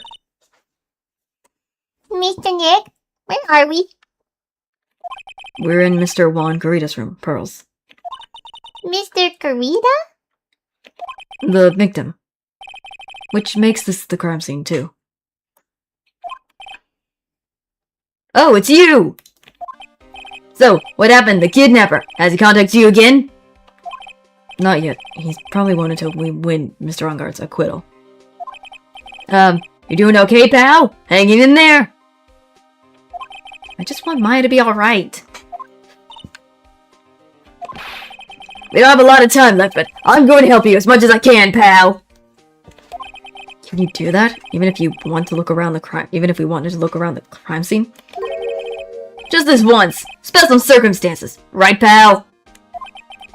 I even tell you everything I know, but you gotta keep quiet. It's my neck on the line here. Thank you, Gumshoe. Thank you. Oh, that's right. I got you guys a map of the hotel, pal. Here you go, little missy. Wow, you're giving it to me? Thank you. Oh, look at Pearls being happy. Wouldn't want you to get lost in a hotel too big for its own good. Mr. Nick, I got a map. That's great, Pearls. But Mr. Nick, I can't read what it says. Yay, guide map. Okay, I want to look at that guide map real quick. Nickel Samurai photo. What is this photo? I want to look at this. Okay, that's this photo. Okay. So that's what the Nickel Samurai is. Okay. Interesting. Not that, but I want to look at this, actually. So this is the lobby. So we were originally here in the beginning of the thing. We went over here, but then I also did go into this hallway, which is here. Karita's room and then On Guard's room right here. Okay. Let's talk to Gumshoe. Cause of death. Do you know what was the cause of death? Well, technically, the final autopsy report isn't out yet, but one look at the victim should tell you, pal. It should? Yeah, here's a picture. Oh. There's a knife in his chest. Yeah, pal, that's the murder weapon. So he was stabbed to death? They're looking at the fingerprints down at the lab right now.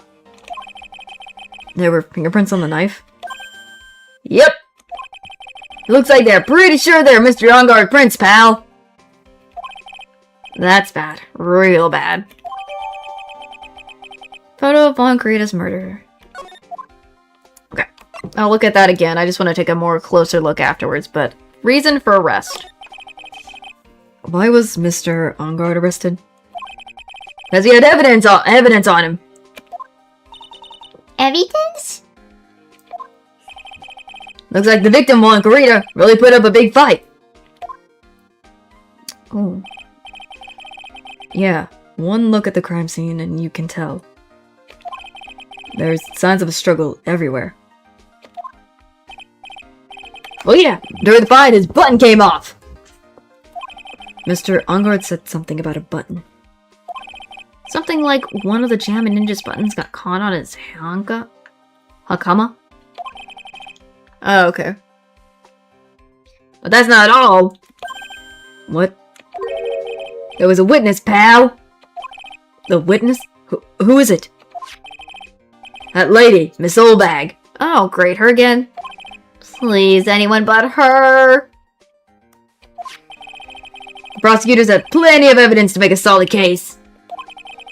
Not to mention there's something around where the I think it was supposed to be victim. Was that lit? That's a little off. Something that's a little off. As in that's for you to figure out, pal. Alright, let's try to figure it out, Mr. Nick. Okay. Can we slide?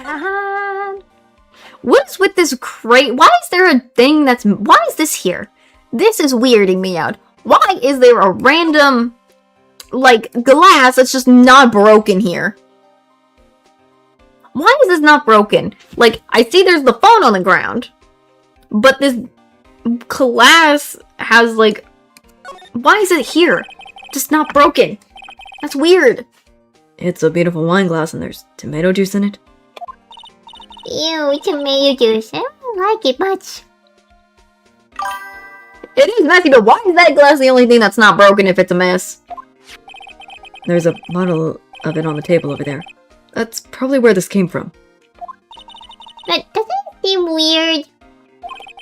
What seems weird? I did not mean to... I mean, everything else is scattered all over the floor. She's right. The flowery vase was broken and the makeup is strewn everywhere. Why is that glass the only thing that's still alright? Uh-huh. That is what weirds me out. Also, what is going on here with this? It's covered. This is a guitar case, I guess. A little beaten up, but still usable. That's strange, the guitar's not here. Maybe he forgot to bring it to the show? But Mystic Maya said the brightest red guitar was the Japanese signature item. That's true. Huh? Well, this guitar case is wet, but it's only wet on the top of the lid. Yeah, there's no water inside the case. This is water, isn't it? Why is it? Yeah, I noticed that too. Like, look at this. This is weird. Like, why is there the stain on it? It's so weird. There's a phone here. What? I'm curious. I'm kind of creeped out by the bears, though, the most. Chips. Bears everywhere. I guess let me talk to... Let me see if I present those. Let me present that glass to, freaking Gumshoe, maybe. I'm curious what that's gonna be about. So, about this one glass. Ah, so you noticed it, pal! The whole crime scene was a mess, but this glass was the only thing that was untouched! You noticed that too, Detective Gumshoe? No, actually, Miss Von Karma noticed it first! Yeah, Pearls noticed it before me too. Hey, wait a minute. So, does it mean Miss Von Karma's here at the hotel? Yeah, she's around. Man, you're gonna be in so much trouble, pal! Especially if she catches you in here. Well, you can beat the instant I see her. I'll be running the 100 meter dash. Uh-oh. What's this that beeping noise, Mr. Nick? I have heard this sound somewhere before. It's Miss Von Karma! Huh? For some reason, whenever I hear that sound, she pops up out of nowhere and whips me! Come to think of it, that's exactly what happened the last time. Sorry, I gotta make myself scarce. Later, pal! Yow! There she is. Hi! At last, you really vill jag tro nature, Mr. Phoenix, right? Wouldn't be too much to ask for you to be nice to me for a change. So, you're the type to steal information from pitiful, hopeless detectives? That's very dishonorable of you. How? Hey, don't you dare run away, scruffy McTrenchcoat. Yeah. Why did she call him Scruffy? I didn't think the detective of this country could be this pitiful. Detective, come over here for a second. Oh god, she's whipping him! Oh god! Ow! Poor gumshoe.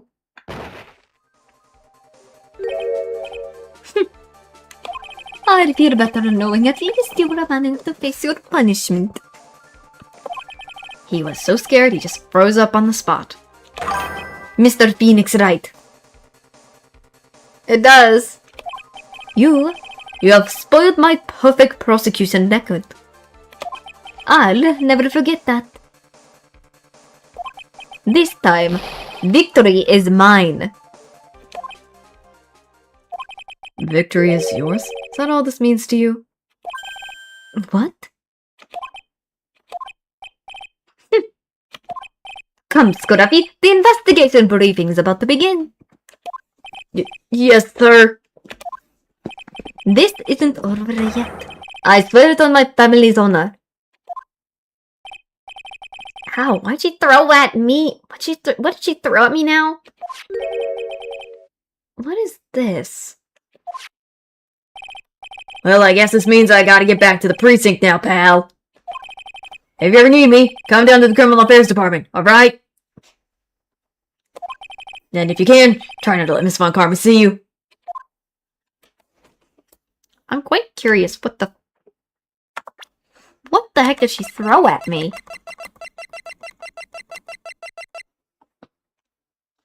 I wanted to see what she threw at me.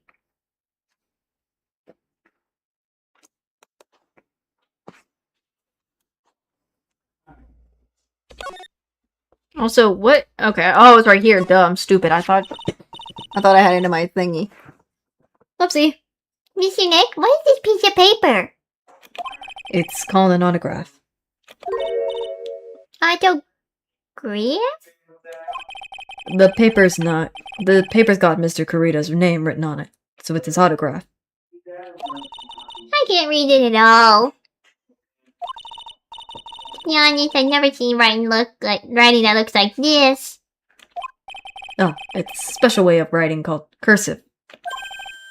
Look here, see how it says, "To my dearest Wendy," in more normal letters here?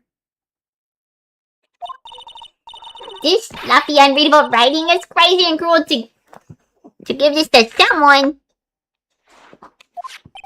Hold on. Wendy. I've heard that name somewhere before.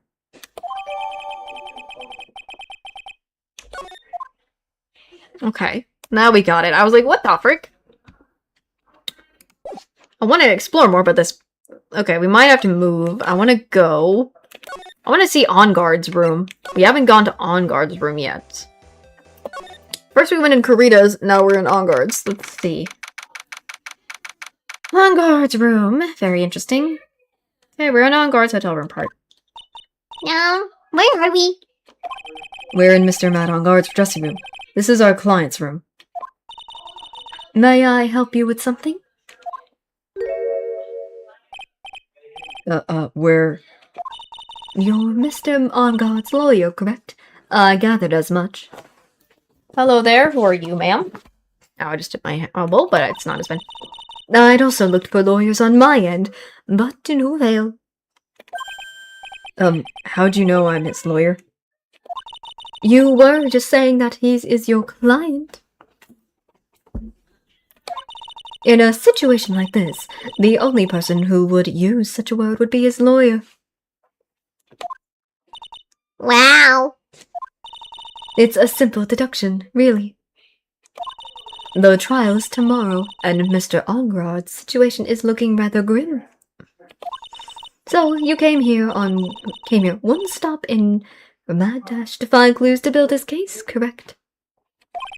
Well, you're not totally right, but you're not totally off either. It's really not the time to be showing off, Mr. Nick. I am Adrian Andrews. I hate to waste time, so let's get down to business. Alright. She may be a small snatcher, but appearances can be deceiving. Okay. Hello there, then. Let's talk to you, then. Night of the murder, relationship to On Guard.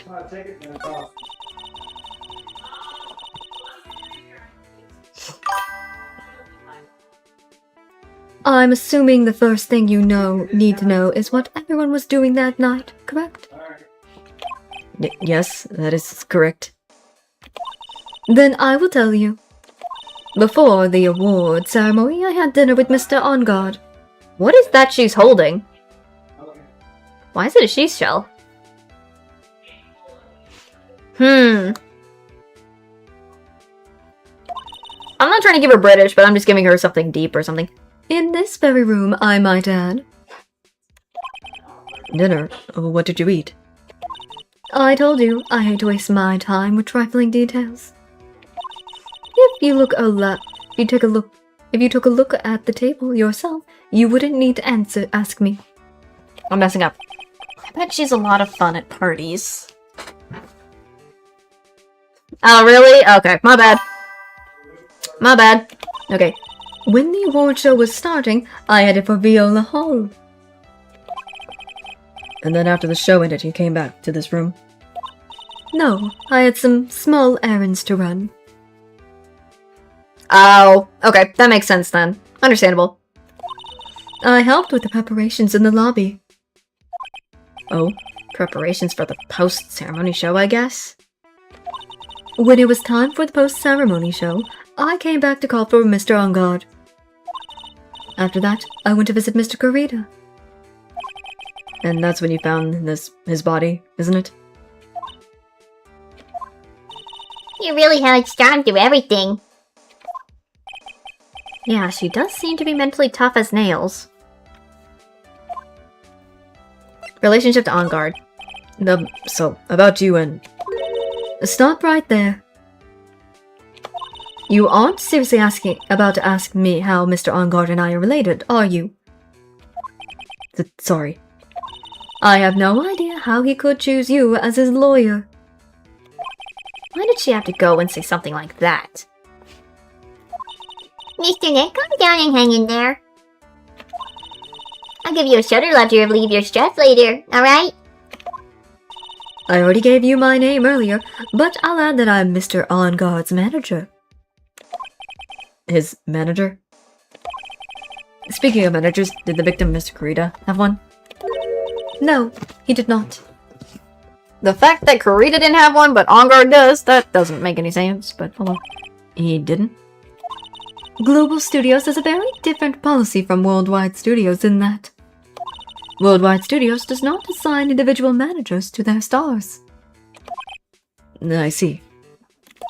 This industry is very ruthless and unforgiving. Actually, you look quite ruthless and unforgiving yourself to your poor partner.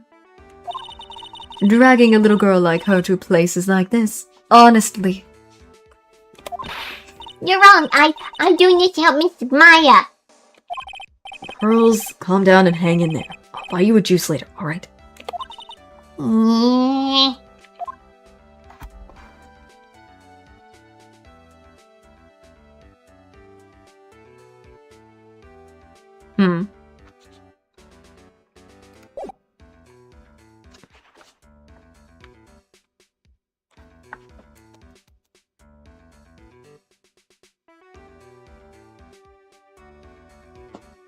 Trying to think.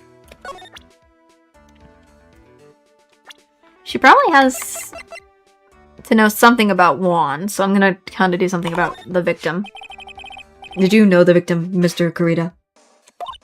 Yes, I knew him. The world is such a small place, after all. Did you know about his rivalry with the Nico Samurai? Honestly, they were like children when it came to that. Time and time again, those two competed with each other over the most trivial things. If either one of them wasn't so stubborn, then maybe no one would have needed to die. I've got a hunch this woman knows more than she's letting on. Same thing. She must know why Juan Corrida was killed.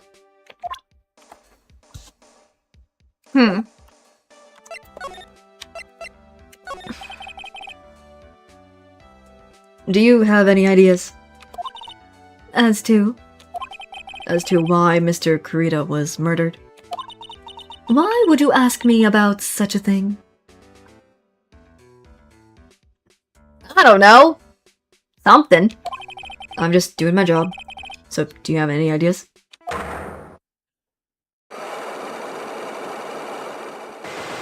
Oh, come on. Miss Andrews? Sorry, but there's nothing more I have to add to this conversation. Is it a psyche lock, Mr. Nick? Yes, there's getting to be more and more of these lately. Great. How I keep getting so many for Psyche locks. Why are there so many Psyche locks? Oh my god, why am I getting so many characters that have Psyche locks I gotta break? First Olbag, then Lotta, now her. Golly. Whee. Alright, back here we go, I guess, for some reason. Oh, Mr. Roy, how are you? What's up, Powers? Ah, Mr. Powers, have you been here the entire time? Yeah, people connected to the murder aren't allowed to go home, let alone leave. No, really? I guess let's talk. The Nickel Samurai. I don't know. Can you tell me a little more about the Nickel Samurai TV show? Okay. I'm trying to get the accent right.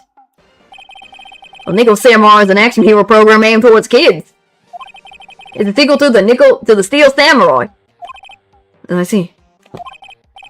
This time there are 3 samurai brothers. Aluminum Samurai, Tin Samurai, and of course, the Nickel Samurai. It's a love war, Neo Tokyo. I am messing up. Sorry if I mess up my accent and stuff. I see. Wait. Love what? A love war. That's what I feel like I have to give him. I have to give him that. This girl, Sayo, works at a tea shop, and all 3 guys fall for her at the same time. Oh, I guess the Y shape is like the 3 brothers colliding over this one girl. Well, anyway, Sayo was actually the daughter of the evil Strawberry Clan's leader. Sounds like an unusual situation, like Romeo and Juliet times 3. Yeah. Strange thing is, this sort of forbidden love story is really big with the official ladies. Oh, really? I don't know what it is, he just gives me that vibes! He just gives me that vibes! Yes, Pearl? What happened next? I want to know. Miss Sayo, does Miss Sayo fall in love? Doesn't she? Ever saw her at 8 a.m. I'm going to stop watching Cage Man. Sippy Theater starting this week. I can't believe she's really considering it. I'm glad. I just have to give him an Australian accent because that's what I feel like works for him the most. So, what's the Jam and Ninja TV show like? Started from a remake of an old movie, to tell you the truth. The Jam and Ninja, like the Samurai show, is geared towards kids. Oh, you're messing up, sorry. It's the story of a ninja who can't scale a wall, but can become a big pop star anyway. What? He was really lousy ninja. Absolutely couldn't do any ninja things right at all. Golly. Oh, really? I still like he gives me the accent. Well, boy, could he sing! With his trusty bright red guitar in hand, he took the accent world by storm. Or ancient. A ninja with a bright red guitar?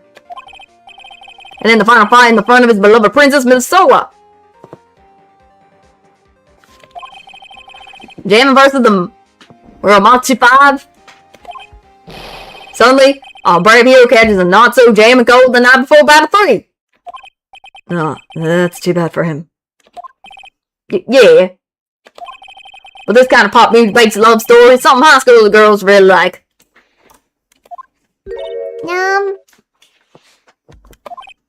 Yes, Pearl? What happens next? I want to know. Jammin, the Jammin Ninja will be able to sing. What about Princess Misola? Every Sunday at 8 a.m. It's both of them. Which show should I watch? I can't believe she's really considering it. Carly, I don't understand why he has to just... Oh my god.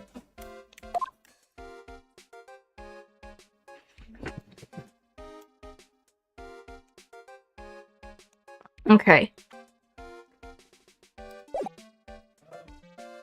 Oh god, okay. Can I present him something? Like...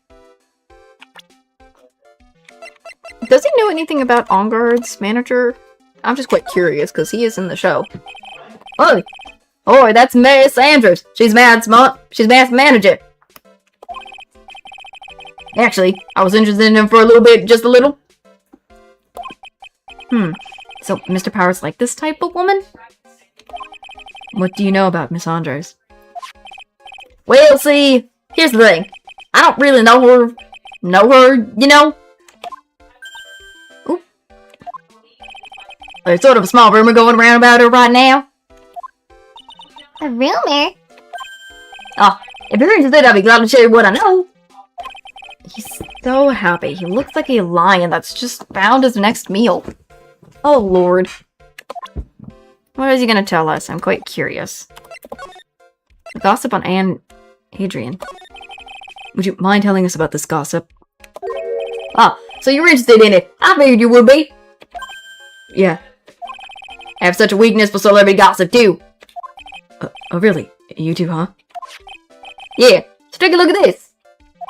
Looks like a tabloid Miss Oldback would read. Alright, let's see here. Jammin' Midnight... Who?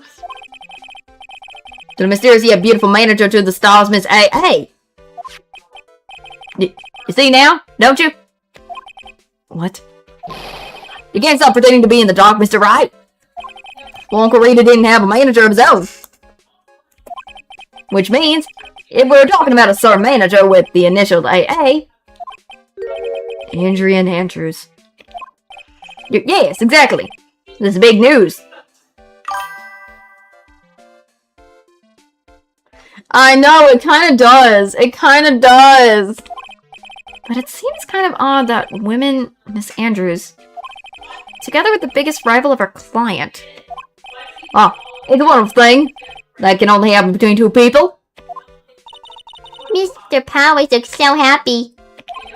Pearls is just following along, not having any idea as to why he's smiling. Well, like the saying goes, one man's garbage is another man's treasure. Clipping.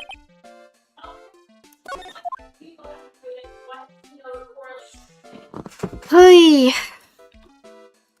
Okay, now that we've talked to Powers, let's see if we can go back to Lotta, because maybe this might be what she was trying to get a scoop on, because it feels like that's why. Forgot? I forgot how many locks she had. How many did she have again? 2? Yeah, 2. Let's try this. Big scoop. Lotta, will you please answer my questions? On the night of the murder, why were you loitering around the victim's room? I told you! Didn't I? For my scoop! What I want to know about are the details of this scoop.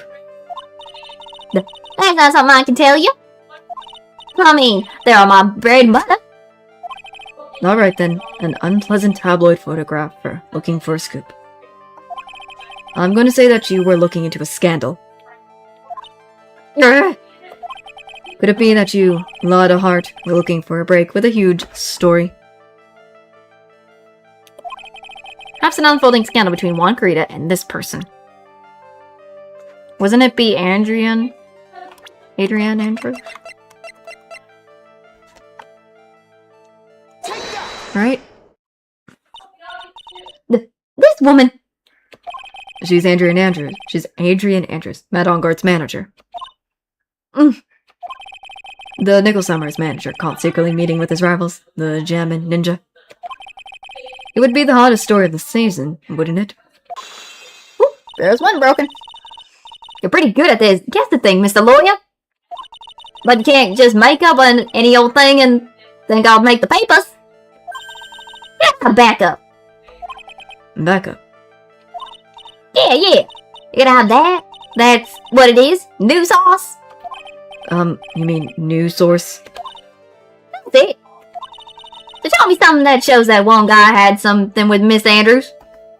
Wouldn't it be this newspaper we got from Girl Star Powers? Oh, I pressed the wrong button. This is the article from a certain weekly tabloid.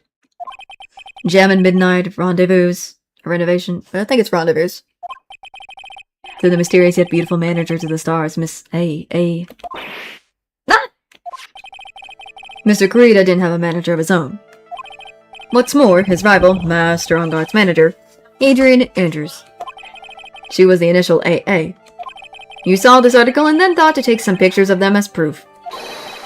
That's why you were looking around Mr. Kurita's door last night. What? Yes! Sorry, Lotta. Got that unlocked. Finally, tell us the big scoop. You were looking into Mr. Kurita and Miss Andrews' affair, weren't you?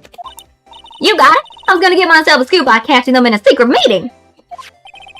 But there's already an article about it on one of the weekly tabloid magazines. It's no longer breaking news. What'd you just say? Her initials aren't A. What kind of vague thing is that? That ain't proof of nothing. People are gonna want to see real proof. Well, at least I do. So what I was doing, getting photos. Oh. I'm gonna whip up the reader's interest with some gossip and a little misleading. Then spice it up a little and have myself an exclusive story. Wow, Lotta. Nice journalistic integrity you got there. I already finished writing up my special article, you know. But the paper I wrote on in my notes to myself is gone. Your notes to yourself? It was inside that case of my one that Oh, her camera case has the notes. they don't run off together. I came here for my big story. Didn't come here to have my treasure disappear on me.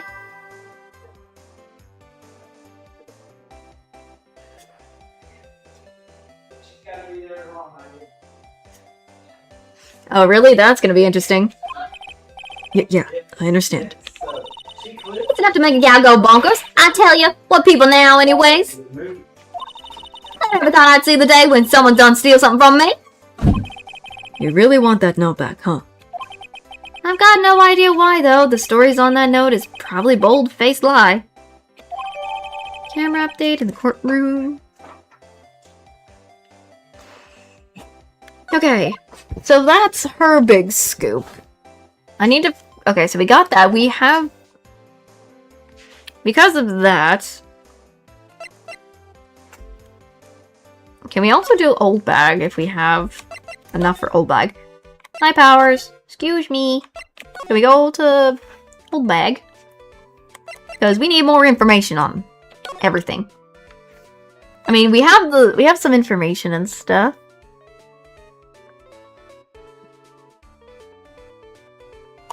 I mean, let's try it. Let's see if we can try. We might have some stuff that might work. She's got 4 locks, though. What you witnessed. Alright, I'll be honest with you for now. Then please tell us what you saw. But, what a waste. Here I thought, and here I have a perfectly good chance of some fun at you youngin' expenses.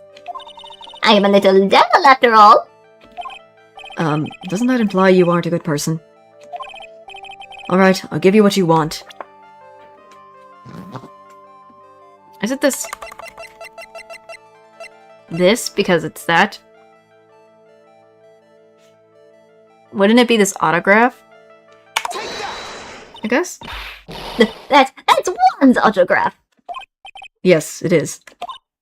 And even says, "To my dearest Wendy" on it. That's me, right? Right! Um, My name is Wendy Oldbag, so that Wendy has to be me, right? well, it may say Wendy.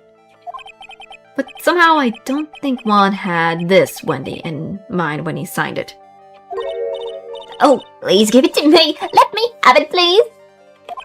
I can't let you have it just like that. Yes, I know. Then how about an exchange?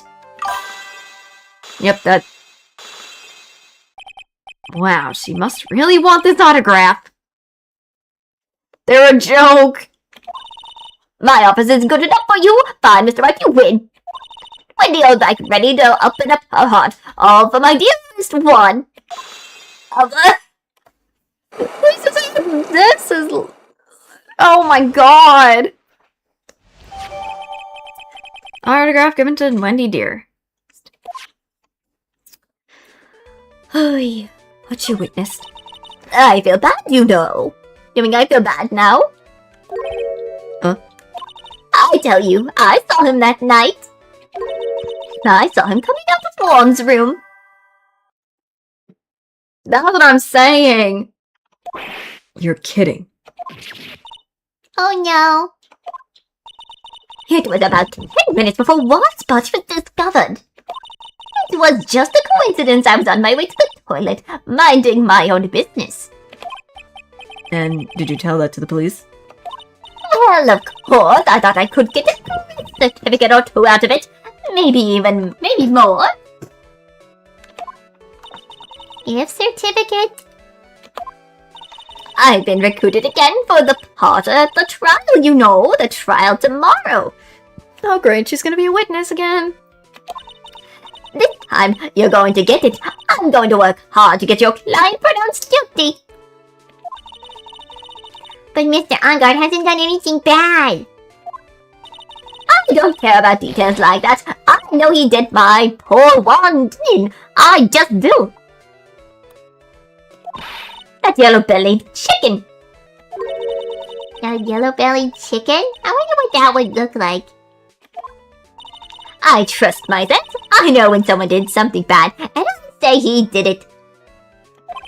What did Mr. Ongard ever do to her to deserve this? Ongard's past.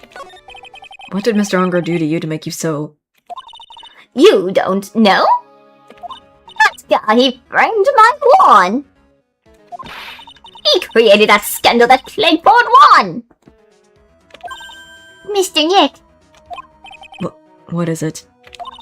What's a scandal? Oh, I'll tell you about that after we get home, okay? Poor Juan led astray by the vials of that vile temptress. Mr. Nick, what do vials and vile temptress mean? How about we just listen to what Miss Oldbag has to say for now, okay, Pearls?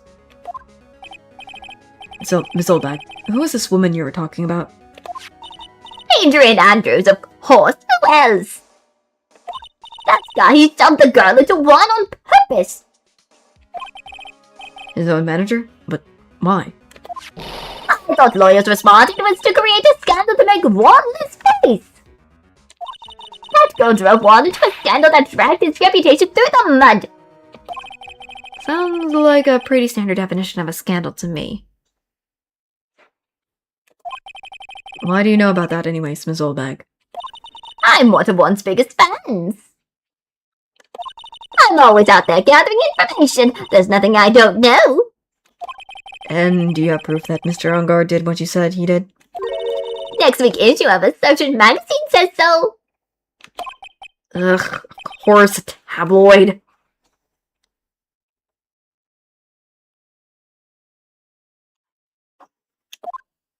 Next week? Doesn't that mean it's something people don't know about yet? Oh my god, this is crazy. Why would Miss Oldbag have information like that? And where did she get it? Interesting. Well, let's move somewhere else. I want to see Gumshoe again, so let's go. Criminals Affairs Department, see if Gumshoe's there. My god.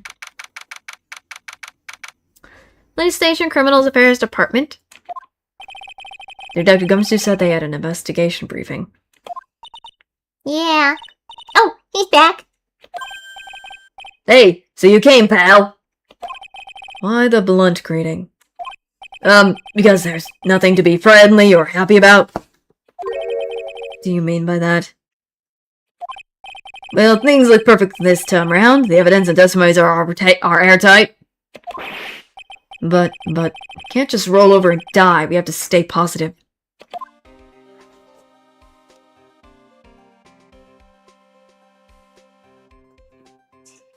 This will be interesting. Let's see, talk.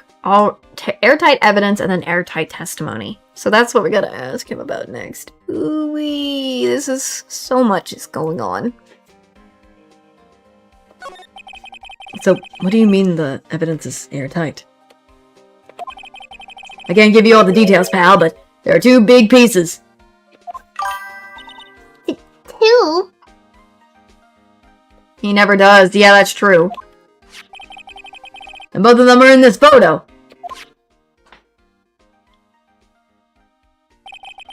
The first is the button that is missing from the victim's chest. Oh yeah, there is something missing. That's the button that you found during your body search of Mr. OnGuard. Yep, I found it in the folds of the Nickel Samurai's special pants. And the second one is... the knife in his chest, pal. The fingerprints on the knife in his chest, to be exact. Fingerprints? Who's that thing? You didn't even have to ask. Little Missy, it's obvious. They're mad on guards. Tomorrow's trial. Talk about being stuck between a rock and a hard place. Airtight testimony. So, what about this airtight testimony? The old security lady, Miss Oldbag. I thought so. What do you mean, you thought so? Did she tell you something, pal? Well... I even told her not to open that mouth of hers and blab to anyone. Her blab knob is stuck on 10 and there's no turning it on, but turning it down, trust me. Yeah, well, Miss Oldbag saw it all, pal. Saw Mr. OnGuard come out of the victim's room around the estimate time of death. No way! Okay, can we show him that article? Maybe... I'm quite curious what he's gonna know about this article. Nope, I went a little fast. Pretty interested in this bit of gossip ourselves. The scandal with Miss Kurita. But why? Well, 2 years ago, a woman... game over. I'm not saying that. I'm just gonna say game over. Game over? Her name was Celeste Impax. And she was Juan Kurita's manager. Oh, great. The victim's manager? But that's not all, pal. Miss Impax was Miss Andrea and Andrew's mentor. Oh, that makes more connection there. She told Miss Andrews everything she knew about the business from square one. I always have to say game over because I don't want to say that. Okay? Her mentor? A woman who was both Mr. Kurita's manager and Miss Andrews' mentor. Could her game over have something to do with this case? Do you want to know more about her, pal? This is gonna be even interesting when I talk to. She was the victim's manager and also Miss Andrews' Andrew's mentor. It's been 2 years since there's game over, and now those two are linked again by another death. Or maybe it's just a coincidence, but... Ugh. Nah, I'm getting sick of dealing with one foolish idiot after another. Miss Von Karma. You can't seem to stop allying yourself with the enemy, can you? I don't need a traitor in my midst. You don't mean... I do, Scruffy.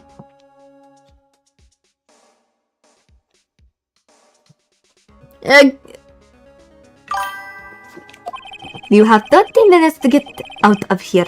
You are no longer needed. Goodbye. That's... Wait! Please wait, sir! Come on. If I don't get this month's pay, I'll start... Quiet. If it weren't for the traitors like you. I would have won. Is that what you wanted to say? Who? That voice. Edward! Miles! What the freak? I'm Miles. It's been a long time, right? This person is Mr. Edward? What am I going to do with you? Still blaming others when things go wrong? You haven't changed a bit, Francisca.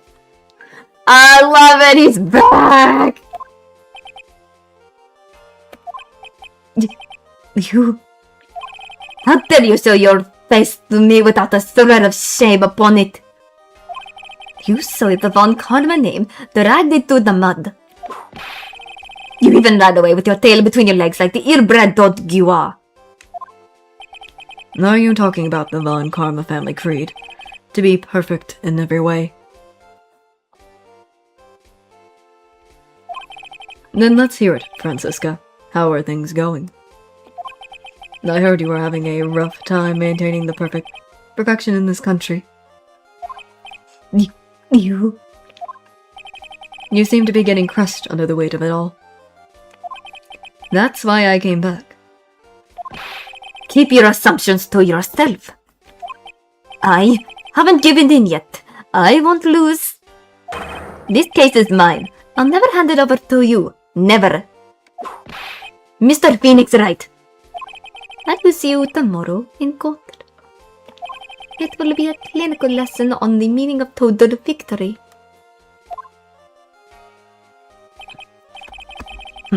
Still the same wild mare as she always was. Huh?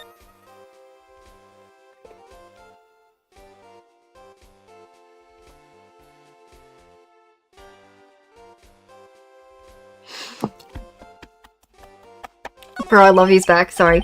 I thought the prosecutor Miles Edgeworth had gone and died. Mr. Nick? I never wanted to see you again. I think that's enough of a warm welcome for someone you haven't seen in a year. Are you going to run tomorrow's trial? You heard her, right? That wild mare hasn't given in yet, it seems. So, no, I don't think I'll be making an appearance. Your hatred for me is quite unhealthy, not to mention one-sided. But I'll say one thing. You can't win on your own at the trial tomorrow. What is that supposed to mean? I have something definitive that you lack. And working together is the definition of teamwork. It's the power to find the truth. The truth? In order to understand this case, you have to understand a certain truth. Well, if you ever feel the need for my assistance, it is available to you. I'm not in charge of this case, so I can be a bit more generous with information. What is going on inside his head? But I'm glad he's back. Oh, Miles, my boy. Yes, proof of Von Karma blood. A lot of things may have happened. However, Manfred von Karma was still my mentor. And a perfect win record is proof of a von Karma.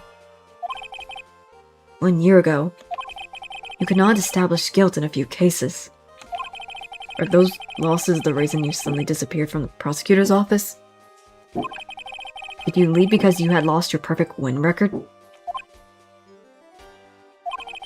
I think your motivation for prosecuting trials was so selfish. It'd been better for everyone if you never came back from the dead, Edgeworth. Now I see. Then let me ask you something. Why do you stand in the courtroom? What is your reason? Why stand in the courtroom?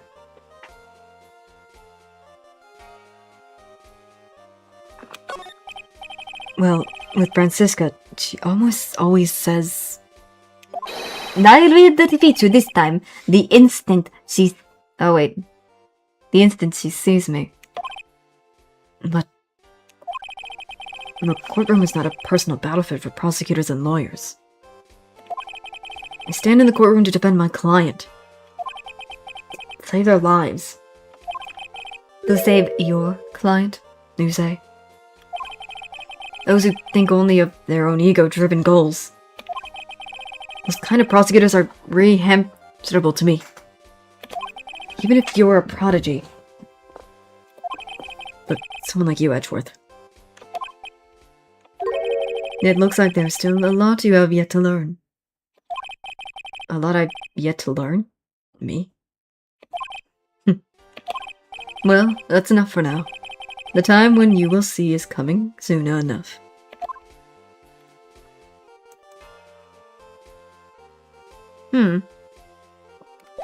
I'm quite curious if I can present him a profile of this Impacts girl. Does she have anything? Can you tell me something? The fact that he's back is amazing, though. This woman's another key to solving this case. Do you really think so? She was Adrian Andrews' mentor a long time ago. I know! It thickens. But she was suddenly called away by a different show and become Juan Carita's manager. And then, a few months later, Celeste Impacts died. But her death was ruled as game over, right?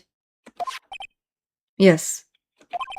But there's still one riddle we've yet to solve. The riddle? Her game over note. It went missing. No one could find it. A game over note that just vanished, huh? Interesting.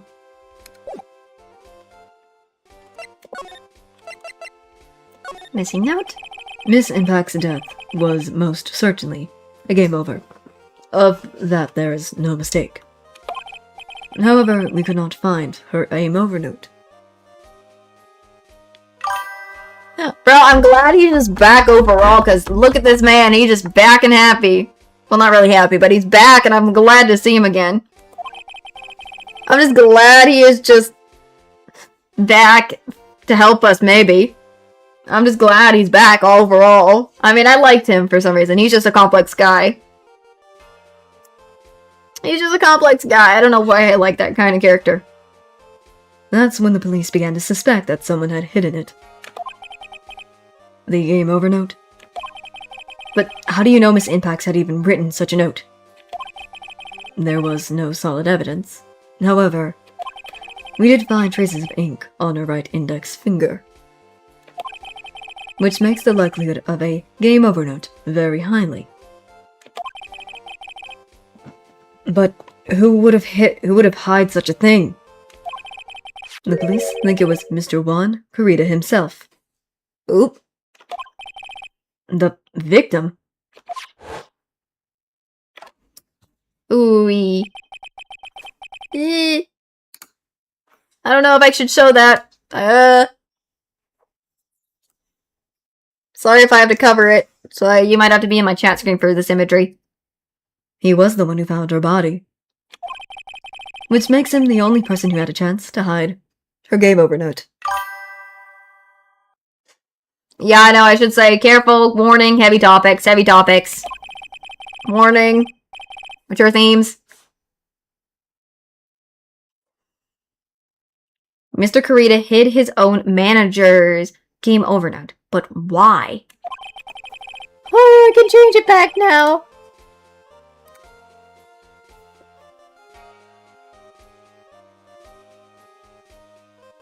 I don't know, but I'm just cautious. I am just cautious in general. As long as her note is missing, any speculation beyond this is meaningless. For now, I think you should look this over. This is the Game Over report. Part 1, anyway. Part 1? Game over report added to the court records.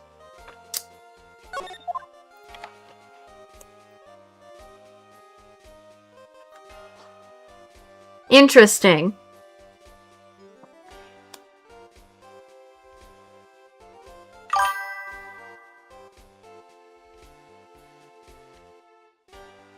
Yeah, true. I'm worried. I know it's true, but hopefully...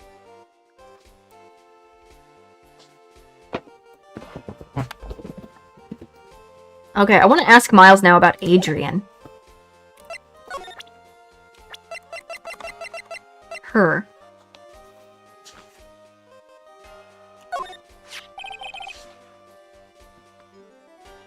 I don't know. I'm just quite curious if I just showed this to him.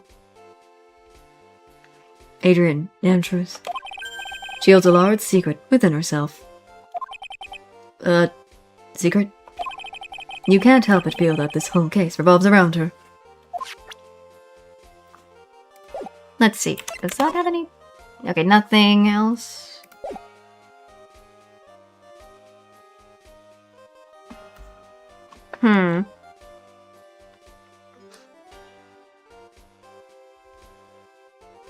But maybe... Okay, let me see what the report... The report, maybe. I was trying to see if I could talk to him about her, but that's all he gave me. Let me see.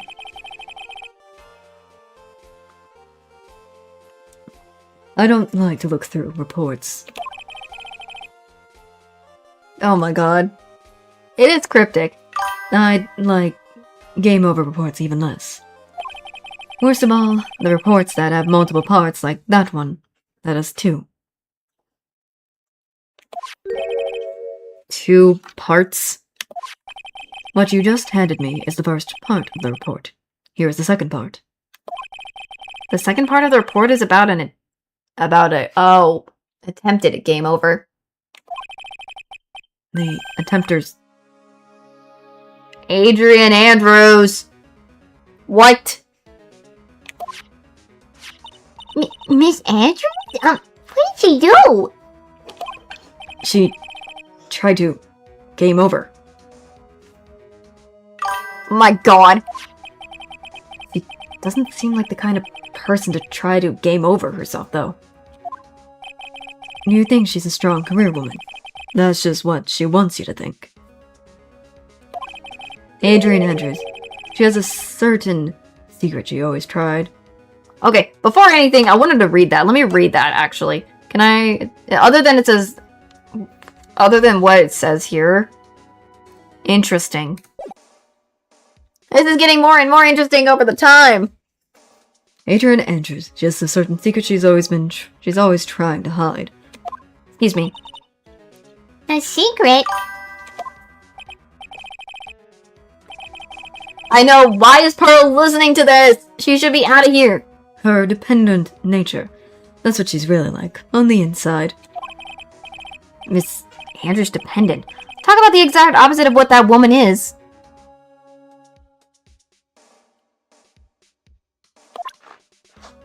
What the heck? Dependent nature. There it is, up there. What's this about Miss Andrews having a dependent nature? Adrian Andrews attempted at game over. Was a few days after the death of Celeste impacts.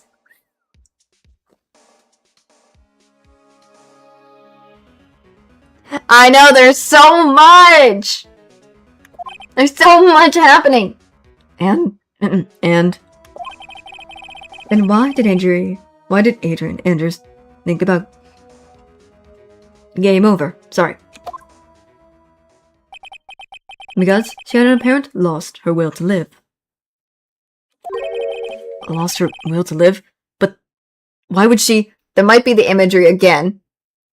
So I'm going to change it to the chat screen again because I know it's probably going to show up that scene again. Her pillar of strength, her mentor, Celeste Impacts, was gone forever. That's why. Why would that? Is this what they call following someone to the grave? Oh god. Pearls, why do you know that? Pearl, no.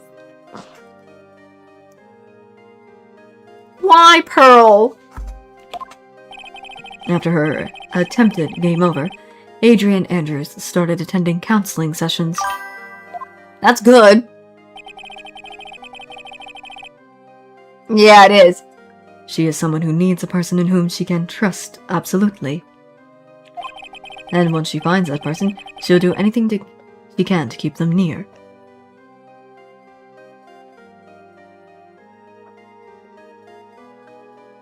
This is literally like, bro. Without such an anchor in her life, her crippling anxiety stifles her ability to live. And that's the nature of her dependency on others. I'm betting it's gonna show the imagery again, so I'm gonna hide it. It's going to show that imagery. I'm sorry, I want to make sure. I'm just cautious. That's why I'm doing it. Yep-a-rooney, even with miles on there. It's a, I can't. When Celeste impacts suddenly game over, the world before her turned pitch dark. Not according to Adrian Andrews herself. Then that means her super confident attitude. It's all a facade. Oh, it's just a facade, eh? Oops, or I thought I pulled up the game. There it is. It's all a facade. She is only copying her mentor's behavior to hold herself together. How terrible. Now can we probably unlock our locks with this? Great. I know! It's tedious! It's so much tedious! Oh my god. Eh. Out of the way, old bag. You're not who we need to go see. Hello, Powers. You're not also who we need to see. Hello, Lotta. You're not who we need to see right now.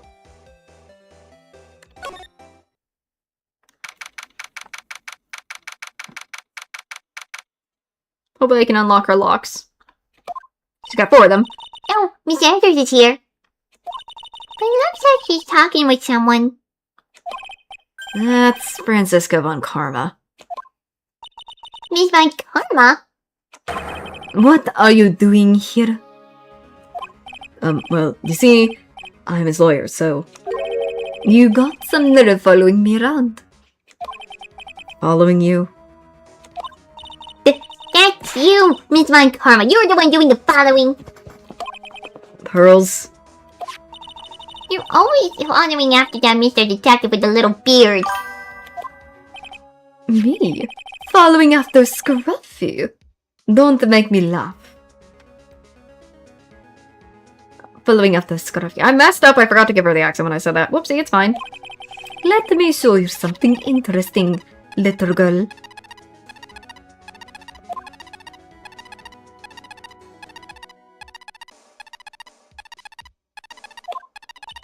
What is that? An electromagnetic receiver. I planted a tracking device on that detective. And with this, I know what that fool's every move. God darn it, Von Karma! So that noise we heard was this receiver. I feel really sorry for poor Detective Gumshoe now. Now then, let's stop wasting time. Adrian Andrews? Yes? Think hard about what we just discussed. Understood? All right. What were those two talking about? What is with the card in her hand and why is there a shell on it? Miss Andrews, she seems a little dazed, doesn't she?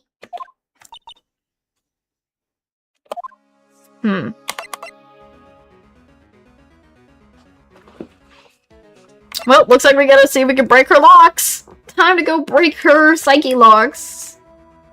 I mean, we got probably a lot of information, I think. So this should be enough. Right? But she's got 4 locks.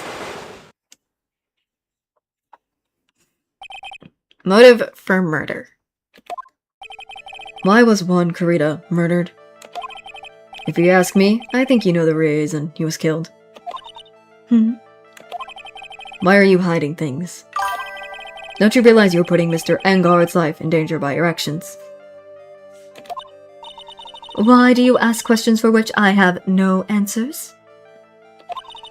The truth is, I was not that close to Mr. Carita. You were not that close? That's right. I never been good at being intimate with another person.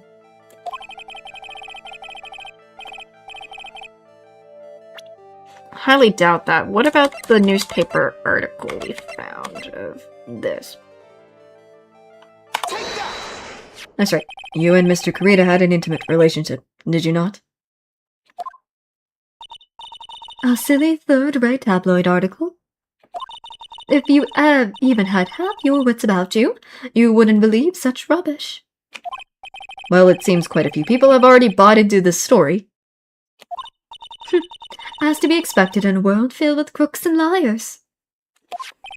Note to self, stay on our good side. In any case, I despise interpersonal relationships like that. I see. However, what if there was a need for you to get close to someone? Me? Need to get close to Mr. Carita? As if there was ever such a need. Oh, because of impacts. Her. Because it has to be about Celeste, I believe, because she was her mentor. So let's go with the Celeste. Celeste Impact. Your mentor? How do you know about Celeste? Broke one. Miss Impacts. She game over, didn't she? But it looks like no one knows why. Oh, that's a new look. That's a new look from her. Right before her death, she was Juan Carita's manager. So, I believe you got close to Mr. Carita so you could find out more about her game over. You have great imagination. You may have a future yet as a slimy muckraker for a putrid third-rate tabloid. Miss Andrews. There was no mystery surrounding her death. None. It would be pointless for me to force myself into a relationship for nothing. Is that really true? Is there really no mystery at all? I don't believe you were completely at ease with the way your game over was resolved.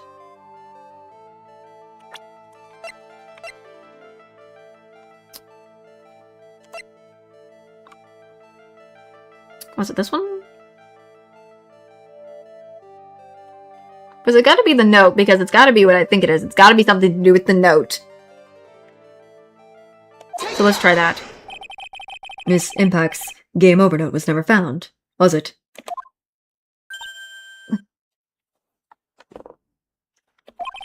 It looks like the police were under the suspicion that someone had hidden it. Like, maybe the person who discovered her body, Mr. Carita. Ron? And Miss Andrews, I believe you thought the same thing. That's why you became intimate with Mr. Carita? I've sat by quietly and listened to your insulting rambling long enough. It's true that Celeste was my mentor. However, allow me to say this again. It had nothing to do with me. I didn't even know that her game over note was never found. I'm a person who does not care about what goes on in the lives of others. That's the impression you like to give. However, I don't think that's who you really are. what? I have evidence that says otherwise. Oh god. Is it the other one? Because she also tried to, you know, I'm not gonna say it, but oh god. Miss Andrews, you nearly went through with it too. Didn't you? Went through with what? I'm not gonna say it, but game over. Miss Andrews, you look and act like a very strong woman who has it all together. You don't ask for anyone's help, relying on yourself. Only relying on yourself. Yes, I've been very independent since I can remember. However, that's all just a lie, a facade. You've always searched out people on whom you can depend on. That's... You were dependent on Miss Impacts, weren't you? Which is why, when she passed away, you lost everything you had. Stop! When Celeste passed away so suddenly like that, I died a death of my own, but no matter how hard I tried, I couldn't stop thinking about what become of her note. You must have heard about the police report. The one that said the police suspected Mr. Kurita of hiding Miss Impact's note. You heard about it, and thought to recover it from him by getting closer. Am I right? I know! It's impressive. If that's the case, then everything changes. What do you mean? What topic did we start this conversation on again? It was why the victim was killed? Exactly. Somehow, Miss Andrews, it seems that you have become the one with a reason to want Mr. Kurita dead. Me?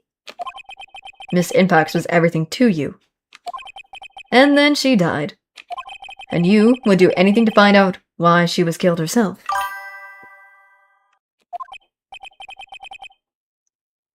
Even commit murder. Murder?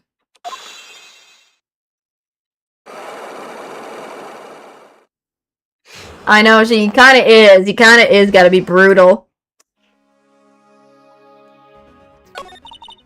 It's true. I am a woman who can only live in insecurity. I'm physically small, and I don't really have a lot of self-confidence. I know! I've pushed against all that, though. I've tried to live strongly. I never wanted anyone to find out the truth. Miss Andrews. There's one thing. It's the one thing I wanted to take with me to the grave. It was my secret. Mine and mine alone. I'm sorry. You probably think I'm a worthless human being, right? Now, don't you? Please, Miss Andrews. All they want to know is the truth. After Celeste passed away, I heard that someone had hidden her game over note. I know! It kinda feels like that. And that someone was one Kurita. Oh god, I didn't realize it either. Celeste. Without her, I become scared.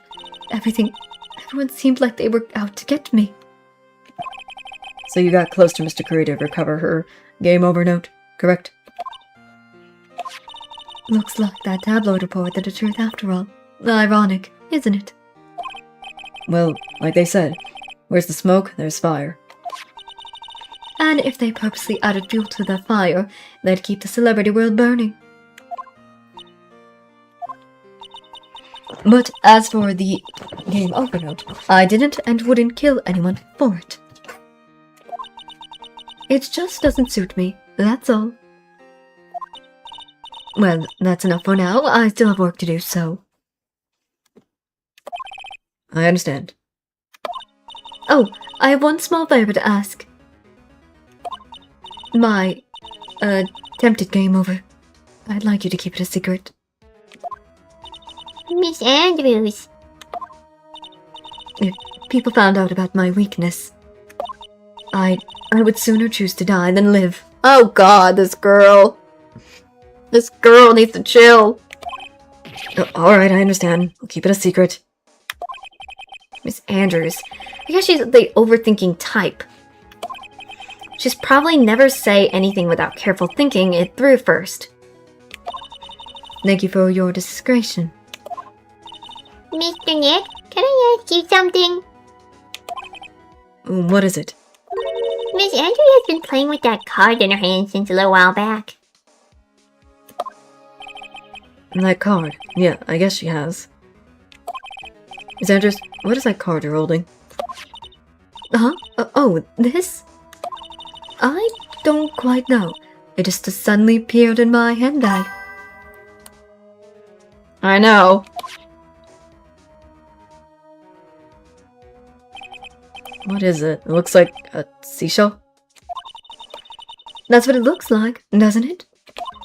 I honestly don't remember owning this card. I wonder where I picked it up from. We're not remembering something clearly. Sounds like it would be a rare occurrence. Well, I must be off. I leave Mr. Ongard in your capable hands. Well.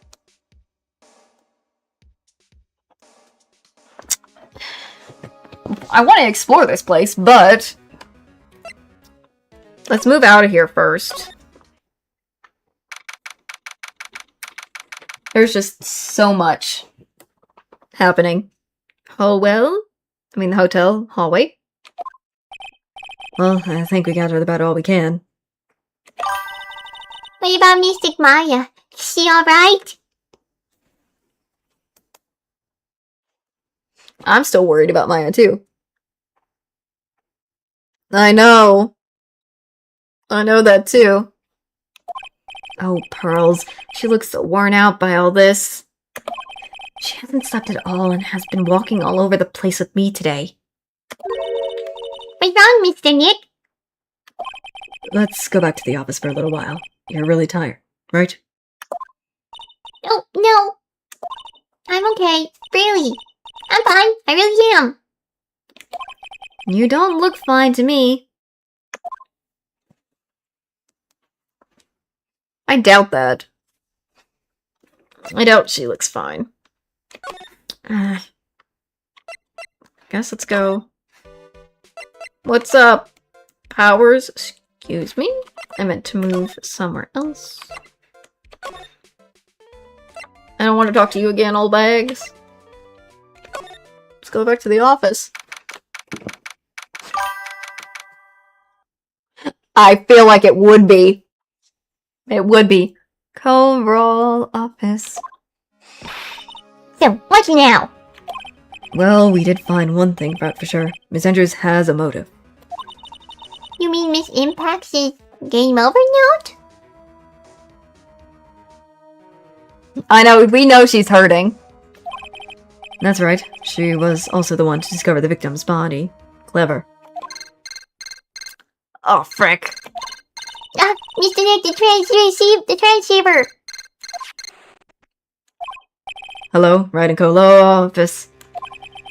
Mr. Attorney, you're not answering the phone. Maya, where's Maya? As I promised, I have not gone within a few feet of her this whole time. Phew. Which is why I suppose she is absolutely famished.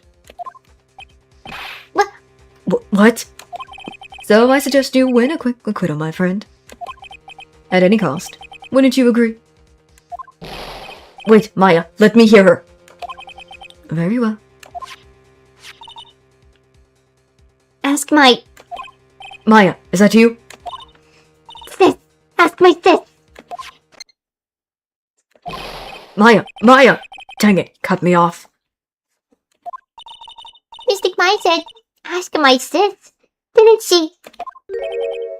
Sis, what does she mean by that? Come on, Phoenix. You're a hopeless one.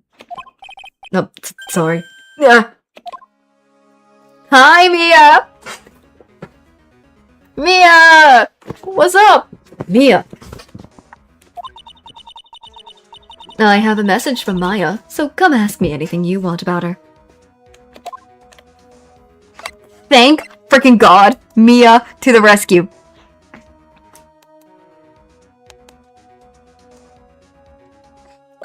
Oh my God. Mia situation, Maya. How's Maya? She's safe, for now. That kidnapper is one to keep his word, it seems. I'm glad to hear she's safe. But Mia, how do you know? As soon as she was locked up, Maya called for me. I read the note she left. Then I gathered as much information about her surroundings as I could.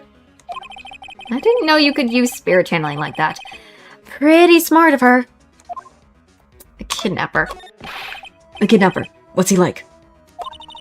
I don't know. Apparently, Maya went to answer a phone call at the hotel and was drugged there. And She didn't see the face of her attacker. Maya is also locked up in a very dark place right now. I'll tell you everything I heard when I was with her. I know. She saves our butt every time. Every freaking time she does. when you were with her? Okay, before I continue, I'm going to take a break. I need to break. I'm just going crazy. I just feel like I need to take a break for a little bit because there's so much happening I've already gone through. So, golly.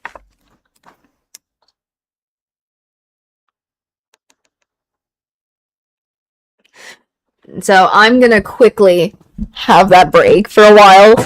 It might be a long one because I'm gonna take care of the pup for a little bit too. So I'll be back after this break. So if you guys need to go use the bathroom, get something, whatever, go do that while you're at it right now. So I'll be back soon.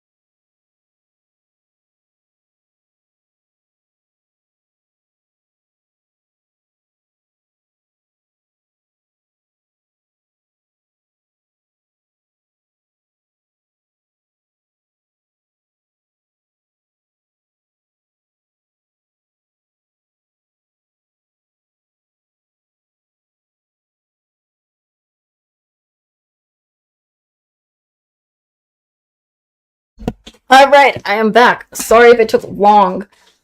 But I've returned. I have returned. I took the doggy. I had to take the dog a little bit on a walk, so I did that. I also got me some water because I got very sweaty while on the walk.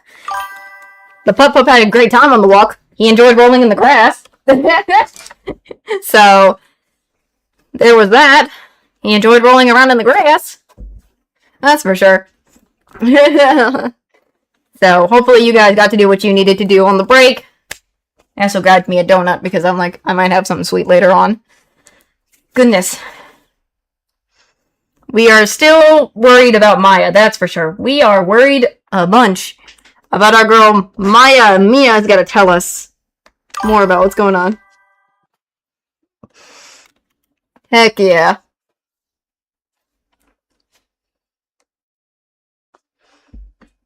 Goodness me. When you were with her. Date, question mark, time, question mark, location, question mark. Ooh.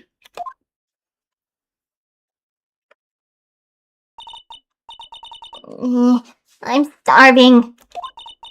I could really go for some apple pie. I mean, at a time like this, the sweets are the only way to go. Have to stay positive. He promised he wasn't going to kill me. I'm not going to die. I wonder if you're with Nick right now. Okay. There's something right there on the ground. What is this on the ground? Wait, we've seen this before. It might be, but it might take a couple of parts, maybe.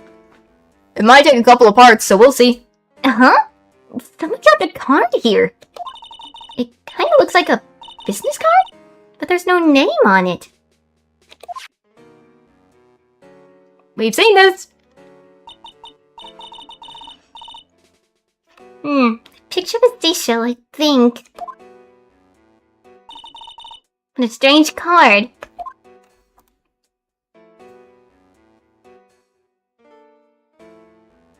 Okay. There's a door. Right, it's locked. But this door's locked seems easy enough to open. On TV, the hero always used a plastic card or a stiff piece of cardboard. Then click, they magically open the door. I wonder if there's a card like that around here I could use. Ah, that's it. The shell card. If I use this, maybe I can get the door open? This might be my key out of here. Had a feeling this card might be useful. I'm such a genius. Oh my god, Maya. Alright, now if you'll excuse me, Mr. Kidnapper. I did it. Okay, now I'm getting the heck out of here. I shouldn't keep Nick waiting, or worried. Heck yeah, that's good thinking on her part. Like, seriously.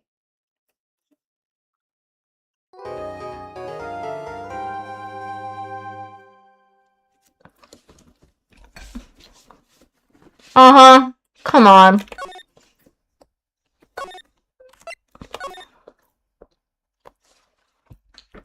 Excuse me, I took a bite of something.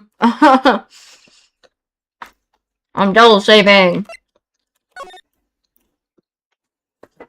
Because I feel like there's gonna be a lot that's gonna go happen in this trial.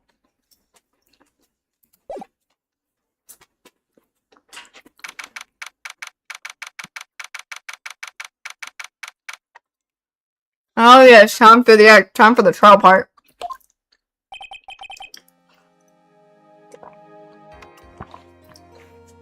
Goodness me, let's see. Adrian did it? That's what it looks like. Dude, no way. The woman couldn't do anything like that. In court today, there will be a mountain of evidence that will implicate you. The mountain of evidence? I'm certain there's someone out there trying very hard to pin this whole thing on you. Please, Mr. Lawyer, dude, like I said yesterday. I'm refreshing like a spring breeze, alright? I can't let any sort of scandal ruin that. I understand. Well, it's almost time. Hi, Mia. Mia, We must get a complete acquittal today. I know. I can't focus on Maya's situation right now. Or Pearl's either. No matter what, I have to focus on winning this case by the end of the day. Indeed. Well, let's get going. Oh god. It's him.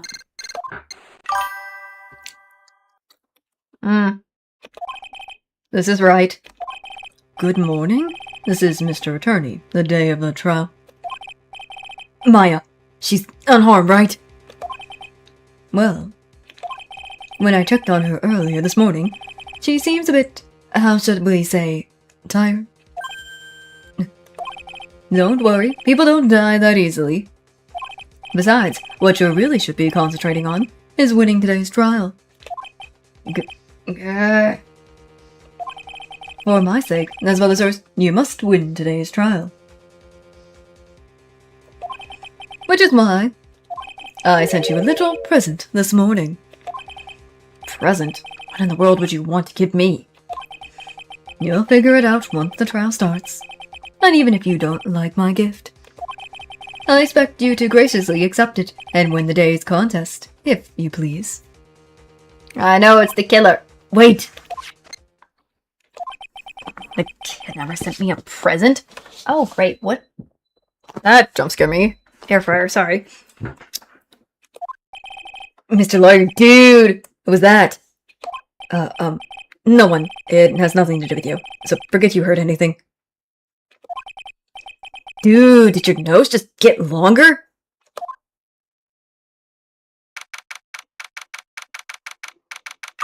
Yeah, it was kind of a jump scare, my bad. Number 3. Where's Francisca? Court is now in session for the trial of Marta on guard. Are the prosecution and defense ready? The defense is ready, Your Honor. Where's Von Karma? I say, Mr. Wright, what happened to Miss Von Karma? I don't know, Your Honor. Why are you getting mad at me? Why are you getting mad at me? Your Honor! Please be quiet, bailiff. Court is in session. If you must tell me something, please keep it brief. Now then, what is it? Prosecutor! Prosecutor Von Karma has... This morning, Miss Von Karma was shot by an unknown gunman! Oh, no. What? Shot? Is this the gift? Somehow, I think this is the present that man was talking about. His present? Miss Von Karma is one of the top prosecutors in the country at the moment. If she were to disappear, it would be to your advantage. This is totally insane. Miss Von Karma, is she alright? I don't have that answer. She's alive and in stable condition. That's good. Who?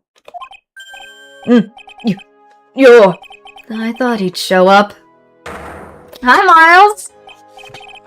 Your Honor. What are you doing here, buddy? Due to the circumstances, Miss Francisca Von Karma cannot appear in the court today. I, Miles Utros, will be taking her place. Oh my god. The prosecution is ready. Naturally. Why are you in this side? Why are you over here and not in your spot, buddy? Get in your spot. There we go. Miss Von Karma was shot in her right shoulder and is currently undergoing surgery.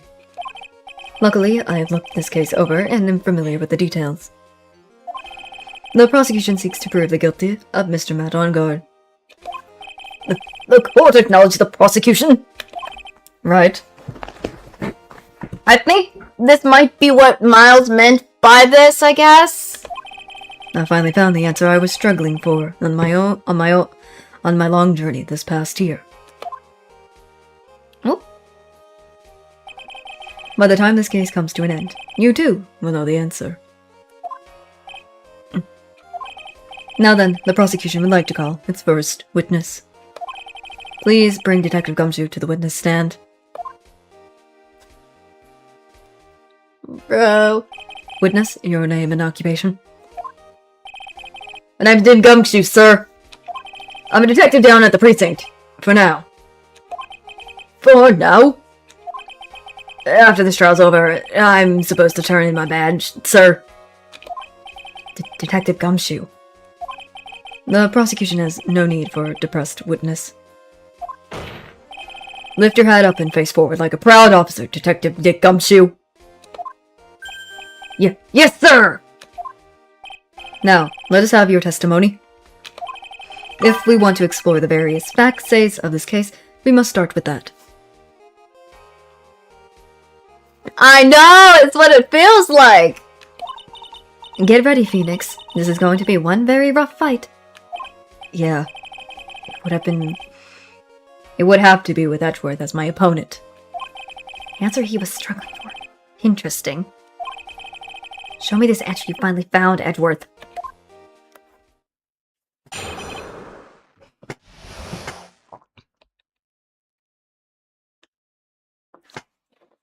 Bear the facts of the case.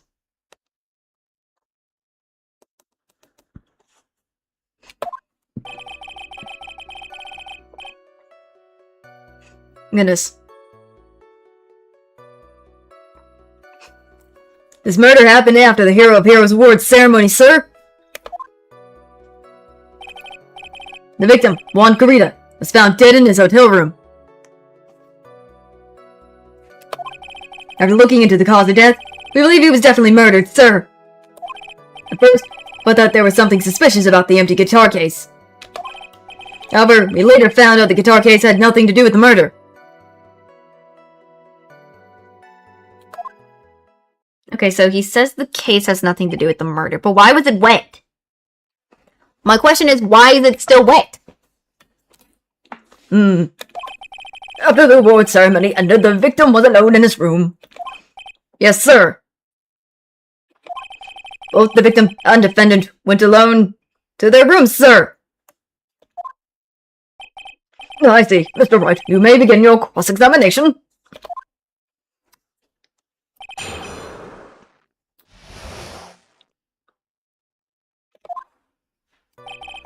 Happened. We know this.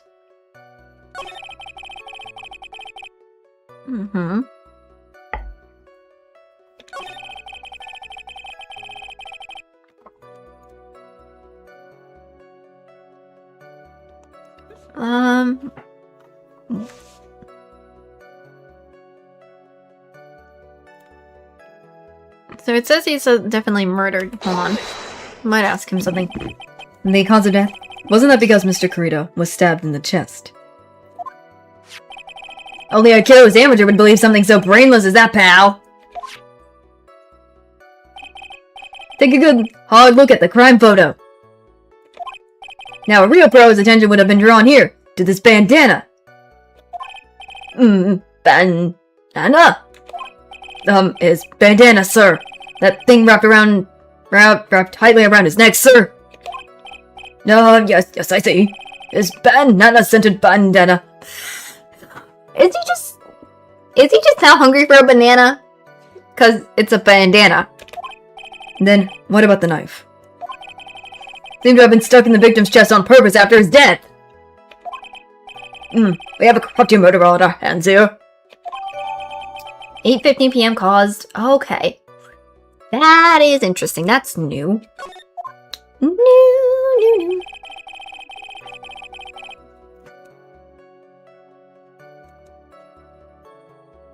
Okay. I'm quite interesting. Let me try this. Why did you think that? Because it was empty, pal! Jamming Ninja doesn't go anywhere without his bright red guitar. And we couldn't find it anywhere at the scene of the crime. Oh, then how about the theory? If I really wanted the guitar and did the crime to get it, how's that? We thought of that too, but no doggo barking. But the only fingerprints on the case were the victims. Only the victims, no? I see. So much for my theory then. Guitar updated. Corita's fingers on it.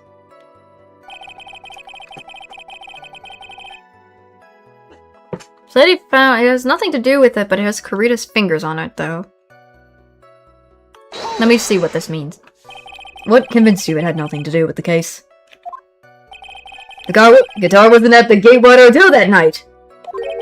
Well then, where was it? The vibrant guitar was eventually found at the TV studio. The victim, Juan Corita, had apparently only taken the case with him, sir. So you mean he forgot to put the guitar inside the case? Yes, sir. Even when he was on stage for the ceremony, he didn't have his guitar. So that guitar case was empty even before he got to the hotel. Yeah, that's right. So it's really had nothing to do with the case after all. I believe that is enough. First, the victim was choked to death with his bandana. Then after the victim was dead, the killer deliberately stabbed him with a knife. Which brings me to my next point. Why then did the police arrest Matt Ongard? Because there was a reason enough to suspect him. Here it comes. Looks like Edward's back in full swing. Very well, Detective Gumshoe. Please testify about this matter. Yes, sir. Why arrest Ongard? That Ongard and Juan Corita were huge rivals with each other. Each thought the other guy was in his way. That motive enough in my book. As for evidence, there's the Jammin' Ninja's button.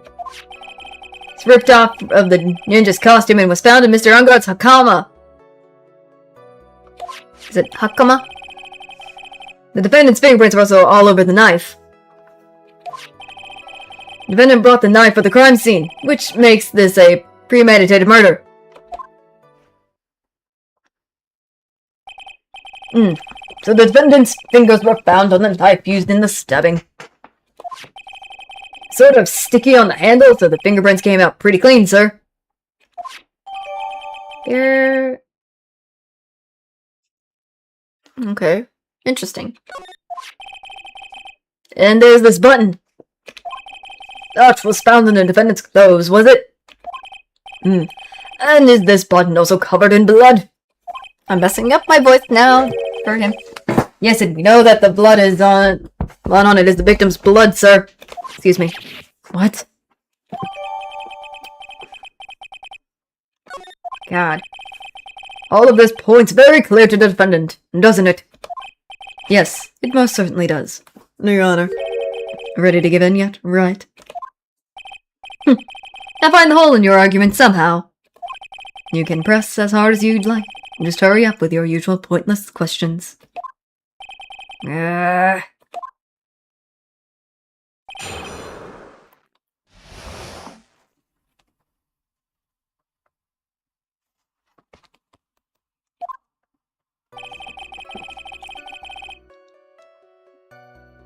know that. Thought the other was in motive and up in his book. For evidence, there's Jammin' Ninja's button. It's ripped off the ninja's costume and found in Mr. Ongard's hakama. Defendant's fingerprints were also all over the knife.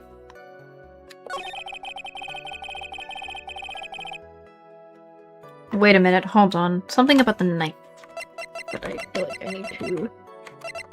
It says it's engraved Gatewater. This is already something here at the place, so it's not his... Hold on. I'm gonna go with this. Wait a second. What?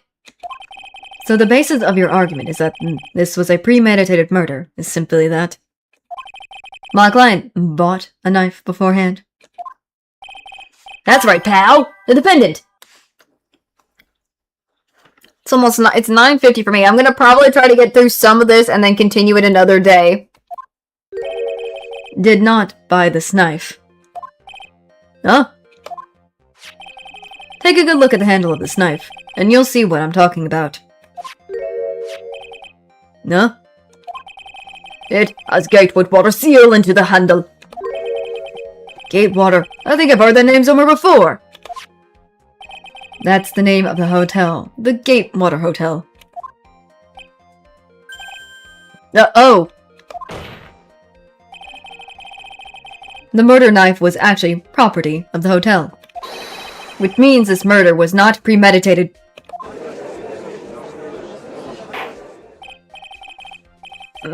Yes, that is very true. This is a very big... What is it, Mr. Edgeworth? I'm sorry, but the defense is simply too careless.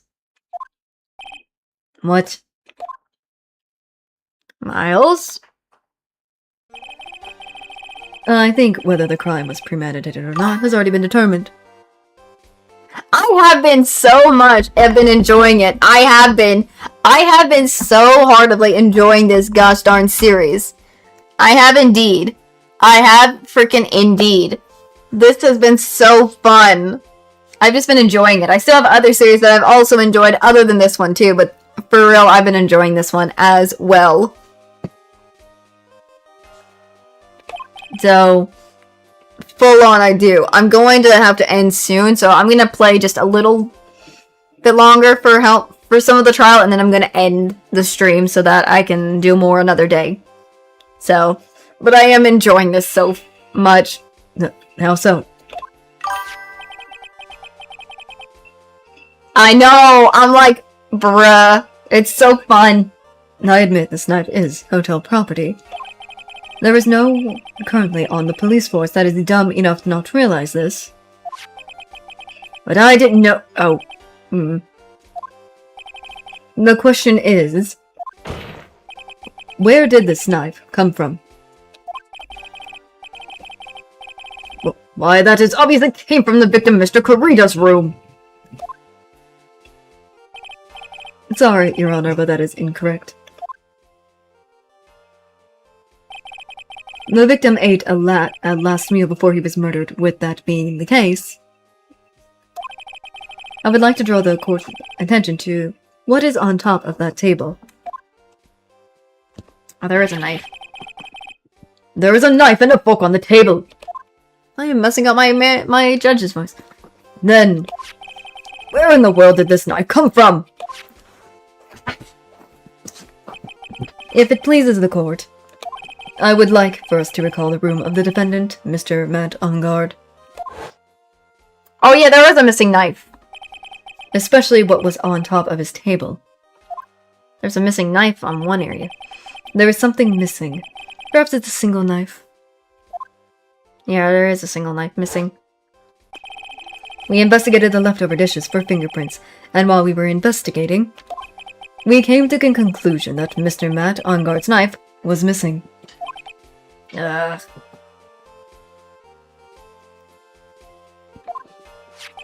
Mr. Ongard had gone to the victim's room with the knife he had used during dinner. Why would he carry a knife on a visit? To kill, of course.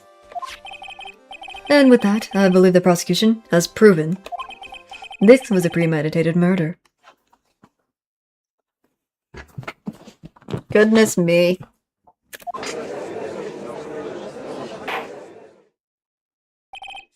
Amazing, Mr. Edgeworth. Absolutely brilliant. A brilliant clear deduction. It seems like Edgeworth has this planned from the very beginning.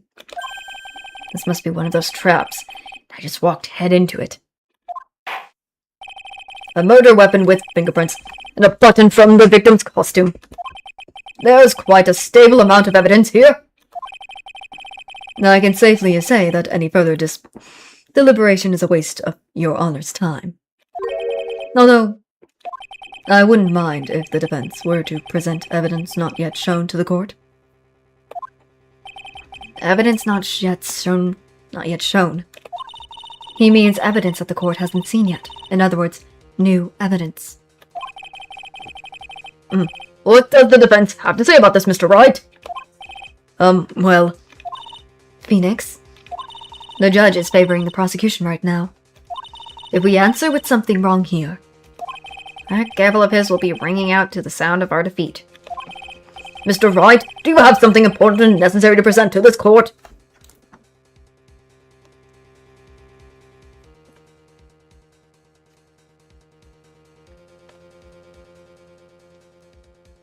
I should say I actually do, because I think we have a lot of evidence that I guess they forgot to bring about, so... There's one. One piece of evidence that catches my attention. Something that this court has yet to see. Mr. Wright, I will say this once more time. I do not feel this trial needs to continue at all. However, I am giving you one chance, and only one. What the judge is saying, right, is don't try pulling one of your usual bluffs here. If I mess this up, it's curtains for all of us. You may now present one and only one piece of evidence. Now then, what is this important evidence that you must show to the court? Wouldn't be this the glass. Like, what about this random glass that was not... Because it wasn't broken. Or anything, so... Might be this.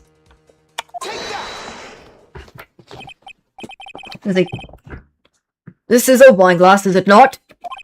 Please look at the photo of the crime scene one more time.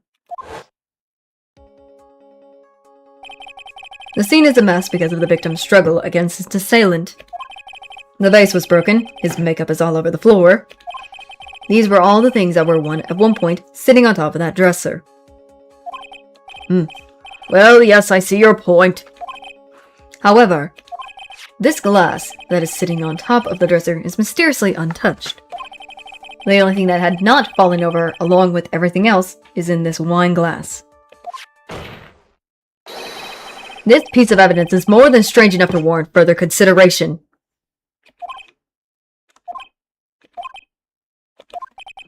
Well, what do y'all have to say? Ah, well, yes, it is a little peculiar. Yes, isn't it? I thought it was. You can stop looking at me with those puppy dog eyes of yours now. Mr. Edgeworth. What is it, Your Honor? Your opinion? You don't need my opinion. Yeah, heck yeah, we are gonna try to bluff it to the max. Because there's no special meaning to that glass. What? It's safe to say that the glass was set there after the crime took place. By the person who discovered the body, Adrian Andrews, for example. She could have easily been so shocked that she set the glass down without thinking. That does sound very plausible, Mr. Wright. Could Miss Andrews really have set that glass down without thinking? I don't think so.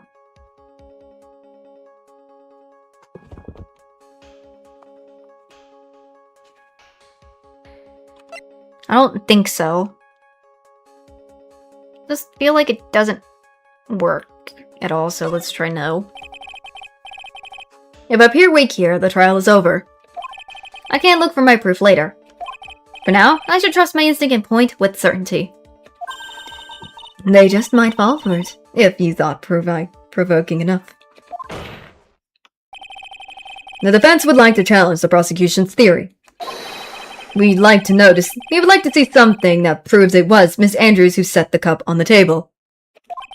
You've turned the situation on its head yet again, as usual. Mr. Edgeworth, do you have any proof to back up your claim? There's no way he has any. Just bluffing. Unlike Mr. Wright, I've never said anything useless. I have the evidence to support it. What? You're not thinking hard enough today, right? Do you think this wine glass escaped my notice? Then... Of course it has been thoroughly expected. For fingerprints. Fingerprints. There were only one set of fingerprints left on this wine glass. Only one? Well, whose were they? They were not the victims, nor the defendants. Rather, they were of one Adrian Andrews. What? What is happening? That is why I said that the person who had discovered the body had left it there. Are we done here, Mr. Wright? Always Mr. Fingerprints. Yeah, I can't believe I fell into another trap. Miss Andrews was probably holding the glass when she went to see Mr. Kurita. But upon seeing his dead body, she was stunned and set the glass down on the dresser. What you just said makes a lot of sense. Now, do you see, right? You can't change any part of my scenario, as it explains everything too well. I've thought long and hard this past year about what it means to be a prosecutor. And from here on out, I will show you the answer I have come to discover. Wait a second, Mr. Edgeworth. I think the prosecution has proved enough evidence for me to enter my verdict. Unfortunately, I cannot allow you to pass judgment yet. The prosecution has yet another witness we would like the court to hear from. Another witness? Yes. Bailiff, please bring in the next witness. What in the world is Mr. Edgeworth thinking? Oh god, here she comes. Now then, witness, please state your name and occupation.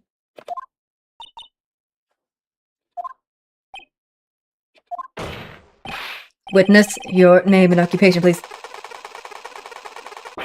Gotcha! Oh god, it's Wendy. Gotcha! Yeah. I wondered what happened to that calm composure you had earlier. Oh, Edgy boy, it's been what, a year since we last met, hasn't it? You should be more happy to see me. I saw the report with her testimony, but who knew that under that helmet? It was the Wicked Witch of the witness stand. I tell you this time I know what I'm supposed to do. So today I'm going to tell you anything and everything. Even things that don't have to do with that terrible crime. Miss Witness, that terrible crime is all this court needs to know. Oh. Shush, I am talking to my dear Angie Wendy right now.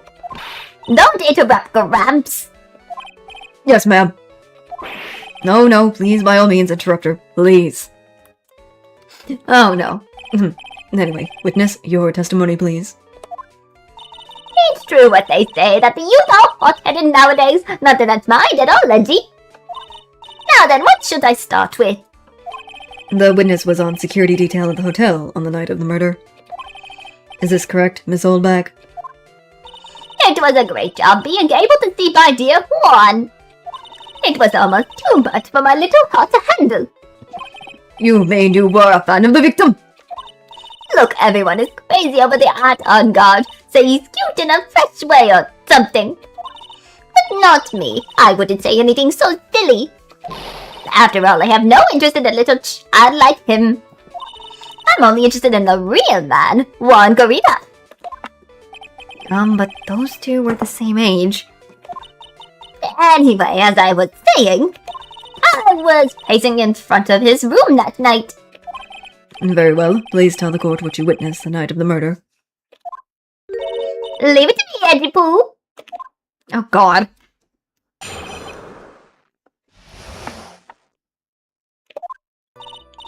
Anyways, after the ceremony, I went to pace around in the hallway in front of his room. There was something I was interested in finding out, you know. Well, since I was on the job, I made sure to keep a good eye out the whole time. That's when someone showed up. It was a man coming out of poor Juan's room. It was on guard, not on guard. He was trying to sneak his way out of Juan's room. Why didn't you stop him then if it was on guard, if you were a security girl? Oh, Mr. On-Guard came out of the victim's room. See, it has to be him. He's the murderer. I see. Well, Mr. Wright, you may begin your cross-examination. Oh goodness. Alright, old bag. Time for cross-examining. Ooh, lord. Pace around in the hallway in front of his room. What? I wanted to find something out.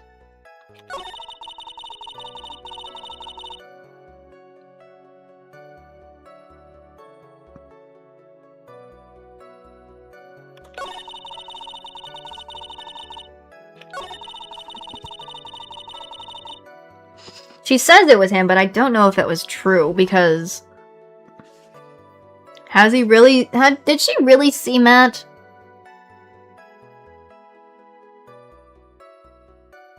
Because what about Andrea?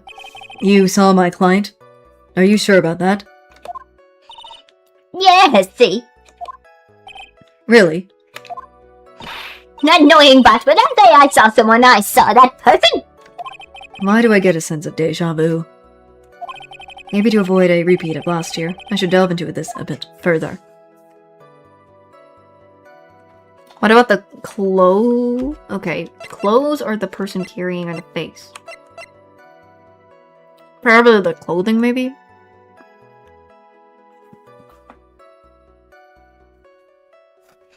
Let me try the clothes, because you could probably recognize somebody by their clothing. Please tell the court about the man's clothes in more detail. What a troublesome young man you are, really, as if something like that mattered. But it does. Now what is it? Oh, yes, it was that thing. What thing? That gaudy thing he always wearing. That that racing jacket. Ah, he was wearing that. He was wearing that at the detention center too. That thing's meant for nothing but seducing women out of that pantaloons. Men. Right.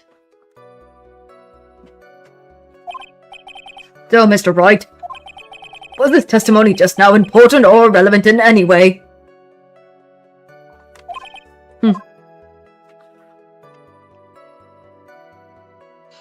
I mean, it probably should be important. In my opinion. Of course it was important, Your Honor. Objection! Hello, Miles. And then perhaps would you like to point out what part of that testimony was important?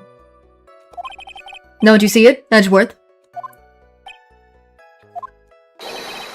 Your Honor, I request what the witness said about the jacket be appended to her testimony. I don't quite see where you're going with this, but alright, witness, please. Yeah, I feel like she is. Well, I don't like to badmouth anyone without reason, but if I must.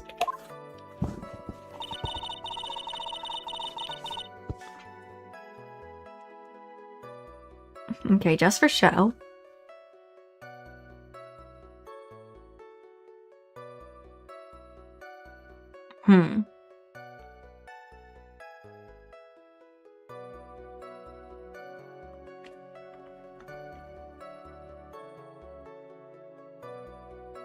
But what about... Hold on, my question... I was trying to think.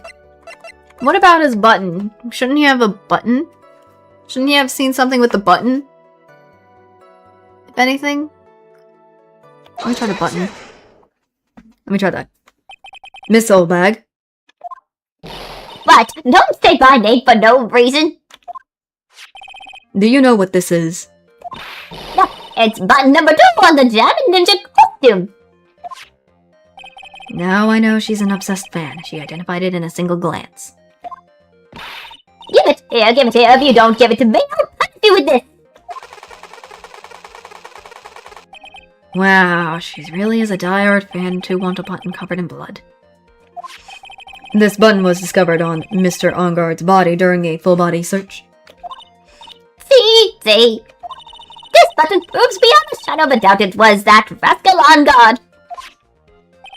It was caught in the pleats of his nickel samurai hakama pants. See? And on guard is the nickel samurai. Witness.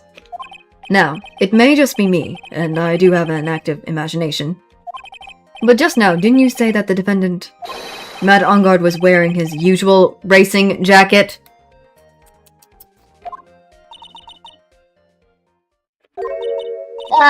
I'm so sorry. Sorry that you judge people based on what they wear. If I wore the trendiest dress, then whoa.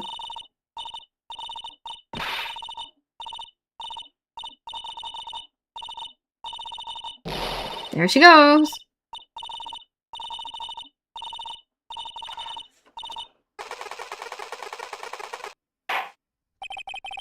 Now hold your tongue still there for 1 second. So what you saw in actuality was not Mr. On Guard, the man, but Mr. On Guard, the Nickel Samurai. But when you think about it, I really wanted the same anyway. Heck yeah. It is. Miss Allbag, this is a very important point we're talking about. Did you think so too? Well, it might be something worth considering. Just say it's important and agree with me for a change. Witness, think carefully and try to remember as much as you can before you testify. Alright, if you insist. Should I be the one sighing? No, I should be the one sighing, not you. Golly. So much. On guard. Yes, now I remember. The Nickel Samurai, that's right, it was the Nickel Samurai that I saw. Yes, it would have been convenient for him to wear his costume during the murder. He had to go to that post-ceremony stage, so right after the crime, you know? So he must have worn the Nickel Samurai costume when he was stabbing poor Juan. I knew it. I knew you'd say he was inside that costume. What? Did you just think there could have been someone else inside that costume? Don't be a bad little boy thinking such rude things. But the possibility does exist. Youngins today, I told you there is no way it was anyone else. Oh, do you know that? Because I said so, and what I say is the truth. At least she just as delightful a witness as she was a year ago. Bro, I don't like how old Bags is at all. Mr. Wright, you may cross-examine the witness. Trying to get through old Bag real. I'm trying to get through so much a little bit more before continuing who I saw.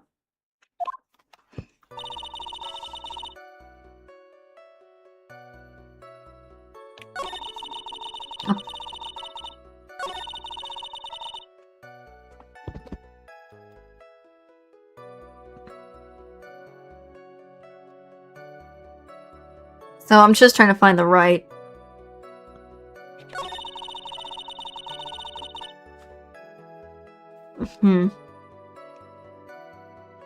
Because she said she saw Matt.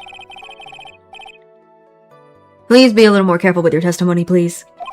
Not too long ago, you said he was wearing his racing jacket, and now he's not. Not too long ago. Then let me ask you this. When you were itty-bitty, what was your grand dream? Huh?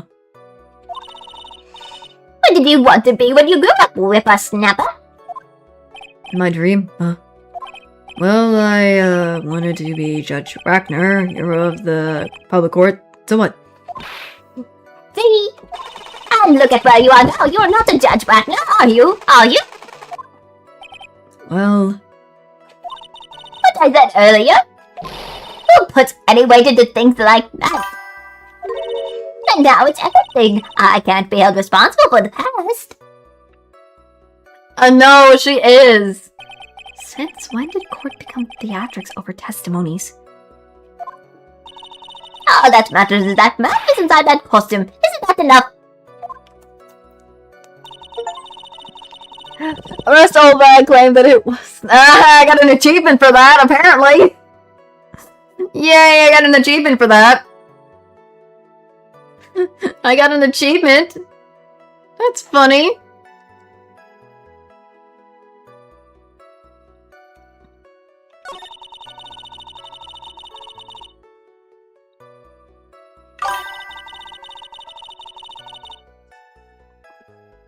I love achievements. What about the knife? She would have seen the knife though, right? She should have seen the knife though, right? Objection! Let's see. Please take a look at this. Yeah, so it's a nice big deal. If you're trying to scare me with that, I'll have you know it won't work. No, that's not my intention at all. That is the knife that was used in the murder, correct? Your Honor, do you know why this piece of evidence is important to this case? You don't even have to ask. It's because the defendant's fingerprints are on it. Is that what you're deriving at? That is exactly what I'm deriving at. What are we driving at? And whose car are we driving? If Mr. Engard was really in the Nichols samurai costume at the time of the murder, then it's impossible for his fingerprints to have been left on this knife. Actually, he would have wiped all previous fingerprints on this knife right off. Old bag! Oh, that's right, the Nichols samurai wears gloves, doesn't he? Objection!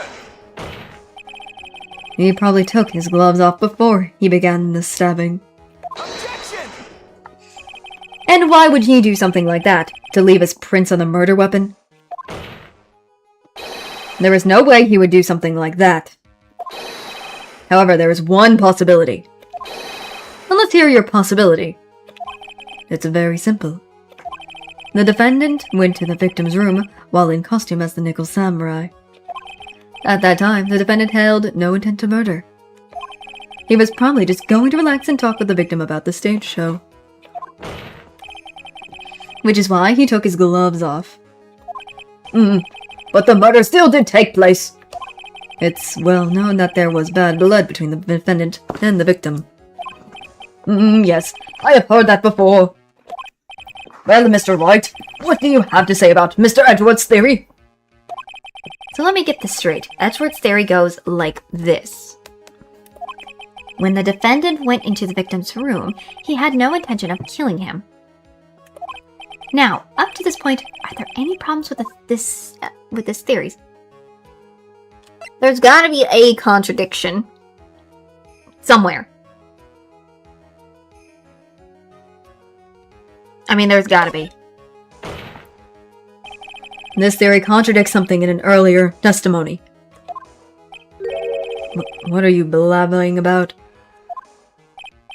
Now, for an argument's sake, let's suppose Mr. Engard was the killer, if that's the case. I think it's impossible for the killer to have gone to the victim's room without intent.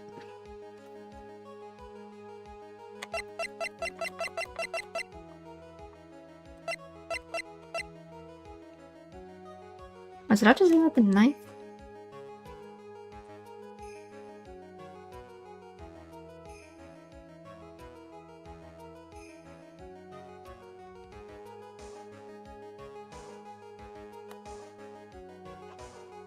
Does it have something to do with the knife, though?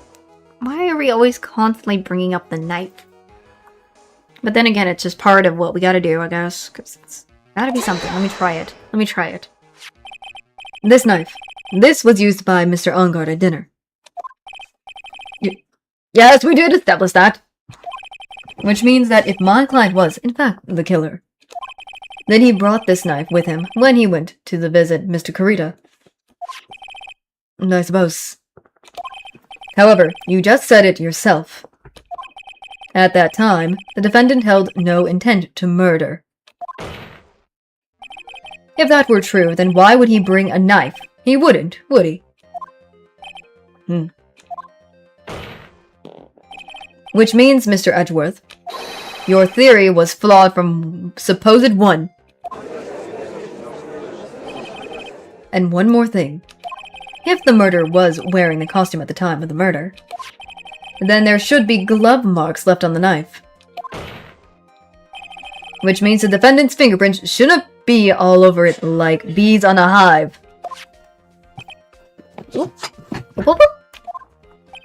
And that brings me to my final point. This knife was planted by the real killer to hide their identity and mislead us.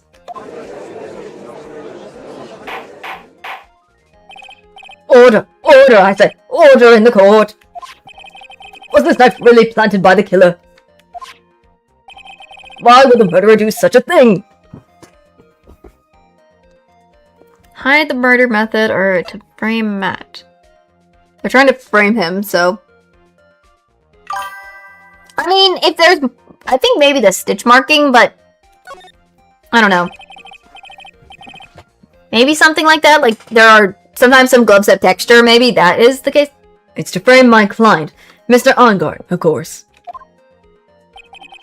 To frame.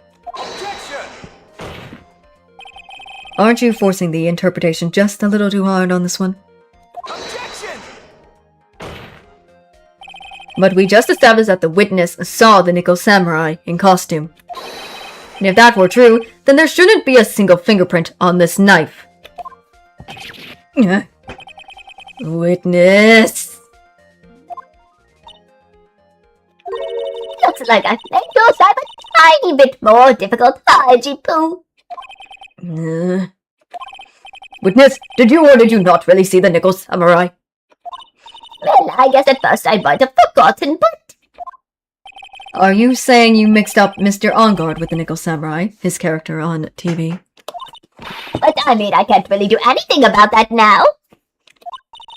I was waiting around in front of their doors because, well, I wasn't waiting around for the Nickel Samurai, that's for sure. She wasn't waiting for the Nickel Samurai. Alright then, who were you waiting around for then? That's top secret to anyone outside of security. I have a feeling that you were waiting for Mr. Juan Corrida. Am I correct, witness? Where you think you are a sad amateur with a terrible case of nearsightedness. Amateur? Me? What am I an amateur of? So Oldbag was waiting around in front of the victim's room? But it doesn't sound like she was waiting to catch a glimpse of Mr. Corrida. Maybe Phoenix. Maybe the old mag was waiting around for that person. If it's who I think Mia's hinting at, it's certainly possible. Miss Oldbag? You were waiting for this person to come out of the victim's room, weren't you? Would it be the manager? Because it has to be, manager, right? It has to be. Because she's manager. Why would she want to wait out for Corrida, for the manager? But I'm gonna go with it. Who is this person? This is Adrian Andrews, Mr. Ongard's manager. But why would the defendant's manager be in the victim's room? It seems that this is the latest rumor in circulation, Your Honor. Oh, this is... Well, this is... Ah, I see. The judge seems to be really into the article. It can be called such a thing. Then this manager with the initials AA, are you saying it's... Adrian Andrews. Without a doubt, the witness thought so as well. Looks like you found me out. Well, that's fine. I can throw away this whole sworn to confidential stuff then. Witness? What in the world are you... Watch out, Phoenix. Got a bad feeling about this. A very bad feeling. I've got some information. Some very secret information from a certain source.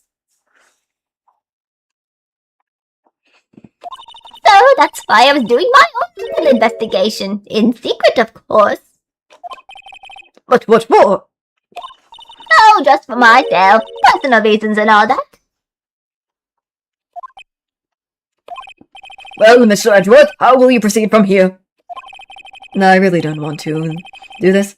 However, I simply can't let this point slide. I see. Very well then, Miss Witness, please testify about this secret information. Get ready. This is going to take the wind out of you, youngins. I'm sure we're all capable of handling this. Really, it's not like we're 10 years old.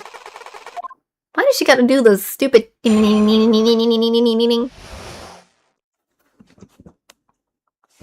anything, secret information. That Ungod is one evil, evil man. I know. He thought he could ruin poor one by causing a huge scandal. So to do that, he sent his own manager to getting close with one. I cannot condone such dirty tricks, so I took action. Oh, and this is top secret, you've got that. Nobody else but you and me know yet, okay? The defendant sent his manager. What is this distasteful topic for this court? But nobody's above gossip. And it isn't there a saying, the truth is never pleasant. I know, please take that thing from her. Never heard that one before. Mr. Edgeworth, what about this Adrian Andrews person? We have looked into this matter, and found that the truth the article proposes, in fact, baseless gossip. But should this be true, then this proves that the defendant did bear ill will towards the victim. This means I have to smash this rumor once and for all. Now then, Mr. Wright, you may cross-examine the witness. Be careful, the old bag seems rather excited right now. That's right, Ungod is nothing but your average full-blooded youth. Well, as the old saying goes, you gotta burn old Megs with fire. Time to fire up the afterburners and hit the highway to the danger zone.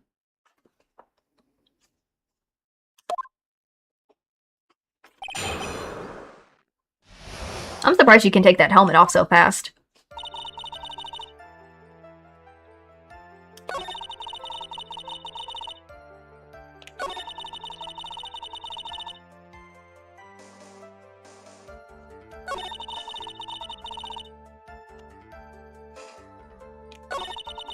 Top secret. I want to know something about this. Wait. But I'm a busy woman. Tea time with the kids is over. Secret information that no one else knows yet. If that's true, then how do you know this secret information? Well, that's because I'm a pro. Yes, that's it. It's a secret. Even if you drill a hole in my brain, you'll never find out. How in the world did that old bag get such a secret piece of information? I like how I called her an old bat. That's funny. I feel like we need to press further, but we might have to present evidence. I think it's best if we present some evidence because it might get her to talk much more than just press her further. So, no one else is supposed to know this secret information, correct? If that's true, then why do you know it, Miss Oldbag? Why are you looking at me like that? Stop it! Or stop that, sorry. Witness? I hate to say it, but this is how you came to acquire your secret info, isn't it? Oh, Lotta's camera! She stole Lotta's camera? So she's the one that stole the camera. Oh my god. The investigative photographer, Lotta Hart. Oh yes, I remember that mischievous girl. She reported that she had lost a certain note she had written to herself. She reported such a thing! On that piece of paper, she had written down some of her autoraggio, or impressions, about the relationship between the victim and Miss Andres. What? Outrageous idea, you say? No, I said impressions. Then everything written on this piece of paper is completely meaningless? Nah, that's it. That's the note. No, you see, this is something completely different. This is my top secret list of groceries to buy. And you are the one who took Mrs. Hart's note. I am a huge fan of one, that's why. Hart's infamous puffy-haired whippersnapper. She's working with that evil Angar. She had said so herself. I'm God, I'm his sidekick. I know she's insane. She was so happy, smiling like a silly duck. I was only checking what she had written.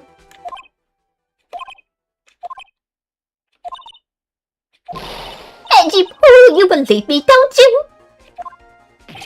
Nah. I was only trying to help out like the angel I am. It's only one little piece of paper. I've never taken anything else before. You really should come with a supply of checks. Cheese to match your vintage wine. I love the vintage supply of cheese to match your vintage wine. I love it. Well, it was only a piece of paper. I suppose we can overlook this just once. She looks like she's really sorry. Should I forgive her?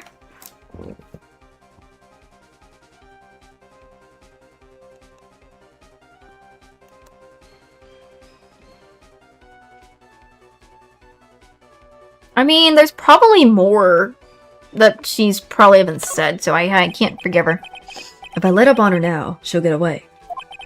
I have to find some way to inflict a defending blow to the prosecution. Witness, you said that the only thing you stole was that note. Is this correct? Stole, why don't you listen more carefully, you annoying brat? I saved this piece of paper from the terrible lonely trash can, that's all. You're lying, dang it, and I can prove it. Are you putting my credibility under scrutiny again? Miss Allbag, I don't believe that the note is the only thing you stole that night.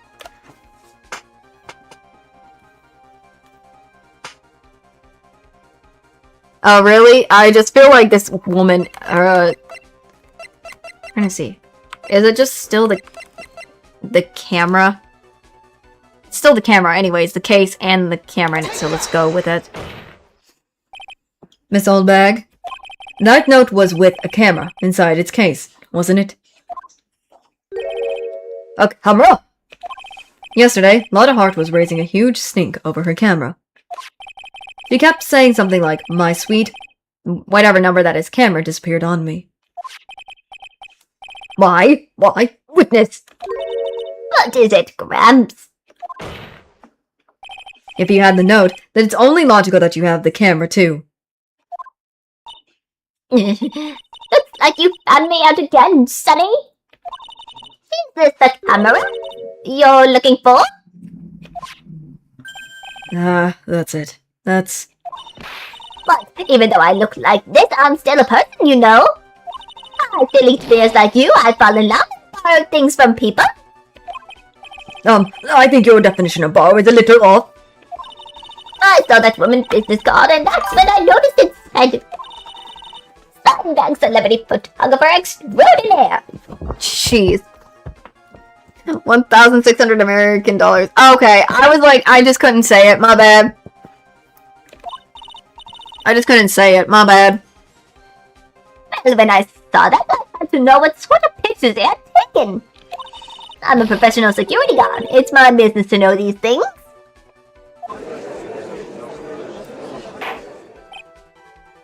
Bailiff, check this camera's photos. Hurry! We must examine them at once. That's what I'm saying. How much money for one freaking camera? Well, Mr. Edros, what do we have? There is only one photo that seems to be relevant to this case. Please present it to the court. Oh my goodness. That's interesting. This is the Nickel Samurai. See, I told you that's the guy I saw. This proves that the witness was not lying only about this matter. Great. Thank you, old bag. What does this all mean, Mr. Edgeworth? This photo by itself does not prove that the person is in it is the defendant. However, in his own confession, Mr. Ongar clearly stated that at the time of the murder, he was still in his nickel samurai costume.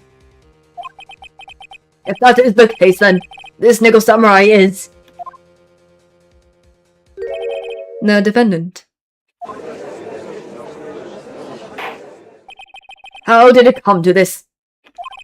I think this brings us to the end. We have examined every piece of evidence thoroughly. Final comments, Mr. Wright. The court will consider them before we close. Do you agree that this photo is decisive evidence against your client? If this photo really is decisive, then we're done for.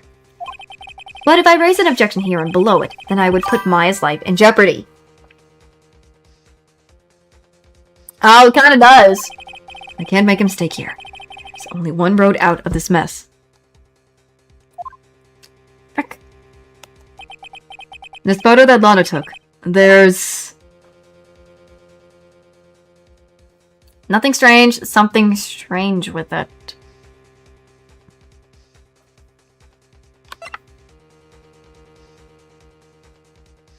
Let's go with, I guess, this. There's something strange with this photo. Now, I knew this was coming, right? Your thoughts, Mr. Edgeworth? I think we can all agree there's nothing strange with this photo. There was no way for the defense to debunk this photo, even with a bunker buster. Debunk with a bunker buster? Is that what you're planning to do, Mr. Wright?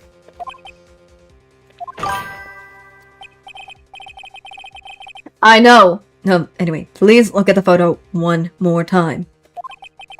If you really believe you can honestly find something wrong with this photo, then you should only need one chance, correct? Well... I had to find something wrong with this photo. Can't let this chance go by. Where in the heck did she take this photo from anyway? It's all out of focus. Why can't she take a good shot, especially when it counts? Now then, let's hear your objection. What about this photo is strange?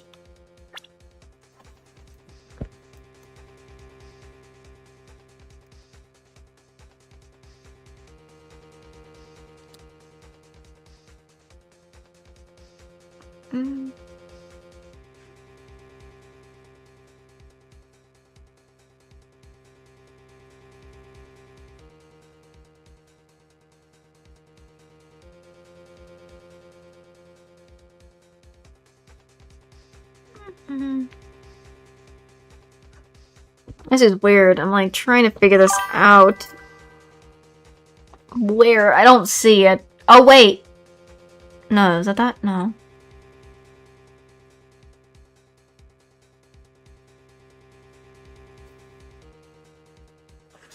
I don't know if it's the floor. Because...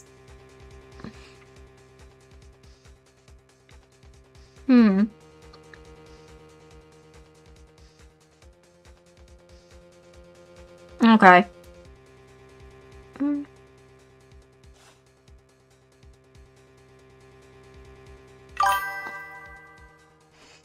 Okay.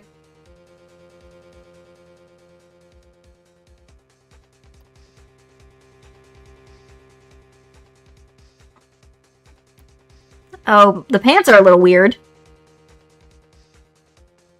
I mean, the pants might be what I think it might be. Right?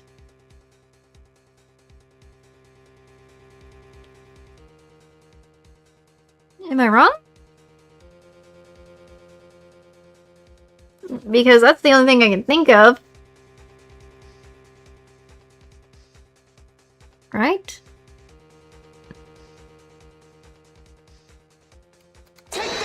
Hopefully I got it right. I would like to direct the court's attention to this area right here. What are you pointing to? His ankles?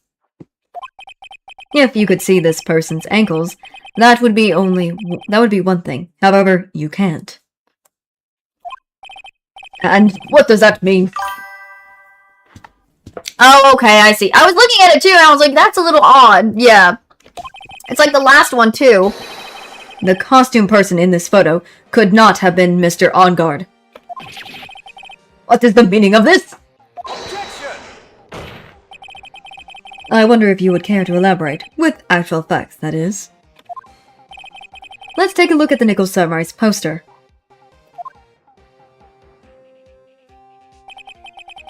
Please pay particular attention to the area around the bottom of the hakama. Hakama. Or Hakama. I'm saying Hakama. It's Hakama in my mind. His socks. You can see his socks.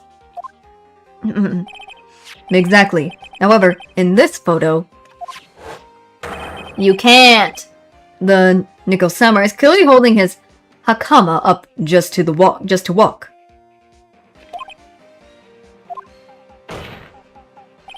There is only one explanation for this. The person inside this costume is clearly much shorter than the defendant. Alright. Think I turned this around for myself this time? That's curious. Oh, what is it? Edgeworth is unusually calm today. That's true. He's just letting the trial run itself as if he's only along for the ride. Along for the ride? What do you mean by that? I can only guess that perhaps he doesn't feel under attack at all. He doesn't feel under attack? Then I haven't damaged his case at all. Mr. Edgeworth, where does this leave us? If this person in this photo is not Matt on guard, then everything the prosecution has tried to prove has become meaningless. Excuse me, my voices are dying. I figured it would come to this. What? Right, I'd had something I want to ask you. I think you have proven that this person inside this costume is not Matt on guard. In that case, who is this photo of? Who is this a photo of? Who is the person wearing the Nickel Samurai costume? Don't stress over this, Phoenix. It's very simple. What you should be focusing on is Edgeworth's attitude, don't you think? Yeah, why is he so calm? Mr. Wright, let's hear your thoughts. Who is the person in this photograph?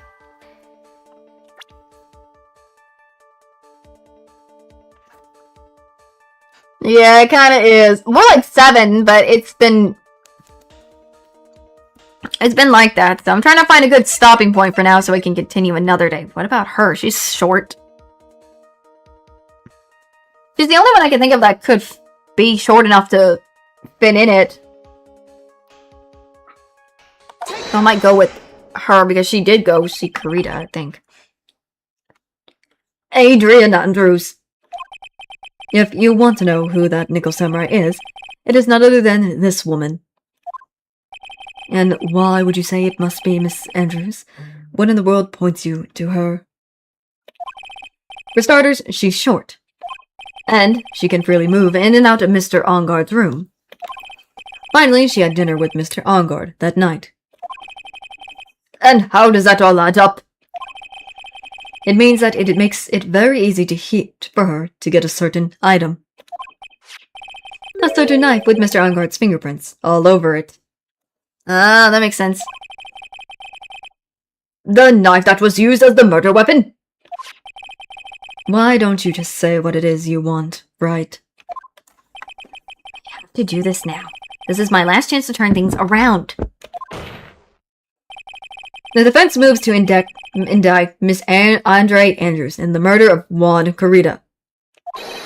It was Miss Andrews who tried to frame the defendant for the crime.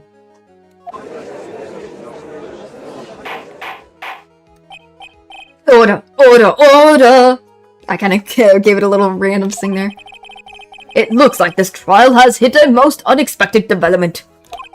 Mr. Edgeworth. Yes, Your Honor. This court is instituting a subpoena for Miss Adrian Andrews. Or Adrian Andrews. Excuse me, I'm messing up. A verdict cannot be passed without first hearing her testimony. Alright, this is it. This is kind of bad for us. Huh? What do you mean? If Adrian Andrews is summoned to the court as a witness, it means that the trial will go on for another day. One more day. Ugh. If I don't get a verdict today, then Maya. Now then, shall we set Miss Andrews' testimony for tomorrow? Oh, great. We have... Oh, yeah, there's the thing about Maya. What am I supposed to do? The judge is about to adjourn the court.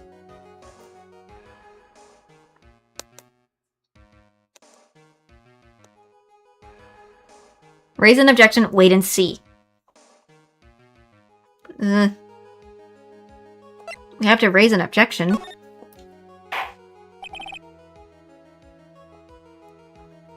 Now then. Objection! Please, Your Honor, continue the trial. You must pass the verdict today. I can't do that. We cannot hear Miss Andrews' testimony if she's not... Miles? I am bored wasting such a valuable time. Edgeworth. Your Honor, I request that you please continue with today's trial. But we cannot continue due to this unexpected development. Unexpected development? I think you underestimate me, Your Honor. And what do you mean by that? That Mr. Phoenix Wright would slave his way into slaves subpoenaing Miss Andrews. That's all. Happening according to plan, even if Wright was a bit slow to catch on. What? What?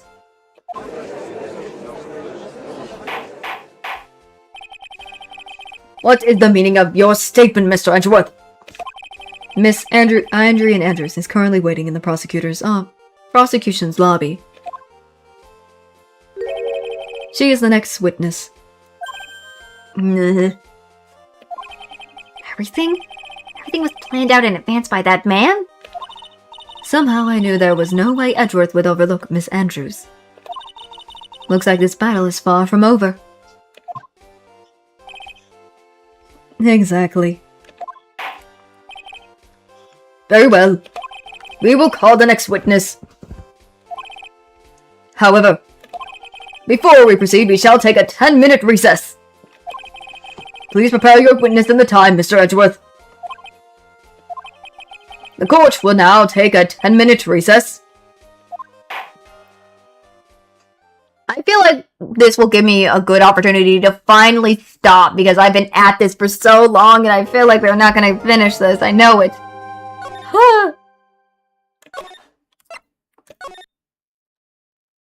I'm doing double save.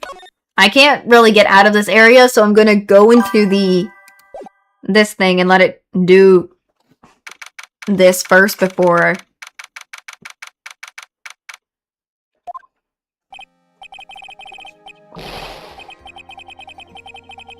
Hold on, I'm just switching my chat screen. Because I'm gonna end for today on this moment. I need to because I'm going crazy right now. I need to stop. That's what I'm saying. That's what it feels like it needs to. It feels like it, yeah. I might have to do that in 2. That's why I had to, end now. Or I'll go crazy. I am gonna go crazy. I am going almost insane.